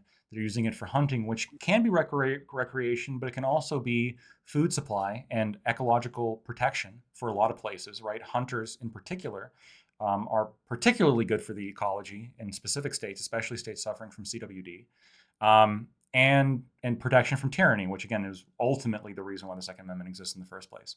These other things besides self-defense are significant for me, significant enough that in my calculation, it continues to make it worth it to have firearms. With background checks being I think a reasonable compromise. Like universal background checks, we don't want people with violent felonies getting guns. Seems reasonable to me. Let's try to introspect on the recreation aspect, right? Let's try to imagine if nobody had guns and instead they had to do other shit, how much less fun would things be? Probably a little less fun, right? Like obviously people are picking the guns because they think it's going to be at least more fun than the other things could be doing in the same time. But the guns are not that much fun in comparison to how much fun somebody has over the entire course of their life. So every single human life that's lost is a lot of potential recreation that's lost. So all of the fun of a gun, right, how much fun you're getting from that, can be greatly outweighed by a human life. So the amount of individuals you'd need having fun with guns, having fun with firearms, to outweigh a human life, it's probably a lot of people. Probably a lot of people would have to be enjoying a gun before it's the case that before a human life is worth sacrificing for it. I think a lot of people do. So can I put a hypothetical on the table? Whether this actually happens in 10, 20, 30 years, I don't know. But let's say we get to the place of like fully immersive VR. And now you can just go in and hold the gun and you can shoot whatever you want. Does that change the calculation? Like now you can get all the pleasure virtual. Like think of it like fully immersive. Does that change the calculation? Now it's no longer you can get all the pleasure effects in a virtual setting. And it's just now you just have your remaining justifications of you like can obviously shoot all the minorities that you're hard. all the rattlesnakes. I don't know how to deal with Matrix. all the rattlesnakes. All the deer. Watch it. I don't know how to deal with Matrix arguments. I think there's like a value on I guess genuineness of a. Well, I'm not like memeing. Like we might. I don't know if we'll get to fully immersive, but I don't think we're super far off of like the stakes a pretty close simulation of shooting guns in VR. Part of the recreation is the stakes, though. Like you're actually like going out, I'm going hunting, or I'm shooting. Like like the danger factors like does factor in some. But it's also like learning how to handle a live weapon properly, as opposed to like, oh, I know this thing's not gonna hurt me. If you want the danger, just put on the VR headset and just like wander around town. Like yeah.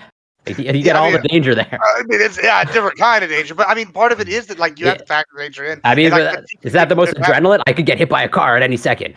I mean, you can dodge a wrench. You can dodge. Yeah, a ball, I mean this. Yeah, I mean, obviously that's just a difference in values, but like if you just, yeah. fair enough. If you value just like, oh, the danger of going out and shooting things. I mean, like, that's not just yeah, the danger. sure. I think that like it's the like knowing how to use a proper firearm is important. I feel like one of the things that people talk about is like, oh, well, I feel like gun education is fairly low. I feel like people that have higher gun education, they commit less crimes and they commit, like less violent acts, or there's like less like accidental shootings, suicides. So I just feel like gun education can help a lot of people. So I feel like that's something to be said when that can be part of the recreational fun aspect. I mean, I'm sure that'd be the case. Like, I can't, you won't catch me saying that having less education is a better state of affairs, right? Like, if we had more education on how to handle weapons, how to properly store them, that would make a difference. You're 100% right on that. There's no way I can disagree. But I like it. That doesn't remove the incentives people have to carry out gun violence, right? It doesn't remove, like, if you're a person who is less resourced, and you need resources, well, then a gun can help you get those, right? And or if you're a person who's just like, I don't know, violently inclined or whatever, and you need to win an argument, well, a gun can help you win that argument real quick. So, like, I hear you, and I think that is a path to like get like the population more comfortable with guns, and to make sure they all understand like how to properly handle a weapon. But like, I don't think is anyone under the delusion, if that we did institute that policy, that we would have a massive drop off in gun violence. I don't know about massive, but yeah, Like, some. what do you call massive? Like that's I would- Fair enough. I would say moderate, mild to moderate. Yeah, like, oh, okay. Well, let me like rephrase this. Like, how much of our gun deaths are due to mishandling? That's not like suicide or something. Like, how much of violent crime deaths, which is the thing that most people are worried about when we're talking about this, is due to people having poor gun education.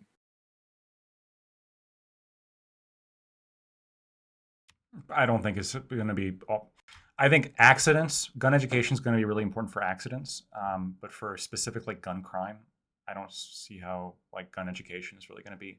I think more people would be comfortable with guns, so thus there'd be more gun ownership, which would decrease crime. Because I think the government should just start issuing guns to everybody, and then if everybody has a gun, nobody's gonna want to go around shooting people because you're just gonna get shot. It's like perfect problem solved.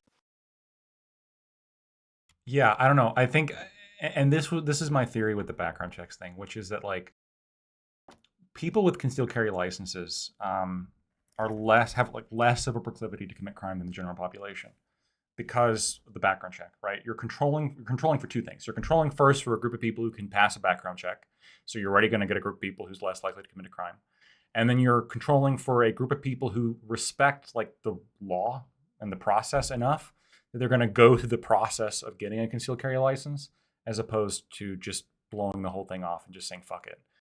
I think if background checks were universal, right, we're already okay. Now for ownership, we're controlling just for people who don't have crimes.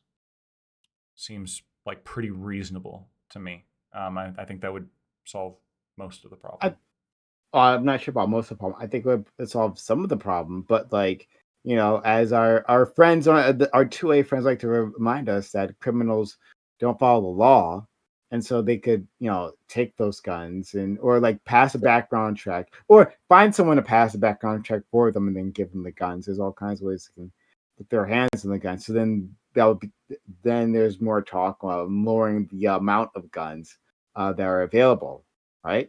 Well, look at like democratic countries that have like conscription for 2 years, like Israel or like Switzerland. They have required conscription things, and so these people have a high level of education and they have a high level of gun retention afterwards. They're almost the entire populace is armed, right? And they have very low inside the shields, like inside shootings within the populace, whatever. Israel's got other problems, obviously, but Switzerland's a good example. They have all sorts of people that have guns, and they're not having these issues. And y'all want to sit here and point that's an outlier. Well, I think that's an unfair assessment because I think it speaks directly to a correlation between the gun education and the coverability around firearms, throughout the whole society.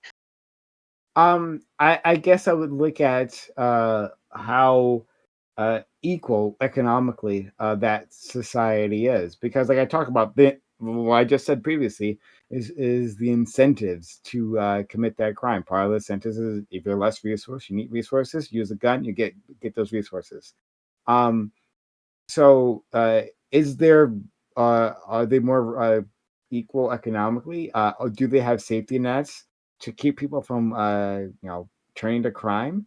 Because I imagine that would have a larger effect on that and crime in general than the guns themselves. So then you're admitting that it's not the guns that are the issue, and you just want to treat a symptom of the bigger problem, which is going to just have the exact same amount of crime with less people able to defend themselves. So I understand. So it's not the exact same amount of crime, because there's also the mentally ill that get across the guns. And like I also said, the other thing I said was when people want to win arguments, right? They get a personal confrontations, and then they use guns, especially when you're have guns in the hands of young individuals who got to prove themselves. So like they're absolutely. And guns make that happen. Like guns make those deaths, make those the maimings. That makes that happen. And so there wouldn't be like if you uh if it wasn't just for the resource conversation, there would be no gun deaths. That's simply not the case. We see that all the goddamn time. But I understand that there are more factors here than just a person having the gun, but the gun is the vehicle, or I guess is the instrument that they use to carry out that violence, which is a problem in and of itself. I hope that wasn't too confusing. That I kind of rambled there. If that was Yeah, confusing, I do apologize. just a summary, just so I understand, is you're saying that the gun's the tool, and that you can take if you take out the tool, it's going to stop all the other stuff, right? Because that's the catalyst. If I mean, if we did take like just have no guns, and there would be no gun violence. Well, that's sure. But I remember in this conversation, I haven't been pushing banning all guns. We haven't got to my prescriptions, right? We haven't really gotten a chance to do that. What I was simply saying is that I understand, like within my calculus, I realized that economic deprivation is a factor for gun violence, but there's other factors as well.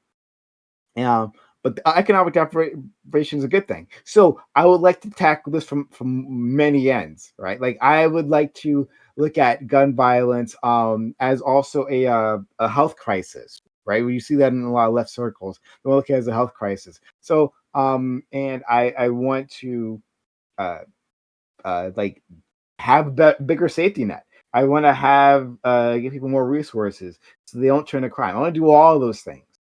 But after that, after we put all those things in place, there's still going to be gun crime, and we're not going to do all those things that I want in this country. It's simply not happening, at least not anytime soon. So we're not going to do all those things.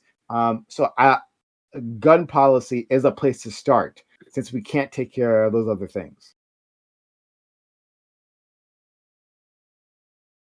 As in, like, yeah, since we can't address the root problem, like, yeah, addressing a symptom that has mass casualties. Better start there. Corey, how does it feel that your country's banned pepper spray? Are you okay with that? Yeah, no, I've made it clear when you had the conversation. I think that's, well, first of all, Lactate, our country, get that clear. No. I'm like, yes, I agree. I hate like every country except for two countries, okay, and one is like, okay, the other one is the best for sure. Canada, yeah, you should be allowed to carry pepper spray in Canada, and I'm not proud of that because I've had these conversations with people that like they're concerned for their safety, understandably, and they have no real means to protect themselves. Really? What are your top two countries? Me? USA number No, one, lactose. Sweden Okay. a distant second for personal reasons. Everywhere else, So soy. Worst Scandinavian country, L. In some ways. Okay. All right. So we just leave it there. I think we've like found a we found a stopping point. But I really enjoyed this conversation. It was a lot of fun. Hearing different points and bring in data, which was really interesting. Forcefully bringing in data, which Wasn't is the way me. we do it on Twitch. But yeah, this has been great. And we'll continue on for Open Walk on panel. So if people want to stick around for that, that'd be fantastic. So we have more content for you. So no need to go anywhere. Well, I'm going to give an outro first, though, to these amazing individuals who made this happen. We'll start with our friend Lack. Oh, before that, money. Support the channel with money. Support the channel with money. The money helps, so that we can keep doing this. So consider a substitute channel, getting bits, getting subs, using hype chats, super chats.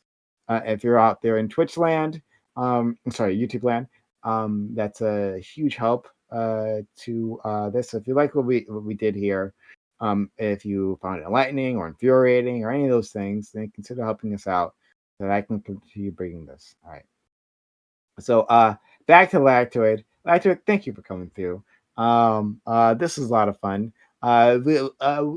We got to experience both ends, right, of the debate spectrum, and we're at first we agreed and then we disagreed.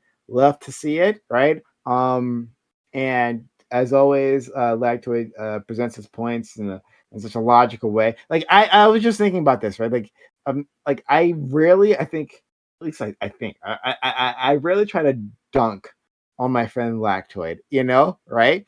One, because I just don't feel like it, and two, it's like difficult because even when I like vehemently disagree, he like constructs his argument in such like a logical way. It's like hard to just like demolish it, right? Like throw out that one liner and then mind blown, So but I appreciate that about my friend. Thanks for being here. Yeah, thank you. I mean, if you can dunk on it, if you can dunk on me, do it. I come here. He's 7'6", so Well, he can yeah, dunk. I'm 7'6". No one can argue against it. Gloves off. I dish it out, but I can definitely take it. So, I want to start. I very briefly summarize my position here by talking about a recent event, or I guess recent example that happened in American politics, where we had a mass shooting, which is tragic, and it happens. And it just so happened that this time the mass shooter happened to be trans. And I saw a bunch of people on Twitter who otherwise were pro Second Amendment saying such horrific things as denying trans people their constitutional right, Second Amendment constitutional right. I think today's panel was particularly potent because I was able to demonstrate how, yeah, I support trans people's legal rights and I support gun ownership. So I follow a very consistent theme throughout my entire life, and I was happy to do that again today. Thank you all so much for talking with me. You're all fantastic. Bunk was great. I had to leave a little bit early. Synth, thank you for fighting with me as always. Corey, thank you. Gibbs, we're fighting the good fight, brother. I always got your back. And Prime, thank you so much again for having me on. If you guys liked what I have to say in the audience, you could find me at Lactoid TV on Twitch, Twitter, and YouTube. I agree with the Twitter take given by our friend Bunk. So yeah, I appreciate it. Absolutely. All right. Shout out to our friend Lactoid. Please go support him on his channel. And one, if you disagree with me, well, that's a good place to be. It's on his place. But if you do agree with me, do what I do regularly, and expose yourself to those who disagree. It will enrich you. I can guarantee you that. All right. Let's go to our friend Admiral Gibbs. Gibbs, thank you for coming through and jumping in with us. I know this could be a tough crowd sometimes, but like I thought you acquit yourself well, and you were pretty vociferous with your points. So thanks for being around. I appreciate you having me. It's been a lot of fun. I really enjoy these, honestly. I feel like anytime, I feel like it's good that there are places where people of different opinions can come and talk. And I feel like that's the backbone of like American society. I feel like you're doing God's work, whether or not you believe in it, because you're going over here and you're giving a place where people can come and like discuss the melting pot of ideas. So like that's good. But yeah, as for me, I'm Admiral Gibbs. You can find me on everything as Admiral Gibbs, basically.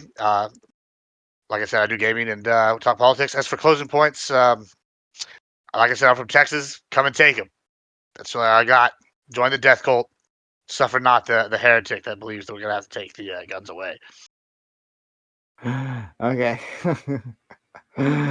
All right. Thank you. For that though, I really do appreciate that. And this really is important, like because we have a portion of our country that thinks exactly like our friend Admiral Gibbs. So we want to be able to converse with those ideas, and deal with those. So thank you so much.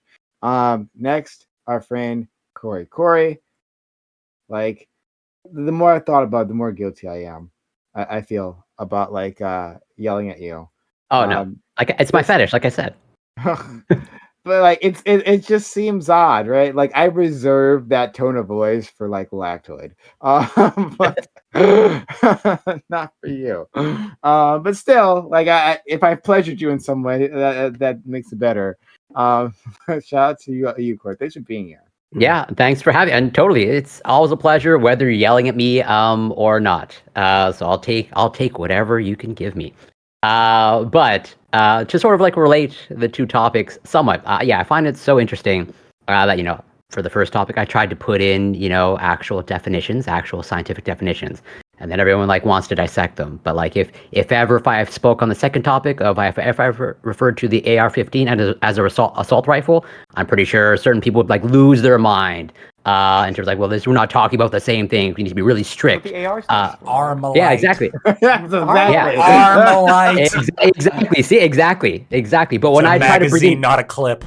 But when I try to get Lactoid to read 2 sentences just about a definition, he doesn't want to do it, and then he just wants to like just avoid it because it doesn't serve his arguments. So I find that just like that phenomenon super interesting because like I want to have that conversation. Let's grapple. If you want to invoke science, even though conservatives like deny just the basic biology going back centuries, but now they want to invoke it, which I find super interesting. But regardless, it's always a pleasure. And I'm always grateful to be invited.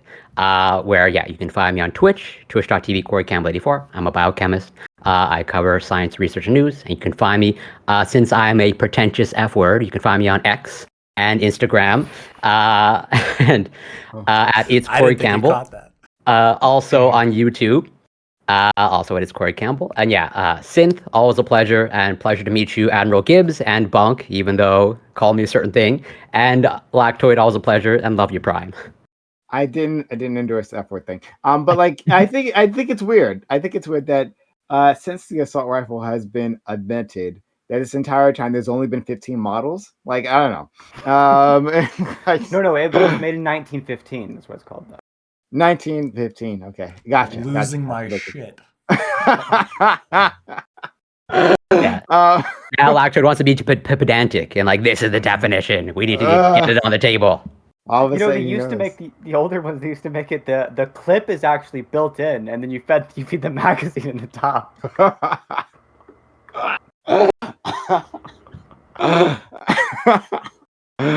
Love to see it. Our friend Synth.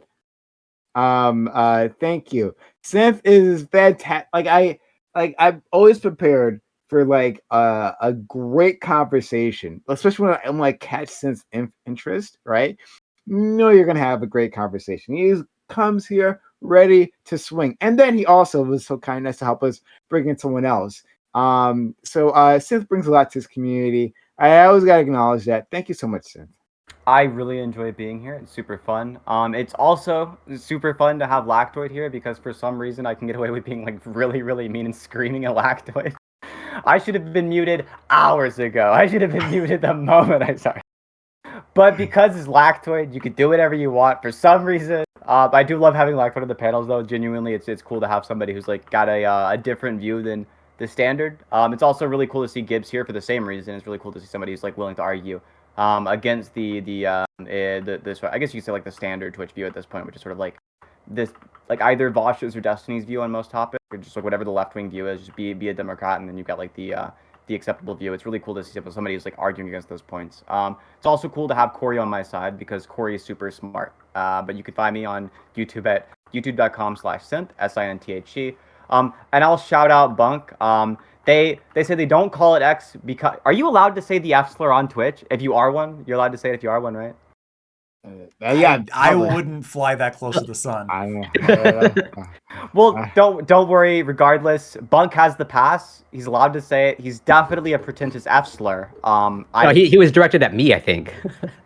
Is it like the N word kind of, or like is that same concept? Is that what yeah. You have to you can't have the hard T on it, and then it's okay. You could, yeah, but then you know where to find me. YouTube. I never upload anything, but try your best. Synth, what's your I feel like I think you've told me before, but I don't know. Like, what's your gender orientation? Like your pronouns in the. I'm like a early transition trans woman. It's no big deal. Like they or she are preferred, but it's not that big of a deal if you get them wrong. Okay. All right. Okay. I feel like I should have taken that into account. It's totally okay. Like earlier. But, yeah. Okay. Prime, fair enough. You fucking transphobe. I'm a fucking transphobe. I think I proved it today. I think there are plenty of clips that you can farm. Proves that Prime has had that mask going for a long time. But all right. But thank you so much, Synth, and everyone else here. We are going to go into a walk-on panel. Anyone here can join us, but if not, that's okay. Thanks for your time, your energy, your knowledge, and your passion for my community. I know they appreciate it just as much as I do. Have a good one. Bye, everyone. Bye. I've got a really busy schedule of snatching off people's burkas and stealing high points to go to. So you guys have a good one. Take care, Synth. Always a pleasure. Yeah. So, Lactoid, do you... Yeah, we meet again. Corey Campbell. Yeah. How much do you know about the Argentinian president? My chat wanted to talk about that. I will plead ignorance. Other than that, I know that there is one, and that's the extent of my knowledge. Geopolitics, I will fully admit, not my strongest suit, or international politics. Or it extends largely to like United States, Canada, and maybe some parts of Europe. So apparently, there's currently the leader currently in the Argentinian presidential primary is a man named Javier Milei. I'm Milei. Okay. Mm-hmm. He is a far right libertarian. So evil. he has a couple policies that I wanted to go over with you, Corey, and see what your thoughts were. Sure. Yeah. All right. Like an actual libertarian, like a Scott libertarian, or your brand of libertarian? Neither. Okay. This man has some beliefs. All right. My curiosity is piqued. Well, let's talk about the similarities. Okay. So he's a big fan of private property, freedom of expression, the free market, and the right to self-defense. All great things, right? Yeah, obviously, like on paper, I can agree with them, but obviously, I don't know all the ramifications of like their actual concept of like those things. He also like, wants to go ahead. Freedom of expression. Like I agree with the overall sentiment, but I'm not a free speech absolutist. At least not to the extent of, let's say, Scott, right? Oh, that's going to be an interesting discussion. What your thoughts are on free speech. But yeah, continue what you want to say. He wants to abolish the Argentinian dollar and replace it with the US dollar. Or sorry, the Argentine peso and replace it with the US dollar. Is that, I don't know, the legal ramifications or possibilities? Like, can a country just adopt another currency? I have no idea. Yeah, I'm confused. Yeah, I mean, Zimbabwe did it when their inflation got like multiple thousands of percentiles. Like, isn't that kind of like maybe not like because I don't know all the details of how money is printed, but don't you need like some sort of a legal authority to just, as you know, you can't counterfeit the U.S. dollar. So I'm assuming You can't counterfeit it. You would just have to like basically use it and go off of American money printing. That's what Zimbabwe does. yeah. So, but wouldn't they need presumably like They trade does for the it. U.S. Oh, okay. As in, like the U.S. would share the technology of this is how printing our money. Okay, yeah. Just want to get that Look, clarification. it helps like when other countries start using the U.S. dollar, like greater markets use the U.S. dollar. That is good for the strength of the U.S. dollar. Yeah, I have no doubt about that. I mean, on paper, like without, I can tentatively agree to that. I don't see any issues with that, but I could also just not know enough. But I'll take your word for it that other countries do it and has lead to good outcomes. Yeah. He is in favor of legalizing organ trading. What are your thoughts on that? That I go back and forth, where, yeah, as of right now, I lean towards no, just because I don't like, I would, I don't want people selling the organs to address their financial or material conditions. I don't want to live particularly in Why that not? world. Wouldn't that be better than just living in poverty if you could just sell your kidney and be better off? I would hope that this is where obviously it's going to be the disconnect Do you between think big that's better, government. Lactoid? Would you say? Well, so what do you think? Better? What do you think is better? Do you think it's better that what do you think of Canada's and medical assistance in dying, where it's like, what about someone just killing themselves out of poverty? Do you think I've been in that's favor of MAID. This is something that like I think I haven't spoken as much as you have. I know Scott disagrees with it strongly, and a lot of the fighting happens there. I'm in favor of MAID, just across the board. yeah, No as exception. am I. But and I'm pretty like staunchly, I'm like very, I think radical to many people, but there is like a genuine concern of mine of like I don't want people lining up to saying like, hey, I can't find stable housing, so I want to off myself. I'm pro in the sense that like this forces the government, hopefully forces the government to like actually address the material conditions of these people, because I think it's bad political optics, bad political campaign, if you have people lining up as a result of their circumstances. So yeah, I don't necessarily want to live in a world. I don't move more in the direction of people, let's say, selling a kidney to just like get out of poverty. I'd rather that just be addressing their material conditions through the government intervention, which you would not be in favor of. I wouldn't be in favor of, but like when it comes to like kidney, like especially kidneys, right? Like the only reason people buy kidneys is because people need kidneys, right? And so if you have a situation in which you can get out of poverty by donate or selling one of your kidneys, and now somebody who needs it gets it and potentially lives as opposed to not having a kidney or having to live in dialysis, and they have the money to pay for that kidney, like why? To me, I don't see any. I see like some like potential moral hazards, like in certain situations, I suppose, of like you wouldn't want to encourage people to murder in order to like harvest organs and sell them. So it'd have to be a very regulated market. But assuming that it's a very regulated market, I think the idea of somebody selling like the idea of kidneys becoming widely available because people will sell them and people will buy them, and so we have like less people on dialysis is like very good. Like and less people in poverty because you have the people who can afford the kidneys who are paying the people who don't have the money. Now we have more wealth equality. So it's not perfectly analogous because it's a medical matter and there's like a party that's presumably benefiting. But I would sort of invoke maybe a little bit of your stance on, let's say, sex work. Of like, what do you like? If I remember correctly, you wouldn't make it illegal, but you probably don't want to move in the direction of like, yeah, people using sex work as a means to get out of poverty, or it's like having everyone engage in sex work, or pretty much encouraging that behavior and maximizing Because that. sex work is also bad for the Johns, right? Like psychologically, people who buy it, like it's not good to buy hookers. It's just not. But buying kidneys when you need a kidney is good for you, I would assume. Let me ask you a question because I gotta say this is probably one where I'm a little bit I got concerned about.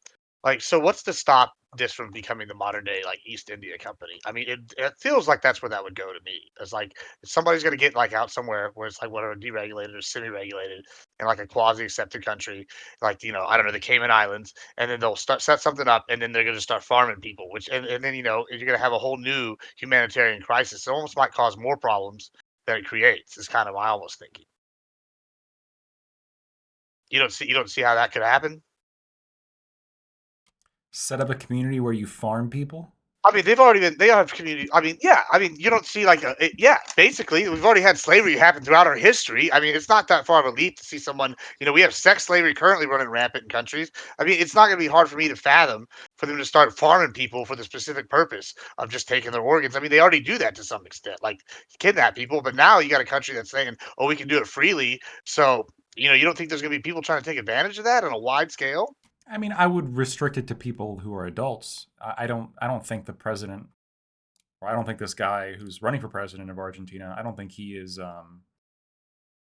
in favor of allowing kids to donate their organs. I would not be in favor of that. But like, if you're an adult, But I'm curious, like, yeah, kids because they can't go. But what about a parent or guardian like volunteering their kids? no, Can they not do you that? can't volunteer your kids, right? You can volunteer yourself potentially. But- Yeah, so I would agree with the sentiment, but like, what was your rationale for not volunteering your kid? Because because children can't consent, and my concept is that But children are placed under like a position of basically of guardianship, right? Where their guardian is legally obligated to make make decisions for that child in their best interest. Not like because they can't consent anyway, so their consent's more or less irrelevant, right? I don't care if my kid doesn't want to eat broccoli. If broccoli is good for the kid has to eat the broccoli because they're a kid. Once they become an adult, if they don't want to eat broccoli, I'm not gonna make them eat broccoli. Once they become an adult, if they're like, you know what, I would prefer the new iPhone and I don't care for my other kidney, I'm not gonna tell you can't do that. But generally speaking, it's probably not good for you personally to lose an organ, I would assume. yeah, and I would agree with the sentiment. I'm just curious, like where your line is, where, yeah, if you're going to use like the legal obligation, like, so is it like abusive if like a parent is like feeding their child like excess fast food? Yeah. So I think abuse is a spectrum. Actually, I don't think there's like any like specific line which specifies like there's like it's a severity basically. Yeah, Like, I agree. yeah. So when if you do anything to your kid that is suboptimal, it is like a mild abuse to the point where like we obviously wouldn't even intervene or care. Because there's also studies showing that when we do intervene, even in cases of mild to moderate abuse, it actually leads to worse outcomes for the children, right? Like CPS can get a little bit overzealous and cause some major issues. But I would put most things on this spectrum, right? Whenever you're not doing the best thing for your kid, whenever you don't read your kid a bedtime story, I would consider that to be like very, like technically, I wouldn't colloquially call it abuse, but I'd consider it like philosophically to be pretty mild abuse. Yeah, I would agree. But like not enough to pass your threshold to let's say intervening. But maybe like hitting and corporal punishment. Depending on the extent. That I can sort of get on board with. But even then, I can sort of maybe imagine some sort of like wild scenario where a parent can justify giving volunteering their children for an organ donation. But that would be an edge case. So I can agree there. But I just largely speaking, I would not trust a black market. I just would not trust a market of organs. I think a highly regulated market of organs. That sounds sus, bro. All around a market of organs. Come on, man. You know that there's gonna be somebody sticking their thumb in the pie there that shouldn't be. Like, well, then it's not a black market. Like with the white market, we'll be able to tell. We'll have better enforcement. We'll have better information. You know that this is going to turn into like cries of modern day like colonialism because it's going to be the Western countries that are benefiting from these organ transfers because they're going to be the ones that can afford it, and Sure. these other countries are not. That's what they're going to play. Label that. Yeah, I'm not opposed to colonialism. I don't know. All right. I never have been. All right. I mean, Yeah. look. I'll be frank with you on this one. America is a colonial nation, right? If you're opposed to colonialism, you're opposed to America. Sorry, right? If you swear allegiance to this country, you must be okay with some level of historical colonialism, right? America exists currently partially through colonialism. Yeah, but right now I lean towards not having a market of organs. I could be wrong. I'm open to. I can be swayed of like giving it a trial run of like, hey, for now it's just kidneys, and then see how that plays out, and then from there maybe expanding, assuming it works out with kidneys. But I have concerns about people being coerced or like some rich person like poaching some poor person or trying to coerce them, so to speak, into like giving them an organ. I don't think you should be put in a position to kill yourself to get out of your circumstances. I don't think you should be put in a position to donate an organ to get out of poverty. I think I would use. Well, yeah, I'm a UBI person. Oh, Jesus. Okay. Well, I mean, I might be. Well, I'm curious, Lactoid. Like, so it's different when it comes to developed versus developing countries, but I mean, there's research showing that at least when it comes to really poor countries, like UBI is effective. Like, do you just discount that? I've looked at the research. I have not. It depends what you define as like effective. I've seen associations with increases in happiness for people who receive the money, obviously, but I haven't seen any associations with an increase in productivity. I'll send. So this is just a poor country, and they did multiple. And it wasn't just. Here's where I think the UBI conversation I think gets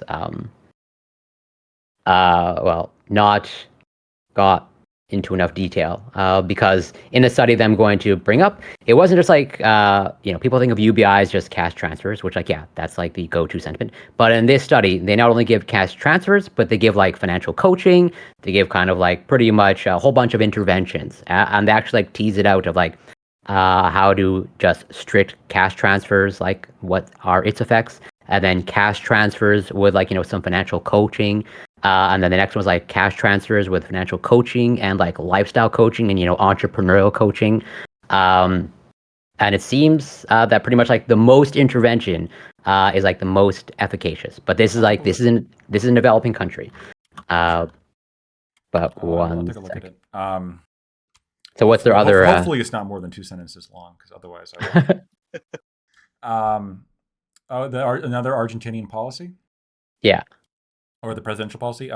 He thinks climate change is a socialist lie. What is your opinion on that, Corey? That's disturbing. Pretty reasonable, right? I think we would all agree. I know you well enough that you don't even agree with that, unless you've changed in the past couple weeks. But all the panels that we've had about climate change, you accept it as a reality and as a phenomenon. But what does he say the cause of the climate change is? Well, let's see. That's the real secret. Socialist. Oh, obviously. I mean, unironically, the Soviet Union was not the best on the environment. When you look at what they did, I'm saying it's the damn commies, China, bro. And yeah, man, absolutely. I think those are the big policies of this guy. We're actually in a second. I'm gonna go ahead. Gonna watch an interview. Apparently, Tucker Carlson interviewed this guy, so I'm gonna watch a Tucker Carlson interview. Are you actually a fan of Tucker Carlson currently? Fan is a strong word. I think I'm glad he exists. I'll say that. It exists for entertainment purposes or informative purposes, or both? You don't think he's the modern day Barbara Walters? Both. Okay, fair enough. I think he exists to challenge the established news media, and I always like it when people get challenged. I'm going to send you the study. I like him a lot more now than I used to. He used to be really bad about bushwhacking his guests, and I really hated that aspect of it. They would just come on, he would just like not even let them go. And I feel like now he's much more suited for the long format interview where he like actually sits down and has conversations with people. Now, as far as like how informative it is, I don't know, but he's much. I feel like he's a much better host than he used to be. I think for shows, personally. And this study was like pretty thorough, published in Nature, and I believe they did multiple locations. It wasn't just like they did a lot of, let's say, households, although that term is pretty loose given the circumstances. This is like deep poverty in like Africa.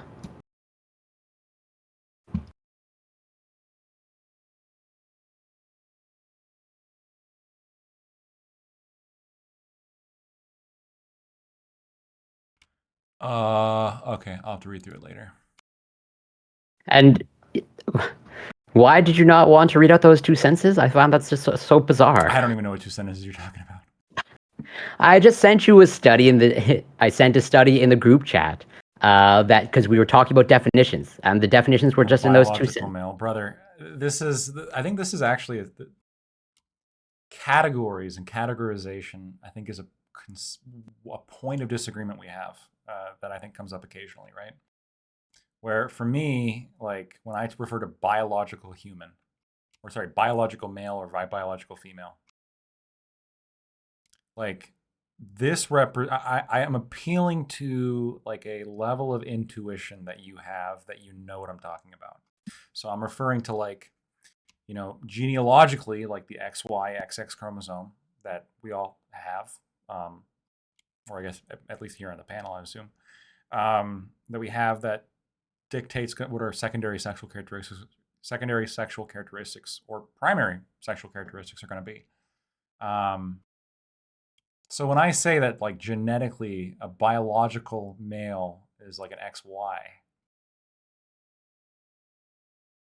I think you know what I mean. I know the common terms that you mean in terms of casual conversation, but then that's why I would ask the follow-up question. Then we're not talking about the scientific terms, right? We're going by your framework. This is pretty scientific. A little bit. Is it that? No. That is why I push back. So then, how does that apply to plants? Then does that apply to plants? Right. Or do some plants have genetics that dictate whether they be male or female? Yes, but sex applies to this is why. Then there's male plants and female plants. There's biologically male plants and there's biologically female plants. Okay, and is it so in plants? Is it determined by genetics? You boys have fun. I'm out.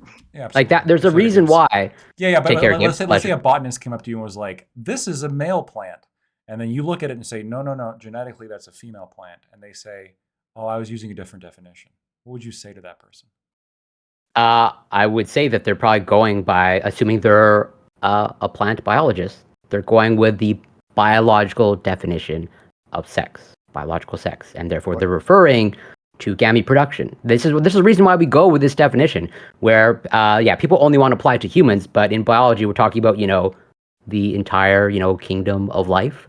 And therefore, there's going to be, we're trying to be as expansive as possible, where it's like, but when we're talking about male, it's just like XY. Well, that doesn't apply to flies. That doesn't apply to plants. And we need a broad sort of overall definition that is flawed, where in the definition that I provided, it's like, adult phenotype. Sure. Right. Phenotypically, so I think genotypically, biological male is XY and biological female is XX. Phenotypically, it would be gamete production. That's fair enough. But not only, within humans, though, it's not just gamete production. It's also, testosterone production. It's also all sorts of other things that kind of go in with it. And all of these characteristics that I would define as like biological male are all dictated by the Y chromosome, which is why I'm using like XY as. Yeah, you're using. That's what I just wanted your conception. But then other people, I'm not saying you, but other people are like, oh, we're talking about science here and biology, but you're not. Right. That's the issue.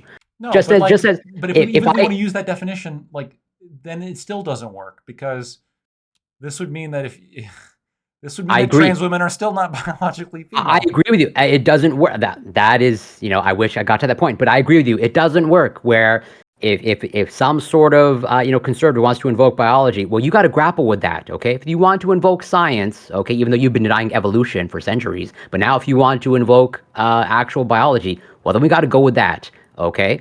And then I'm going to hold you to that. And then now when I try to hold people to the actual definition, well, no, I don't really mean this. You know what I'm talking about. It's just intuitive. Is it gamete production or gamete retention? Because my understanding is, aren't women born with all the eggs they'll ever have? So that is exactly what I would bring up. That is exactly the pushback that I provide. Okay, so there is no such thing as a born biological female. That is correct, and there's no born biological male. That's because not true. The testes produce sperm throughout the lifetime. Yeah, but it's production. So let's just say if you're born sterile, or if you're born without the ability to produce gametes, then you're not a male. Yeah, you're not. So that is what you would have to contend with if you want to use this definition. Okay. Well, no. But even if I use that definition, like you can have biological males, but in humans you can't have biological females outside of the womb. Because they retain the eggs, they don't produce any more eggs. So if the definition is production, yeah, sure, I'll grant you that. Every woman you've ever met is not a biological female. Yeah, that's why let's not go by that. I'm not advocating for going by this. I'm showing how it's problematic for any conservative that is typically anti-science to now invoke science because it suits their purposes. That's why I wanted to get you to read the definition. You think most biologists, if I go and ask them, like, hey, so like women, like by and large, right? Look, like, so over there's like a cis 25-year-old woman. Most of her eggs still good to go. Is that a biological female? And he would look at me and be like, no, any woman you see is not a biological female. They're all just sort of humans.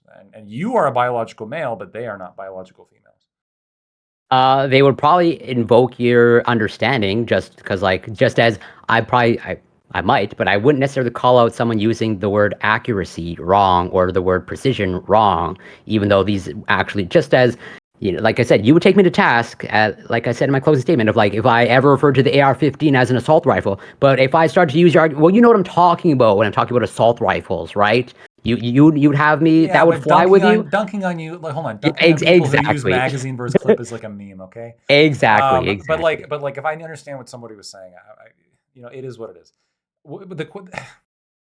Here, I'm going to propose this. If it is truly the case that science defines biological female as simply that which is ongoingly producing a larger gamete, and simply retention is not significant enough, I'm going to reject the scientific definition and replace it with one of my own. And that is totally fine. And I'm the reasonable one for doing it. Okay? Because any scientist is going to point at, like, yeah, all women, except like, whatever point percentile are trans women, like all the cis women that are not past menopause, they're not biologically female, but you are biologically male. So there's only biological males walking around society. It just doesn't make sense, man. Like, what a horrible definition. Yeah, so I sent you this. I think this will strengthen my argument. I sent you an article. This is pretty much an anti-trans person. They're a biology lecture at Harvard, and they give the definition there. So if you scroll down about 4 paragraphs, the facts are the facts.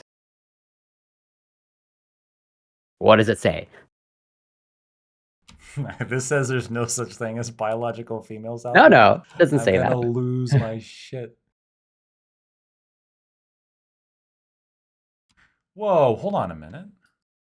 So this person, this human evolutionary biology lecturer, Carol K. Hooven, defended the usage of terms male and female to refer to biological sex in medical classes. Well, that would not be... Hold on, I'll read the whole thing first before I start dunking on it. By all means, don't like. Yeah, the facts are that there are, in fact, 2 sexes. Among people outside the womb, there's only 1, actually.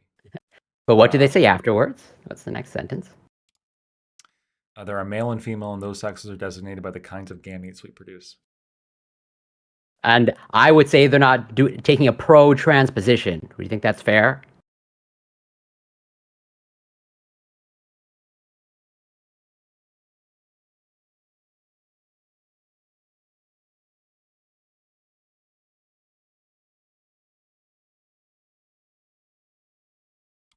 Yeah,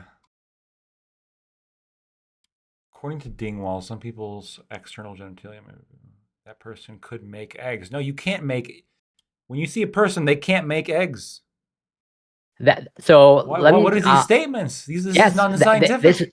This is where like people think, science is just like black and white. It's messy. We are using these terms just for convenience.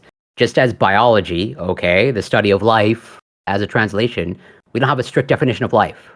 But, we're going by intuition. We sort of have an idea of what life is. It's a description of something. And so it's like, this is why I would not rely on science. Okay? It's not a good definition. If I just said, going forward, if I just said genotypically biologically female, would that solve the problem? Or genealogically biologically male? If you so you would just say genotypic sex or chromosomal sex. That then you're accurate in terms. But then that does not refer to biological sex. Strictly definition. Genotypically biological sex, because chromosomes are part of biology, right? Yeah, absolutely. But we were using the concepts of male and female before we knew about chromosomes. Okay, we knew about sperm and egg before we knew about chromosomes. Yeah, okay, that was primarily we were mostly talking about like gender at that point, right? I can't say like 7 years ago, but like, yes, these are gray terms, a lot of them historical, and you just need to be transparent about, what you're talking about. If you want to say like, yeah, this is chromosomal sex, so I'm referring to XX, XY, that's fine, but then, I would hold you to that. Just as if anyone wants to say, well, this is just like biological sex, male and female, well, okay, let's go with, and you're going to say that you're going to use the biological definition, then I'm going to hold you to that. Just as you correctly point out, there are clear flaws with this definition. And I agree with you, it doesn't make sense. At least if we hold it to a strict definition, we start to apply it to actual humans, it breaks apart. And we would not start classifying a sterile male as, well, you've lost your male card, right? But certain political affiliations, they want to do that. They want to invoke science. Well, okay, let's do that, but you're not going to like the outcome.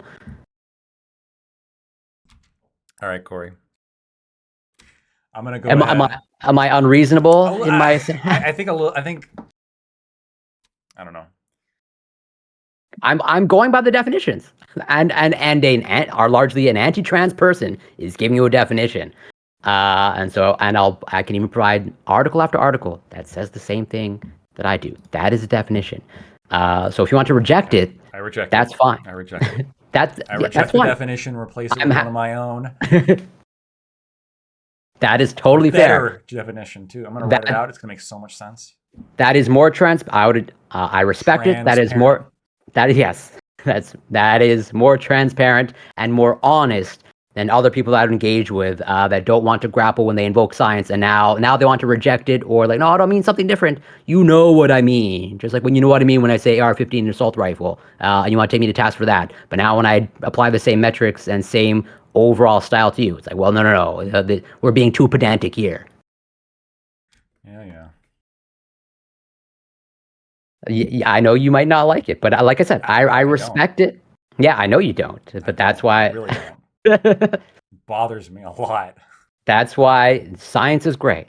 Okay, and I think many people are under the misconception that it's just like these black and white, boxes that we can cleanly place these things in. We don't. These are largely for convenience. We have just in biology, we don't have good ways of defining species, or even like classifying species. Okay, this is like all a work in progress. Okay, and it's super messy. That's why it's like let's move away from science, because if you want to use science, you're gonna get really confused, and it's going to be real messy, and you're not going to like it. All I hear you saying is we should move away from science and maybe move towards something else. If that's really what you want, Corey, I guess we can. In this context, right? I know you were so in favor of religion, but I guess I keep hearing you say, "Let's move away from science." I'll clarify. Move away from using these strict scientific definitions that don't track in reality and is not good for guiding policy. Science is good for guiding policy when it comes to climate change, but not when it comes to like classifying humans and putting them in neat little boxes. That is the clarification that I'll provide. All right, brother. I gotta watch a video. And all right. I gotta pleasure. bounce afterwards. Good talking to you. Always a pleasure. Yep, always appreciate it. Until next time, take care. Be well. Be well, brother.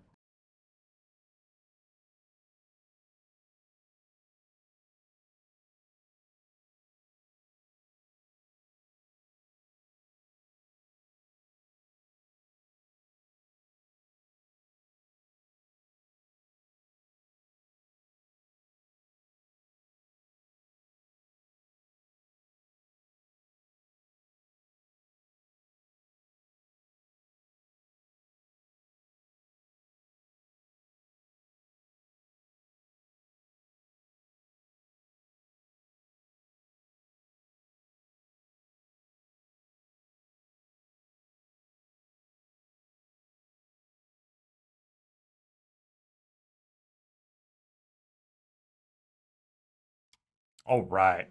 So what I'm going to go ahead and do now is we're going to go ahead and watch a requested video, just because I want to see it. Tucker Carlson's interview of Argentinian presidential candidate Javier Milei, and I'm going to figure out if I've been pronouncing his name correctly. In the meantime, though, before we watch that, if you like what you've seen today and you like the sort of heated debate of grand intellectualness, please consider giving me a follow. That way you can see when I go online in the future. In the meantime, to all of you who have given bits, subs, and even just participating in the chat, thank you. Really appreciate it. Keeping it active, keeping it cool, and keeping us going, which is just absolutely awesome. So we're not quite done yet, though.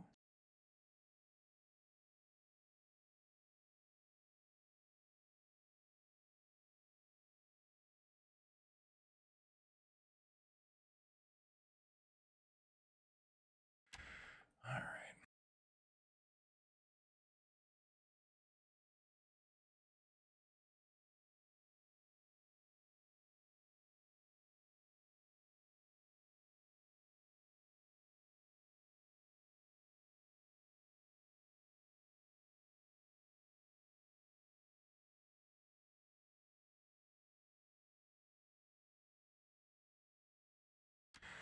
Trying to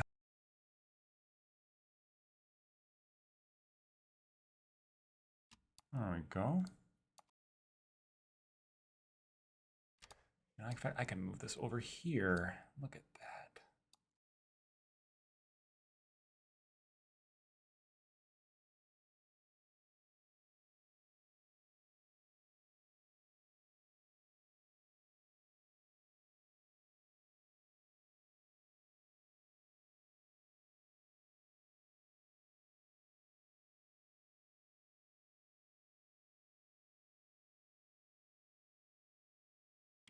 All right, here we go. We're going to go ahead and listen to this is Tucker Carlson's interview with Argentinian presidential candidate.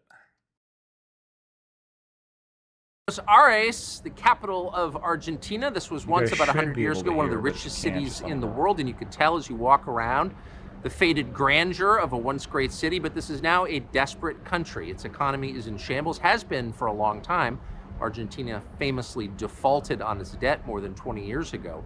But now hyperinflation has made this country genuinely desperate. You see, when you have dinner here in restaurants and people pull out bricks of local currency, the peso, to pay, it feels like Weimar or Zimbabwe, but it's not. This is a developed country that's moving backwards at high speed. And because of the frustration that has built up among the population, particularly among poor people, a man called Javier Milei is poised to become its. Real quick, guys, I just looked it up. Inflation for Argentina, the annual inflation rate as of August was 124.4%. For contrast, in America, we were among the highest we've been since, what, the 70s, at like closing in at 9%. Argentina's at almost 125% inflation. So, holy shit. Next president. He's a former soccer star, a goalie, a performer in a Rolling Stones cover band, and a libertarian economist. He's not a libertarian in the traditional American sense. He wouldn't fit into the Cato Institute, which has attacked him for liking Donald Trump too much. He's a libertarian in the traditional sense. He believes people should have the maximum amount of freedom they can be given, which is a lot, much more than they now get in Argentina. He has moved from basically nowhere in the last several years to become maybe the most famous person in this country. The election is next month in October, and once again, it seems like he's likely to win. The reception he's gotten from the press in the West, particularly in the United States, the New York Times, the Washington Post, also the Financial Times, has been hostile, to put it mildly. They describe him as a far-right figure, like he's a Nazi. Is he? We sat down with him at great length just a moment ago, here right across from the president's mansion, the Pink House that he hopes to soon occupy, to find out what he's like. He didn't seem very radical. Continuing what they're now doing in Argentina seems radical, in fact, insane. But judge for yourself. Here he is.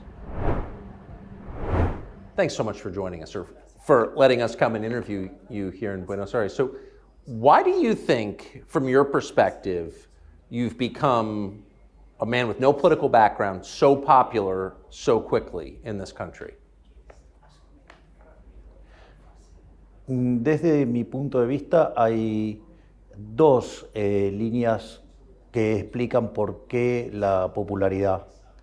Una tiene que ver con mi background personal, que tiene que ver con el hecho de que he sido jugador de fútbol, al mismo tiempo he sido cantante de rock and roll, y además soy economista, y creo que esa combinación es una combinación atractiva en términos de producto televisivo. Pero por otra parte, lo que también es importante es el tema de las ideas, y Argentina básicamente es un país que lleva 100 años abrazando las ideas socialistas. Y entonces la rebelión natural del sistema era ser liberales, y es por eso que la rebelión natural aparece siempre en los jóvenes, y los jóvenes encontraron a alguien que les hablaba del liberalismo, que se rebelaba contra el status quo. I don't understand how... The comparison, I think, with Chile is particularly relevant here. Argentina went on a very different economic path, and there's a reason why Chile is one of the strongest, the strongest economy in South America compared to everywhere else, and then countries like Argentina or Venezuela. Well, we know what happened with them, especially when it came to inflation. People with power in Argentina could support the status quo, given that your inflation rate is up there with Lebanon and Zimbabwe and other countries that aren't real countries. Chile has been shifting left because of, good times. Good times create weak men, or whatever the fucking saying is. But yeah, there has been a little bit of a shift. But still, Chile's economy has a lot to work off of, right? I mean, it is the best still. But your country is beautiful, abundant natural resources, intelligent, well-educated population. One last thing, sorry, I'll go back a little bit. But the Chile changed path like in the 1970s after Pinochet, and then Pinochet basically gave up power. And then you had basically a period of economic liberalism mixed with political liberalism once Pinochet kind of stepped back, because he was kind of a dictator. And then once he stepped back, and you saw, I think, Chile become just a fantastic place in comparison to other South American countries. Your country is beautiful, abundant natural resources, intelligent, well-educated population, and yet its economy is in shambles. So clearly the system isn't working. How could anyone support that? A ver, el problema es que Argentina empezó a abrazar las ideas socialistas hace más de 100 años, y siempre es buena la analogía o la metáfora del sapo en el agua. Y entonces uno empieza a calentar el agua y el sapo no se da cuenta. Pero llega un momento que cuando se quiere dar cuenta es muy tarde y termina muerto. Argentina empezó a abrazar las ideas del socialismo y con una frase que luce muy atractiva, pero que es terrorífica en términos de funcionamiento del sistema económico, que es la idea que donde hay una necesidad nace un derecho. Y eso es un problema porque las necesidades son infinitas y los derechos alguien los tiene que pagar. Y el problema es que los recursos son finitos. Entonces, frente a la situación de necesidades infinitas y recursos finitos, aparece un conflicto. Infinite needs. This is one of the, it's very simple analysis, but I think it's a great analysis as to why need-based programs are particularly problematic, right? When you reward need, you create need. But more specifically, there is infinite, you could come up with infinite need, right? As long as you use the word need or scarcity or equity, right? And there's finite resources and there's finite labor, right? So there is always going to be need, and the question is simply just managing that need. Los liberales ese conflicto lo resolvemos fácilmente, que es con libertad de precios y propiedad privada, y eso es lo que genera el mecanismo de coordinación para resolver esta tensión en la sociedad. Sin embargo, la idea de la mano invisible a los socialistas no les gusta y ellos prefieren la garra del Estado y básicamente lo esconden detrás de la idea de la justicia social, donde la justicia social es profundamente injusta porque implica un trato desigual frente a la ley precedido por un robo. So far, I don't know what he's going to say next, but so far, so good. This guy's been saying a lot of good things. I'm definitely better than what I've heard a lot of politicians say in a long time. Appreciate the degree to which the Argentinian government had embraced fringe, academic, American-style social justice. A businessman told me at lunch today that people who identify as transgender pay lower taxes. 2019, you had a Ministry of Women and Diversity created in this country for the first time. What does that ministry do? Bueno, supuestamente se dedica a ocupar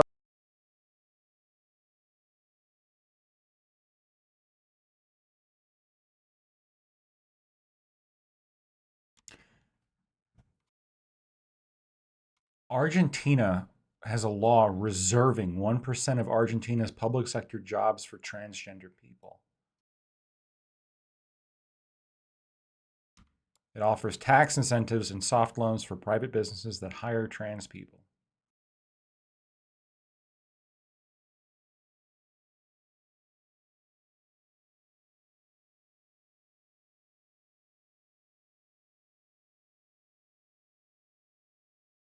de los temas vinculados a las mujeres. Sin embargo, cuando uno mira los resultados, no han logrado ningún resultado. Es decir, hacer canciones... Are women happier here? No. No, porque en realidad no hay resultados. Es decir, pintar un banco de plaza de un color rojo o hacer una canción, eso no modifica las condiciones o los problemas que pueden estar padeciendo las mujeres. De hecho, probablemente uno de los mayores logros del liberalismo es la igualdad ante la ley. Y este tipo de ministerios, o sea, porque la pregunta es, entonces, ¿por qué no hay un ministerio de hombres? No solo eso, sino que además... Ministry of Women?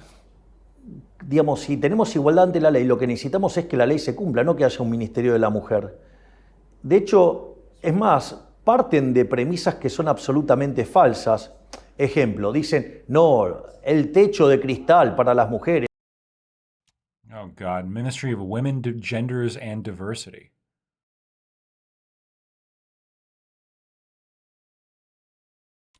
I didn't know Argentina was this fucked. Have they been just run by like open socialists? They have an annual budget equivalent to over $6 billion.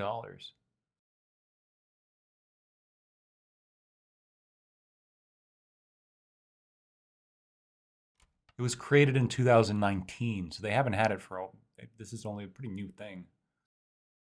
Y que las mujeres ganan menos que los hombres. Y al mismo tiempo sostienen que los empresarios son unos cerdos malditos, ¿sí? Que lo único que les importa es ganar plata. Entonces, si los empresarios son cerdos malditos que lo único que les importa es ganar plata, la pregunta es ¿por qué si yo entro a una oficina no está plagado de mujeres? ¿Tendría que estar lleno de mujeres? Y sin embargo, cuando uno mira, la distribución es bastante pareja y en línea con la población. Por lo tanto, lo que uno ve es que cuando sale de los valores promedios y que tiene que ver con las decisiones en agregado de hombres y mujeres respecto a qué profesiones elegir. Yeah, the wage gap is the number, like, it's just patently false. Everywhere people try to push like the theory, if you actually look into how they calculate their numbers, it's like it's just so facially dishonest. It's pretty disgusting. Uno ve que cuando hace la corrección por el tipo de profesión y tipo de trabajo y demás, las remuneraciones están arbitradas y la realidad es que todas estas regulaciones y restricciones que impulsan este tipo de organismos como el Ministerio de la Mujer, lo único que hacen es crear una discriminación positiva, o sea, una affirmative action, que es discriminación, que además a mí me parece absolutamente ofensiva para las mujeres, porque implica tratarlas como seres inferiores, lo cual me parece verdaderamente aberrante, pero además genera comportamientos opuestos a las mujeres que terminan perjudicando a las mujeres. Pasa lo mismo de siempre, toda acción estatal genera un daño más grande que lo que quiere corregir. Ejemplo, en Argentina quisieron corregir el problema con los alquileres. Pusieron una ley de alquileres, ahora estamos muchísimo peor. Quieren corregir los problemas del hambre, hay más hambre. Quieren corregir el problema de la pobreza, hay más pobreza. Quieren corregir la falta de empleo, hay menos empleo. Bueno, cada vez que interviene el Estado, como es una acción violenta que termina perjudicando el derecho de propiedad, el resultado, y a la libertad, el resultado final es mucho peor que lo que teníamos originalmente, y el Ministerio de la Mujer era evidente que lo único que iba a causar es daño a las mujeres, salvo a aquellas que se benefician de ser empleadas públicas. You oppose abortion. Why? I thought these were Catholic. This is a good topic to bring this up. I thought all these countries were Catholic, like really religiously Catholic. How do they have a transgender job quota? Like, this is interesting. I honestly am learning more about South America.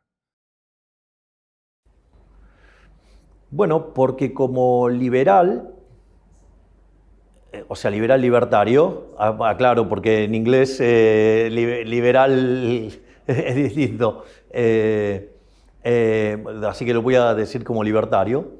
Nosotros creemos que el liberalismo es el respeto irrestricto del proyecto de vida del prójimo, basado en el principio de no agresión y en defensa del derecho a la vida, a la libertad y a la propiedad. Por lo tanto, adhiriendo a las ideas de la libertad, básicamente, una de las ideas fundamentales es defender el derecho a la vida. O sea, filosóficamente estoy a favor de respetar el derecho a la vida. Después hay una justificación desde el plano de vista de la ciencia, de las ciencias naturales, digamos, que es el hecho de que la vida comienza en el momento de la fecundación. Y en ese mismo momento se genera un nuevo ser en evolución, ¿sí?, con un ADN distinto. Es decir, es cierto que la mujer tiene derechos sobre su cuerpo, pero ese niño dentro del vientre no es su cuerpo. Es decir, el niño no es su cuerpo. Por lo tanto, el aborto es un asesinato agravado por el vínculo y por la diferencial de fuerzas, ya que no tiene forma de defenderse. Y no solo eso, sino que además hay una cuestión de índole matemática. La vida es un continuo, con dos saltos discretos, que es el nacimiento y la muerte. Y cualquier interrupción en el medio es un asesinato. So I would think you're a Catholic, you said. You're just defending really the Catholic life principle. The Pope, the current Pope, is from Argentina. I would think he would support you. He has instead criticized you, and you've called him a communist. Why the disconnect? Bueno, primero porque el Papa juega políticamente. Es decir, es un Papa donde tiene fuerte injerencia política. Ha demostrado además una gran afinidad con dictadores como Castro o como con Maduro. Es decir, está del lado de dictaduras sangrientas. Wait, I'm sorry. Raúl Castro is a murderer. Sí, y Fidel Castro también era otro asesino. But the Pope, you believe the Pope has an affinity for Raúl Castro? Sí, exacto. Sí, tiene afinidad por los comunistas asesinos. De hecho, no los condena. Es decir, es bastante condescendiente con ellos. Y es también condescendiente con la dictadura venezolana. Es decir, él es condescendiente con todos los de izquierdas, aun cuando sean verdaderos criminales, lo cual eso es un problema. Pero además es alguien que considera que la justicia social un elemento central de su visión, y eso es muy complicado, porque la justicia social, ¿qué es? Robarle el fruto de su trabajo a una persona y dárselo a otra. Entonces implica dos cosas. Una es un robo, y el problema es que el robo está en contra de lo que señalan los 10 mandamientos. Es decir, avalar la justicia social es avalar el robo. Por lo tanto, es un problema de que está violando los 10 mandamientos. El otro problema es que es un trato desigual frente a la ley. Y no me parece que sea algo justo, digamos, que algunos sean premiados y otros sean castigados desde una posición de poder como la que tiene el Estado, que tiene el monopolio de la violencia. So when you look around, it's fascinating to look around the city, Buenos Aires, and the architecture is a mixture of sublimely beautiful buildings and stupendously ugly. Why is he sitting this way?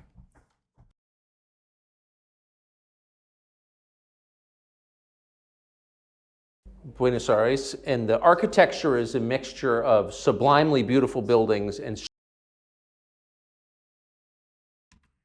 He not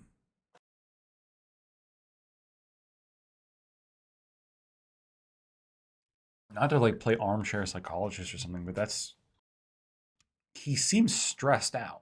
Like this whole time, like right here, like he's rocking back and forth. Buenos Aires, and the architecture is a mixture of sublimely beautiful. Which, I mean, you're in an interview, I suppose, in front of a lot of people, but he's also a politician. He does not seem relaxed. That's just interesting thing that I picked up on. Buildings and stupendously ugly buildings. And it feels like looking at an archaeological tell where the architecture corresponds to certain political eras. And I wonder if you believe that socialism, leftism, produces ugliness. Esa es una primera caracterización de Argentina. En cuanto a lo que tiene que ver la Ciudad Autónoma de Buenos Aires, cuando uno mira la arquitectura de la Argentina liberal es esa arquitectura que genera tanta fascinación y que es deslumbrante, porque es la arquitectura de la Argentina gloriosa, de la Argentina liberal. El mejor ejemplo de ello es el Teatro Colón. Es uno de los mejores teatros líricos del mundo, porque es el reflejo de esa Argentina pujante, liberal, admirada por todo el mundo. Y después, todas las edificaciones leftist ya más architecture. cuadradas. Digo, el mejor es lo que en algún momento se llamaba del Ministerio de Obras Públicas o del Ministerio de Acción Social. Es el que está en la 9 de julio, un edificio verdaderamente feo, con características soviéticas directamente. Yes. Es más, en un momento había una estatua, ahora la sacaron, pero había una estatua que estaba en esta forma, con la mano así. Básicamente para reflejar una coima, que fue una de las cosas que hizo el edificio en repudio a la cantidad de coimas que le pidieron mientras que hacía el edificio. Esa es la arquitectura, y cada vez más chata, cada vez más fea, y solamente las partes que progresan son aquellos que tienen negocios vinculados a los políticos. Ejemplo, Puerto Madero. You described the buildings, the leftist buildings, as square and plain and ugly. Why does the left love concrete so much? Your old buildings are built out of stone and plaster, but the newer socialist buildings are all concrete. What is that? Porque I don't understand that question, I'll be honest. Tiene que ver con los valores de la izquierda. Digamos, los valores subyacentes en las ideas de la izquierda es la envidia, el odio, el resentimiento, el trato desigual frente a la ley y la violencia. Entonces, todo ese altruismo socialista termina generando una contaminación de los incentivos que generan pobreza. Entonces, claro, digamos, cuando uno es pobre, digamos, la edificación que puede hacer frente por esa es claramente propia de alguien pobre. Y porque esto es interesante, el socialismo es siempre y en todo lugar un fenómeno violento, asesino y empobrecedor. Esa es la característica del socialismo. Socialism has become ascendant, really, in the United States, as you may have noticed, with the attendant symptoms you described: massive public debt levels, increasing poverty, disorder, crime, filth, and ugliness. Argentina is at the end stage of that. Argentina is now a poor country because of those policies. What advice would you give to Americans having lived it? Que nunca abracen las ideas del socialismo, que nunca se dejen seducir por el canto de las sirenas de la justicia social, que no se dejen atrapar por esa frase nefasta que donde hay una anciana nace un derecho, pero que por esa frase nefasta que... This is a beautiful sentence right here. Don't get caught up in that terrible concept that where there is a need, there is a right. Beautiful. Honestly, couldn't put it better myself. Don't get caught up in that terrible concept that where there is a need, there is a right. I want to, honestly, that would go fantastic. Never embrace the ideals of socialism. Yeah, it's pretty basic, right? But that phrase right there, that could go on a poster. That could go on a poster. Or like a quote on a painting or some shit. That was very cool. I really like that phrase. Que nunca se dejen seducir por el canto de las sirenas de la justicia social, que no se dejen atrapar por esa... Yeah, and Aiko, I mean, this is the front runner of the Argentinian presidential election too, so that's a good quote to steal, right? It's from a person who may be fairly important in the not too distant future. Frase nefasta que donde hay una anciana nace un derecho, pero que eso no se hace solo.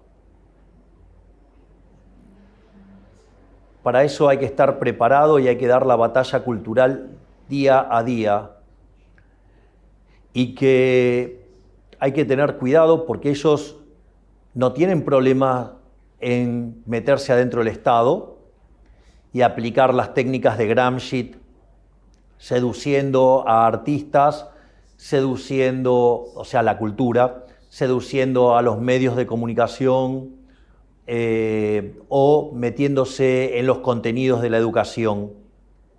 Hay que tener mucho cuidado, hay que cortarles el financiamiento y hay que hacerlos competir a la par, y al mismo tiempo hay que concientizar a los empresarios de que es necesario que más allá, Milton Friedman decía que la función social del empresario era ganar dinero. Bueno, con eso solo no alcanza. Parte de la inversión tiene que ser invertir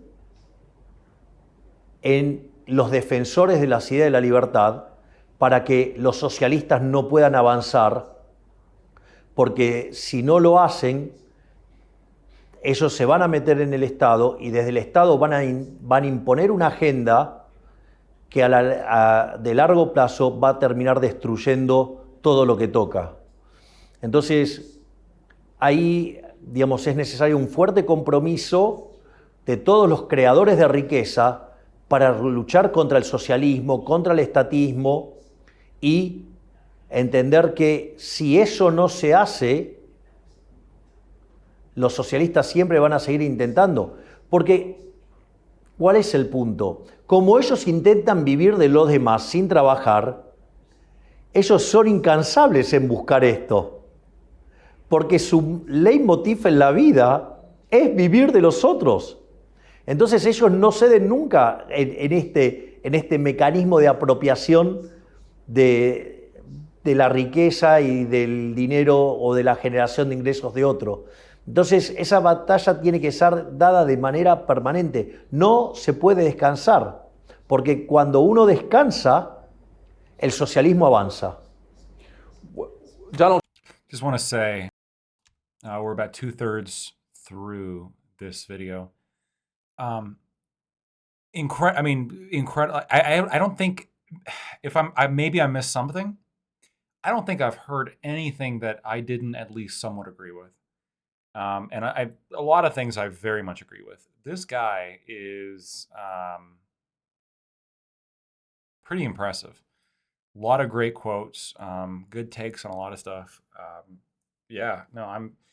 I was also kind of fed that he was he was crazy. And first of all, he's not at all, you can disagree with him, but he's not at all crazy. Like he seems a little bit stressed, but he's very put together and very eloquent, right? And, all the things he's saying are just kind of flow correctly. Some very nice quotes. He sticks with one topic, and I think he does this better than Trump significantly, where he's able to stick on topics. He is very much sticking on topics, and he kind of elaborates. He says everything he needs to say about a specific topic at a time, and then he just very quietly stops talking and waits for the next question. So far, this guy seems really, really fucking cool. So good news so far. Donald Trump is running for president again in the United States, as you know. What advice would you give him? Que continúe con su lucha en contra del socialismo, porque es uno de los pocos que entendió cabalmente que la pelea es contra el socialismo, que la pelea es contra los estatistas, y comprendió perfectamente que la generación de riqueza proviene del sector privado. Es decir, el Estado no crea riqueza, el Estado la destruye. El Estado no puede dar nada porque no produce nada, y cuando lo quiere hacer además lo hace mal. Entonces, me parece que si yo, desde mi pequeño lugar, lo único que podría decirle es que redoble los esfuerzos en la misma dirección de defender las ideas de la libertad y de no darle tregua ni un solo segundo a los socialistas. Do you see the climate? See, he seems so much better than Trump, though. right? Because I mean, he's really talking, and maybe this is just like because of the nature of the problems facing America versus the problems facing Argentina, right? Like Aiko, you said before that he was going to win at 125% inflation. Yeah, I think he's got a very decent shot, and I think that maybe he's speaking from somebody in that position of trying to win the presidency of a country with 125% inflation, which Trump isn't doing and didn't do. But I mean, in terms of actual philosophy, I think this guy is just superior to Trump. I mean, this guy is definitely much more libertarian than Trump is much more populist. So, and now we're going to talk about climate change. That's the next segment. This one I'm a little bit hesitant about, maybe, but I'm going to hear him out because so far everything that people have talked shit about him has been just blatantly wrong. He's been almost spot on almost everything he said. So, change movement as part of the same socialist agenda? Sí, es parte de la agenda socialista. De hecho,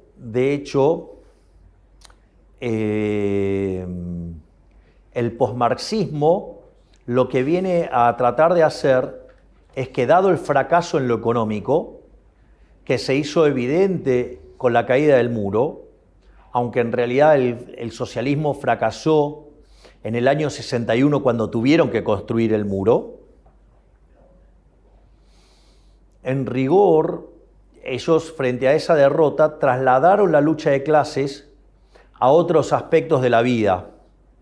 Entonces, por ejemplo, la lucha entre negros y blancos, o sea, Black Lives Matter, todo, digamos, el lobby LGBT,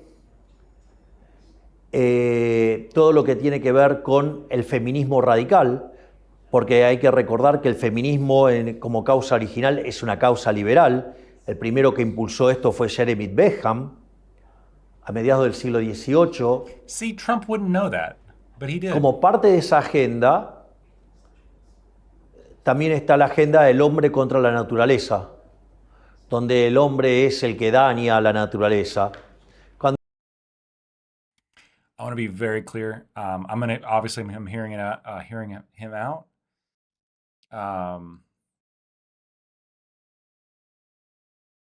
Yeah. On the climate change thing, I might be a little bit different. Some of you guys, but obviously, free to express your opinion.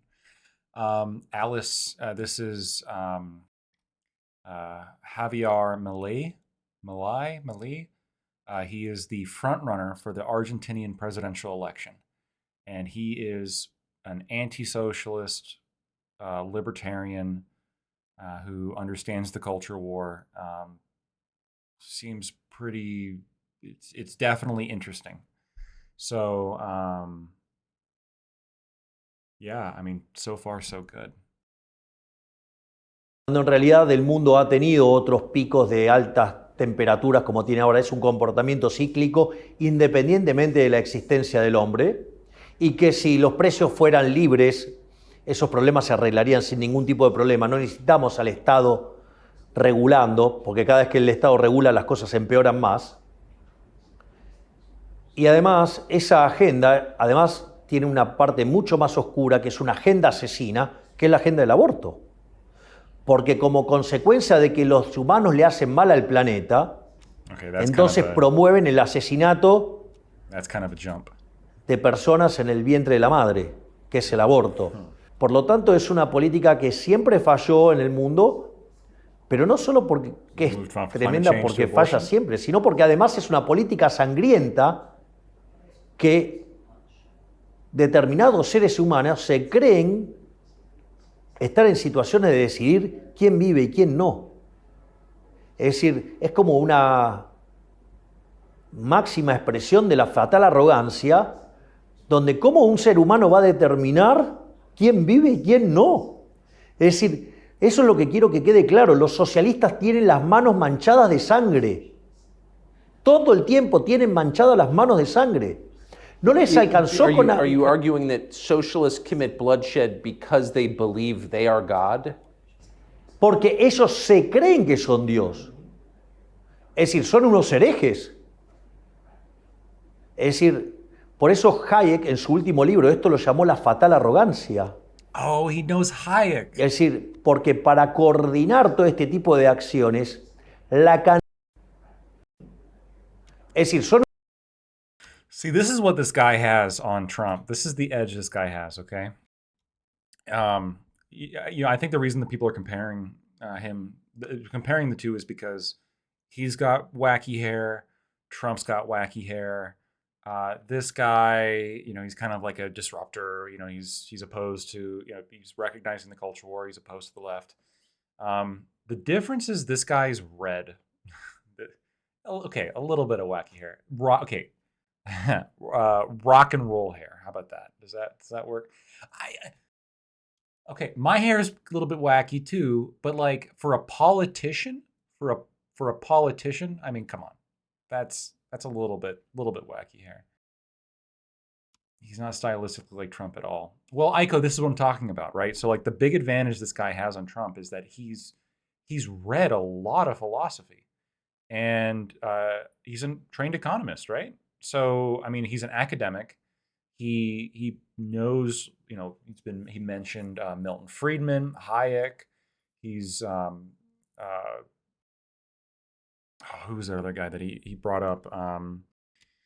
Jeremy Bentham. I mean, he was just bringing up like he and properly attributing things to them, which I think is maybe I expect too little from my politicians, but it's nice to have a politician who has read books. Unos herejes. Es decir, por eso Hayek en su último libro, esto lo llamó la fatal arrogancia. Es decir, porque para coordinar todo este tipo de acciones, la cantidad de conocimiento que hay que tener, y eso está vinculado a otro artículo de Hayek que se llama El uso del conocimiento en la sociedad, donde da una forma más científica y profunda de la idea de la mano invisible, de Adam Smith. Lo que dice es que para poder aplicar el socialismo es necesario que las personas que lo hagan deban ser omniscientes, omnipresentes y omnipotentes. Es decir, creen que son Dios. Y le voy a contar algo. No son Dios. Y le voy a decir algo peor. Son tan miserables y tan rastreros los políticos, y en especial los de izquierda, que además están debajo de las personas promedio. Porque solamente... He stopped himself. He absolutely stopped himself just there. We're going to rewatch that. We're going to rewatch this. Let me tell you something. They are not God. And what's worse? Y le voy a decir algo peor. Politicians are such miserable lowlives. Tan miserables y tan rastreros los políticos. You can see the anger in his eyes right now. Look at those eyes. He's fucking mad. He's about to say something he's going to regret. Y en especial los de izquierda. Especially the leftists. They are even below what? Izquierda, que además angry. Some of están debajo. And then he stops. He stops right here and rethinks it. He's like, más están debajo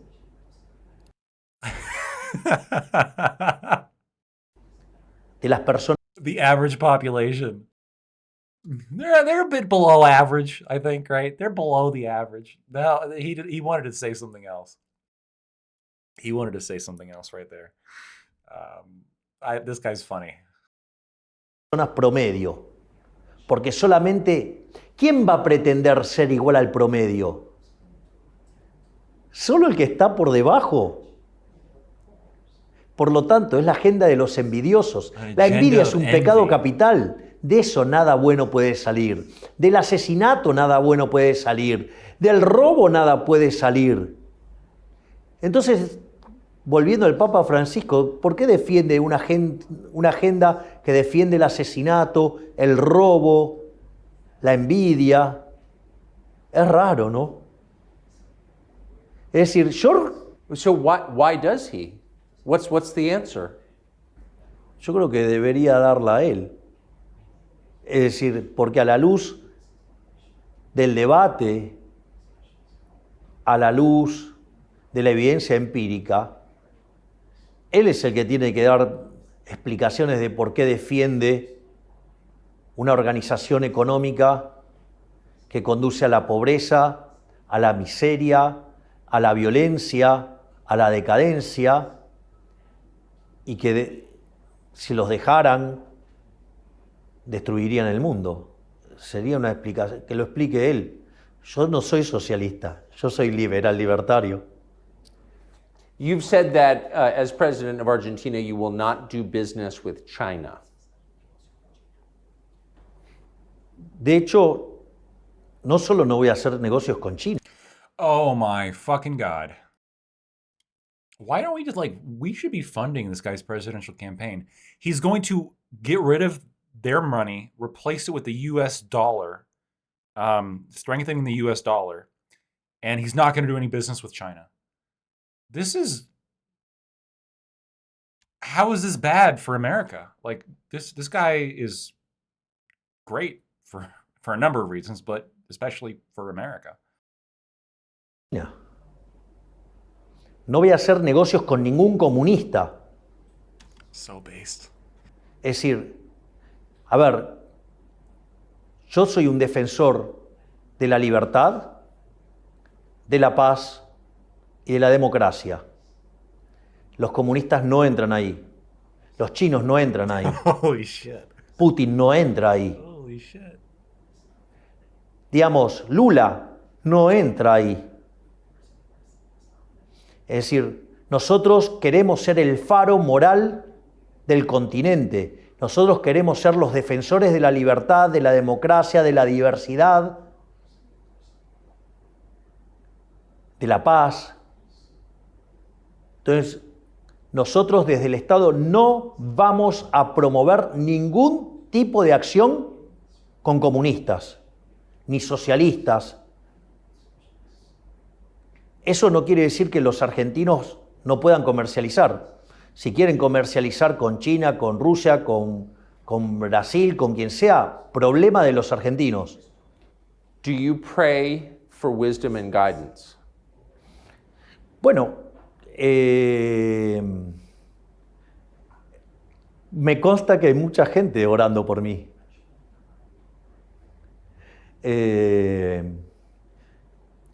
A mí me da mucha felicidad mucha gente que, por ejemplo, va al Kotel, o sea, al Muro de los Lamentos en Israel, y dejan peticiones por mí. Así es que yo me siento bien. O sea, pero aparte estoy convencido de lo que estoy haciendo. Así que digamos, la vida sin libertad no merece ser vivida. Yeah. Es decir, en algún momento me preguntaron si yo estaría dispuesto a dar mi vida por la idea de la libertad. Y yo estoy dispuesto a darla. Y busco ser testimonio de esa forma de vivir en libertad. O sea, la esclavitud me parece algo horroroso y voy a dar la pelea por la idea de la libertad, todo lo que la tenga que dar, con las consecuencias que eso traiga. Porque hacer lo correcto no se negocia. Interesting. Last question.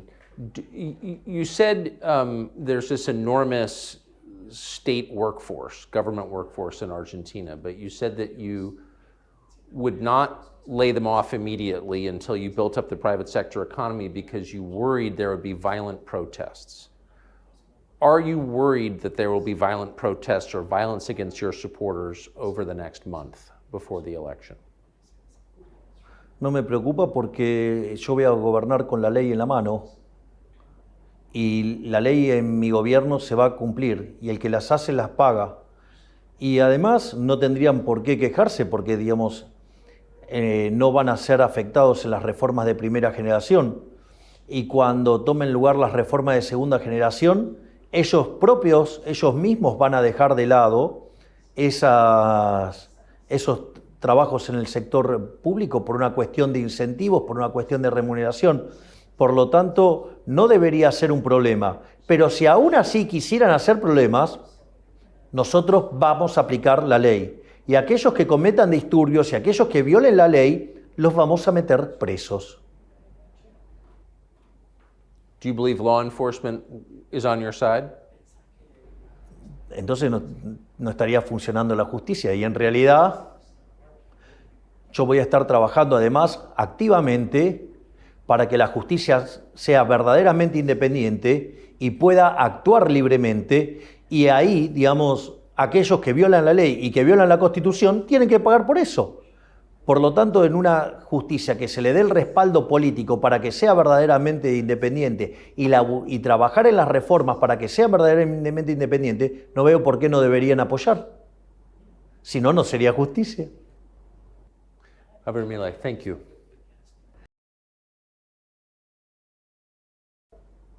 Si no, no sería justicia.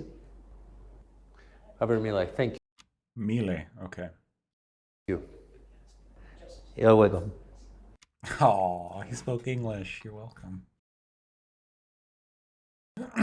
Okay.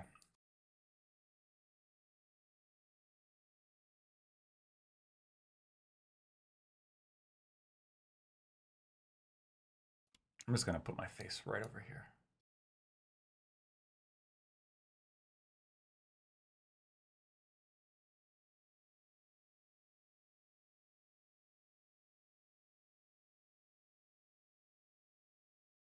Well, let's blow it up a little bit more then.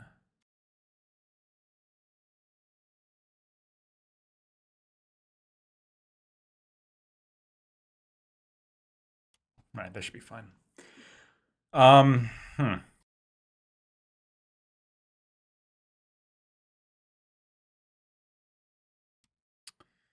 Willie Kravitz 96, you are Argentinian. What are your thoughts on Javier Milei?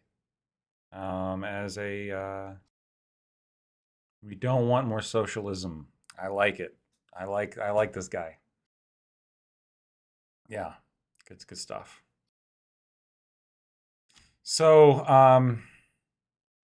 in that entire interview, the only thing that I disagreed with, and I'm probably going to get some pushback even from you on this, you guys on this, is just calling climate change a like a communist myth. I think there's like very real discussions to be had as to how to deal with it, or if we should deal with certain aspects of it. But I'm not a huge fan of just writing off the entire consensus. He doesn't think it's a myth. Hold on. Maybe I don't want to be a liar.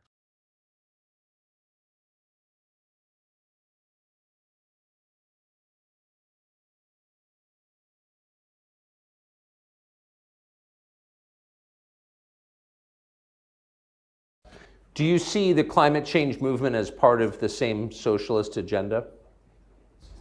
Sí, es parte de la agenda socialista. De hecho, el posmarxismo lo que viene a tratar de hacer es que, dado el fracaso en lo económico, que se hizo evidente con la caída del muro, aunque en realidad el socialismo fracasó en el año 61 cuando tuvieron que construir el muro, en rigor, ellos frente a esa derrota trasladaron la lucha de clases a otros aspectos de la vida. Entonces, por ejemplo, la lucha entre negros y blancos, o sea, Black Lives Matter, todo, digamos, el lobby LGBT, todo lo que tiene que ver con el feminismo radical, porque hay que recordar que el feminismo como causa original es una causa liberal. El primero que impulsó esto fue Jeremy Bentham, a mediados del siglo XVIII. Como parte de esa agenda, también está la agenda del hombre contra la naturaleza, donde el hombre es el que daña a la naturaleza, cuando en realidad el mundo ha tenido otros picos de altas temperaturas, como tiene ahora, es un comportamiento.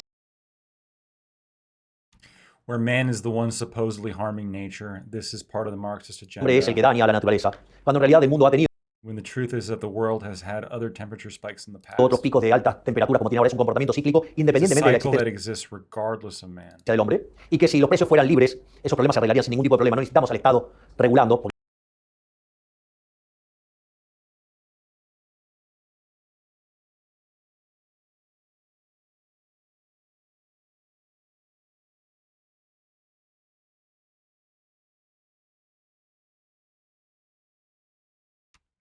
So if he just kept it to the market should resolve it, I mean that's one thing.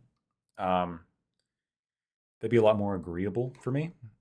he does kind of refer to it like, oh, it's changed in the past too, right? Like the whole concept of man versus nature. I don't know. I'll have to think about that. In fact, what I should do is, this is just one interview. I'll go and read his actual policy platform on climate change, or his philosophy on climate change, if I can find it. I think that'd be important just to get a full understanding. But other than that, assuming that it's not more nuanced than I think it is, other than that, everything else he said has pretty much been spot on. This guy, people are calling him crazy, and people are like, "Oh, he's the organ trade guy," because that's what I read, right? That's what I read in AP News and even relatively good news agencies, right? Like Reuters. They were kind of referring to him as a firebrand, as crazy, but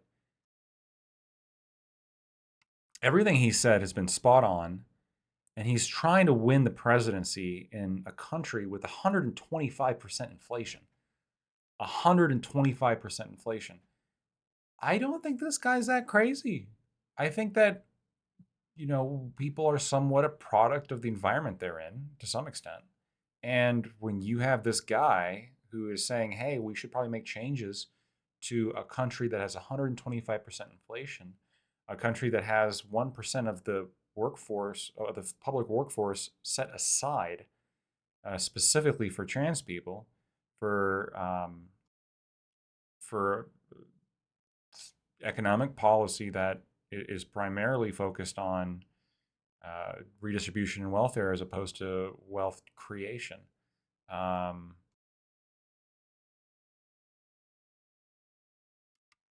Yeah, no, I think he's spot on. I think this guy's great. Javier Milei.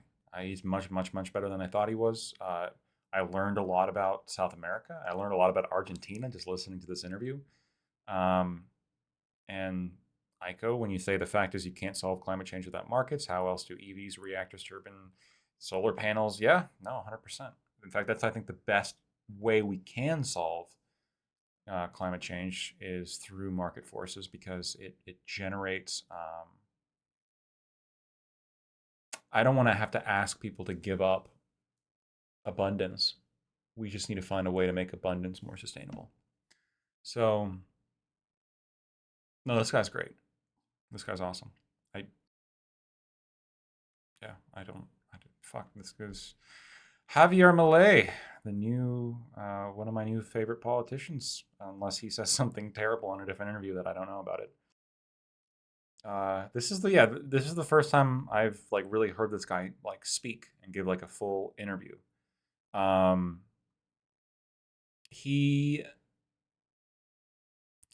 Leaving aside the fact that all of his philosophy and beliefs as to his own country are just awesome. They're great.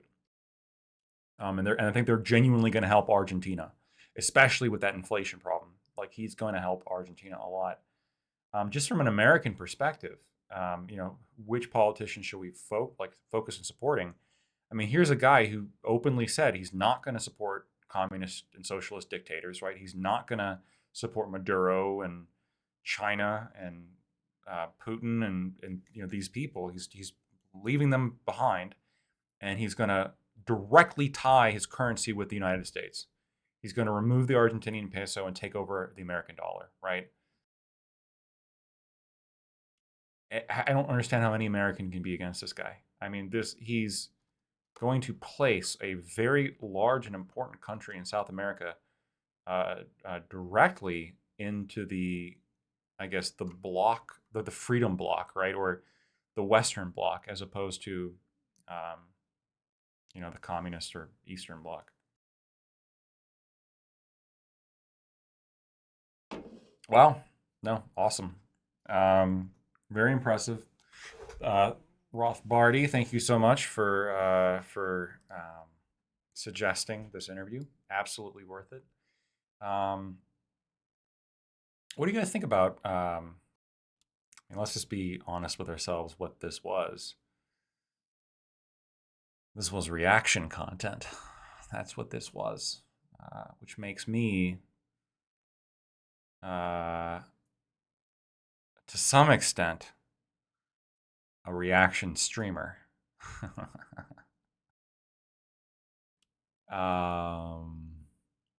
Hmm.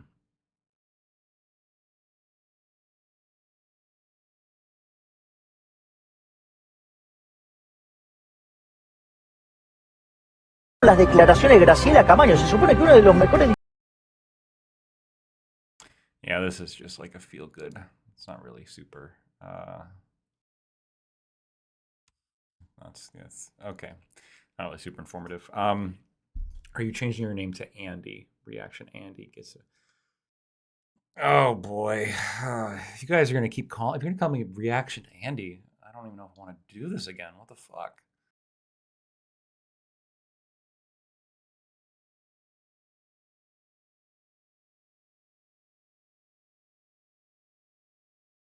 I'm gonna be honest with you guys. It was kind of fun. It's kind of fun. I see why people do the reaction content.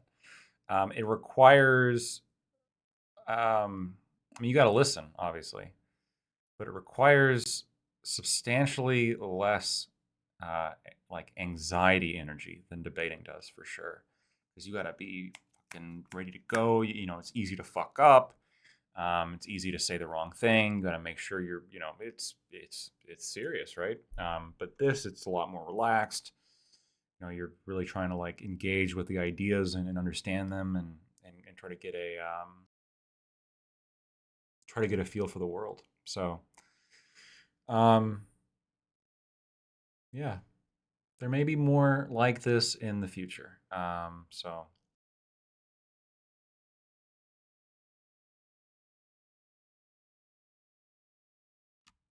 It's okay. Synth admitted he was wrong in the end today too. So we're always getting that last minute dub. We're always getting that last minute W wherever we go. I'm having heartburn off my ass right now, but that's not going to stop me from getting these dubs.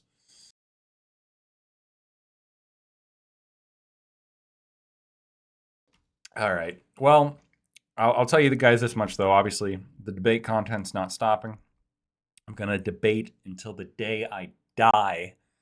And all of you who are helping fund my debate addiction, and keeping me going and helping me live the dream. I love you guys. Thank you so much. It's all I've ever wanted. But you know, on top of the debating, I think it's always good to throw in some more content, different kinds of content as well, and geopolitical interviews with, like, this is the perfect mix of geopolitical and philosophical analysis. I'm surprised that there hasn't actually been a panel on this one yet. Anyhow, it has been a pleasure streaming for all of you wonderful people. If you guys liked what you saw today and you want to see more content like this in the future, whether it be debates, whether it be reaction Andy content, whether it be legal analysis where we go over cases and we talk about Supreme Court cases. We still have to do that one Georgia voting one. That one's not going anywhere anytime soon, so we're going to talk about it. Because I'm still pretty flabbergasted as to the fact that was decided the way it was. It helps when you have people to bounce ideas against. Absolutely, and that's why you guys are all fantastic, and it's also why I thank you guys for being in the chat, just active in the chat. I mean, I think you guys don't, maybe you do, but just like the level of energy that it gives me, just to like have you guys debating with each other, or like sending me, like asking me questions, or making points for me or against me. The amount of energy, like it helps me so much. So it really does help. And yeah, I got to give credit where credit is due. You guys absolutely help out with that. So, and I'm also going to be as active as I can in the chat until the day I die, because that's part of the whole experience. You know, you want to have a community. just an audience. But today we have come to an end. It is almost 1 o'clock for me, and I have to get up in a few hours for work. So I'm going to go ahead and raid on out into Prime. Are you guys talking about the guys handing out water in Georgia? No, I'm talking about the voting rights case. Maybe it was Alabama. I said Georgia. I think actually I meant Alabama. The one where they basically decided like racial splits in voting. Sorry. Shows how much I know. Haha, lawyer. Before you go, do you have a Discord? Yes, I do. If you, it should be linked in my Twitch. So right below About Lactoid TV, there's 3 links: our community Discord, our YouTube, and our Twitter. The Twitter is how I post. I tried that one, expired. What? The link to our community Discord is expired? That's a problem. I have to fix that because that's supposed to be a permanent link. So that means a lot of people.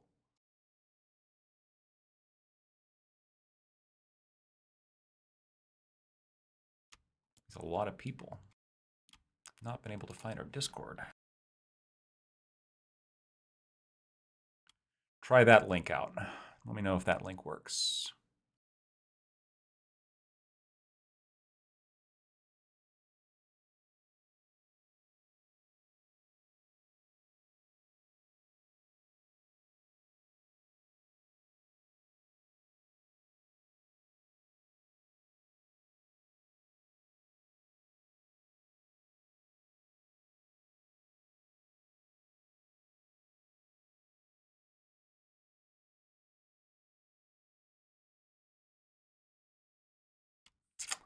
Lactoid is hot. Thank you. I appreciate it. Well, I'm not seeing any new joins to the Discord. I'm not saying you have to, but just let me know if for some reason the Discord link doesn't work. I'll have to fix it on Twitch anyway. So I'll work on getting that one fixed on Twitch. And so, yeah, because the Discord community should be open to all. Yeah. Well, if you like what you had to see today, you didn't have to. If you enjoyed the content that you voluntarily and consensually agreed to partake upon today, please consider following and joining us on the ride. Yeah. But in the meantime, what we're going to do is we're going to go ahead and raid on out into our friend Prime Kais, who has been so kind to us in our journey. He's still talking about political stuff, so I figured that'd be the best person to raid on out into.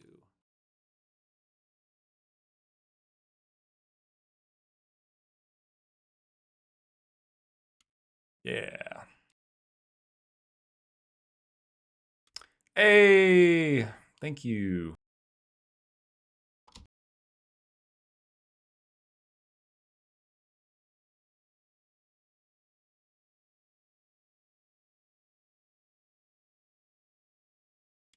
Thank you for the sub. As always, I appreciate those as well. Thank you, thank you, thank you.